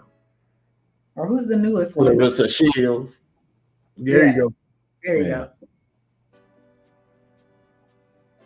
go. Yeah, boxing. It's a good alternative. But Joe was saying the same thing you were talking about building more muscle and all that type of stuff. Yeah, we have the same. It seems like we have the same goals. Yeah, y'all do. She The said, same. I want to bulk up. I said, I know okay. when you were saying competition, that was true, and a lot of the Mhm. stuff that I've done was, if I stayed in it, I could, end up doing competing. Well, you have the body for it, E, because you're tall. A lot of these ladies, see, here's the thing. A lot of the ladies they do figure, they do physique, are tall, whereas the bodybuilding guys those guys are short, man. You know what I mean? Mhm. They're real short. I mean, the tallest bodybuilder was Arnold. He's 6'2". You know what I mean? Arnold and Lou Ferrigno. Lou Ferrigno was 6'5". Right. But the average bodybuilder is like 5'7", 5'6", 5'8". But with women who compete, they're actually tall. You know what I mean? Yeah, I thought about it, but that's a lot to do. Yeah, it's a lot of discipline. Not only discipline, it's a lot of money that you have to put into it. Yeah, a couple of my friends did it. That's why I almost did it. But it was out of that competition that I do. That 20 pounds in 6 weeks, and it's kind of like you can keep it going and end up competing. Mm-hmm. And so they actually went forth and did it. Mm-hmm. It's a bucket list thing that I might do, but I'm not. Well, I think that you have the as far as nutrition. I mean, I don't think that would be a problem with you. It's just that man, it's a lot of training. I think you got that down, but man, it's 24/7. You have to be dedicated to that. You do. I got a couple friends that do that stuff. You know what I mean? But the main thing is getting your dialing down on your diet. And it's harder they have more nowadays. They have like for people who are plant based, because before you have to do a lot of eating of meat, and I'm like, I ain't doing that. No, So, but I've seen some. They have like natural bodies now, kind of like competitions. Right. Are geared more towards people who eat, plant based. Mm-hmm. It can be done. You know what I mean? There's just a lot of dedication involved. Good night. Is it 3:00? It's what? 3:00 in the morning here. It's 4 here. How many hours have we done? 5 hours and 40 minutes. Oh my goodness. We doing these lives be going ham.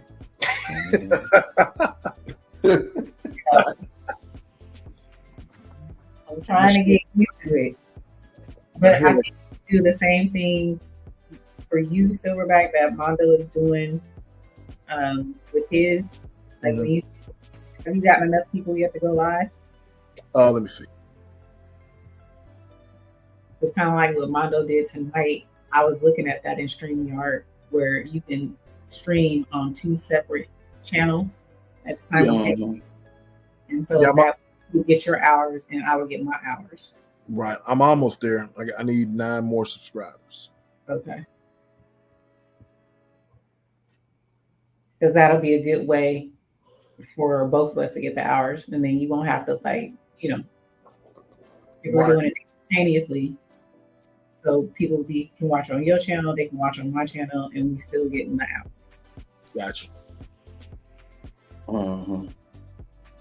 Yeah, that's a good idea. That's a good idea. Yeah. I did that for D True. When he was close to his watch time hours, I started pushing it like that. Like while he was at work, when I went live, I would double stream to his channel. Right. Yeah. That's what I was thinking. I should have did that with you with this one.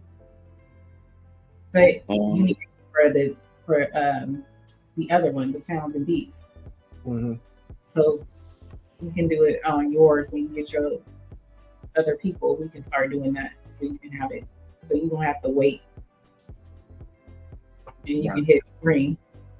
Yeah, I'm gonna go ahead and do the meeting with YouTube when I end this live here in a few minutes. Oh, okay. What I was gonna say, I'm gonna go ahead and say it to y'all tonight. So let me break for a commercial break, and then we're gonna come back and get our final thoughts in. Okay. All right, hold on.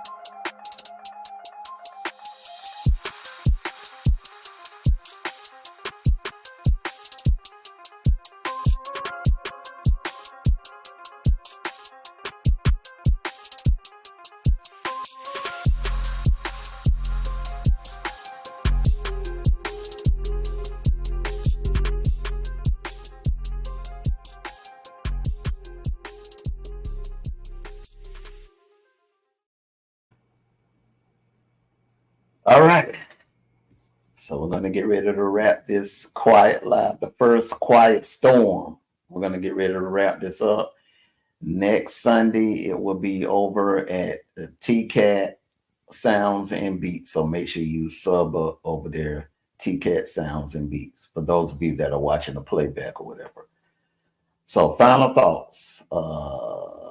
Is it a good idea to take advice from a single person, or should single people be out here giving advice to other people on relationships, regarding relationships? In my opinion, no, they shouldn't. They should not be out here giving advice all willy-nilly on relationships when they haven't had a successful relationship. In my opinion, I think you should, work on you before you try to work on someone else. I know it looks good. You know, it's easier for you to give advice on the outside looking in, but a lot of y'all don't follow your own advice. So I don't think it's a good thing. That's my opinion.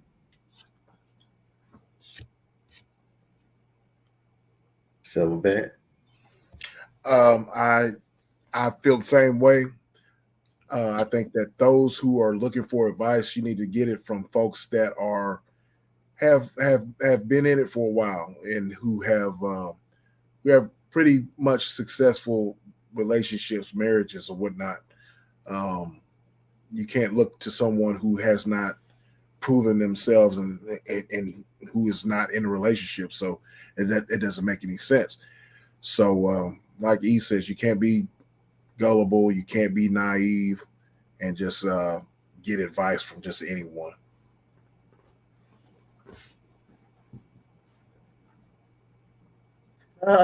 Definitely not a good idea to take advice from a single person when it comes to relationship.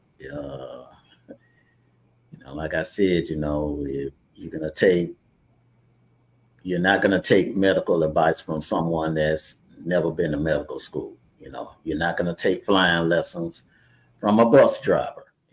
So if you're gonna take advice from anyone regarding relationships, you might want to speak to someone that's in a long-term relationship or married or has been married for at least over a good 10 years, at least. So not saying that everyone that's in a relationship or everyone that's married can give good advice, because their marriage may not be all of that either. But, the probability of you getting the bad advice would be from a single person that doesn't have anyone. So with that being said, together, if you don't mind, hit the link. And we're going to go ahead and knock out this council meeting. So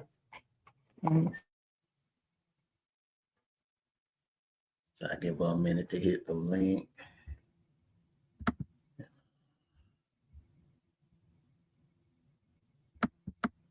So everyone, thank you all for joining us. I'm a little lagging right now, but this sleep hit me. The sleep hit me. But everyone, thank you all for joining us. We'll see you Sunday night. And peace and blessings. Like I always say, take care of yourselves and each other. Good night.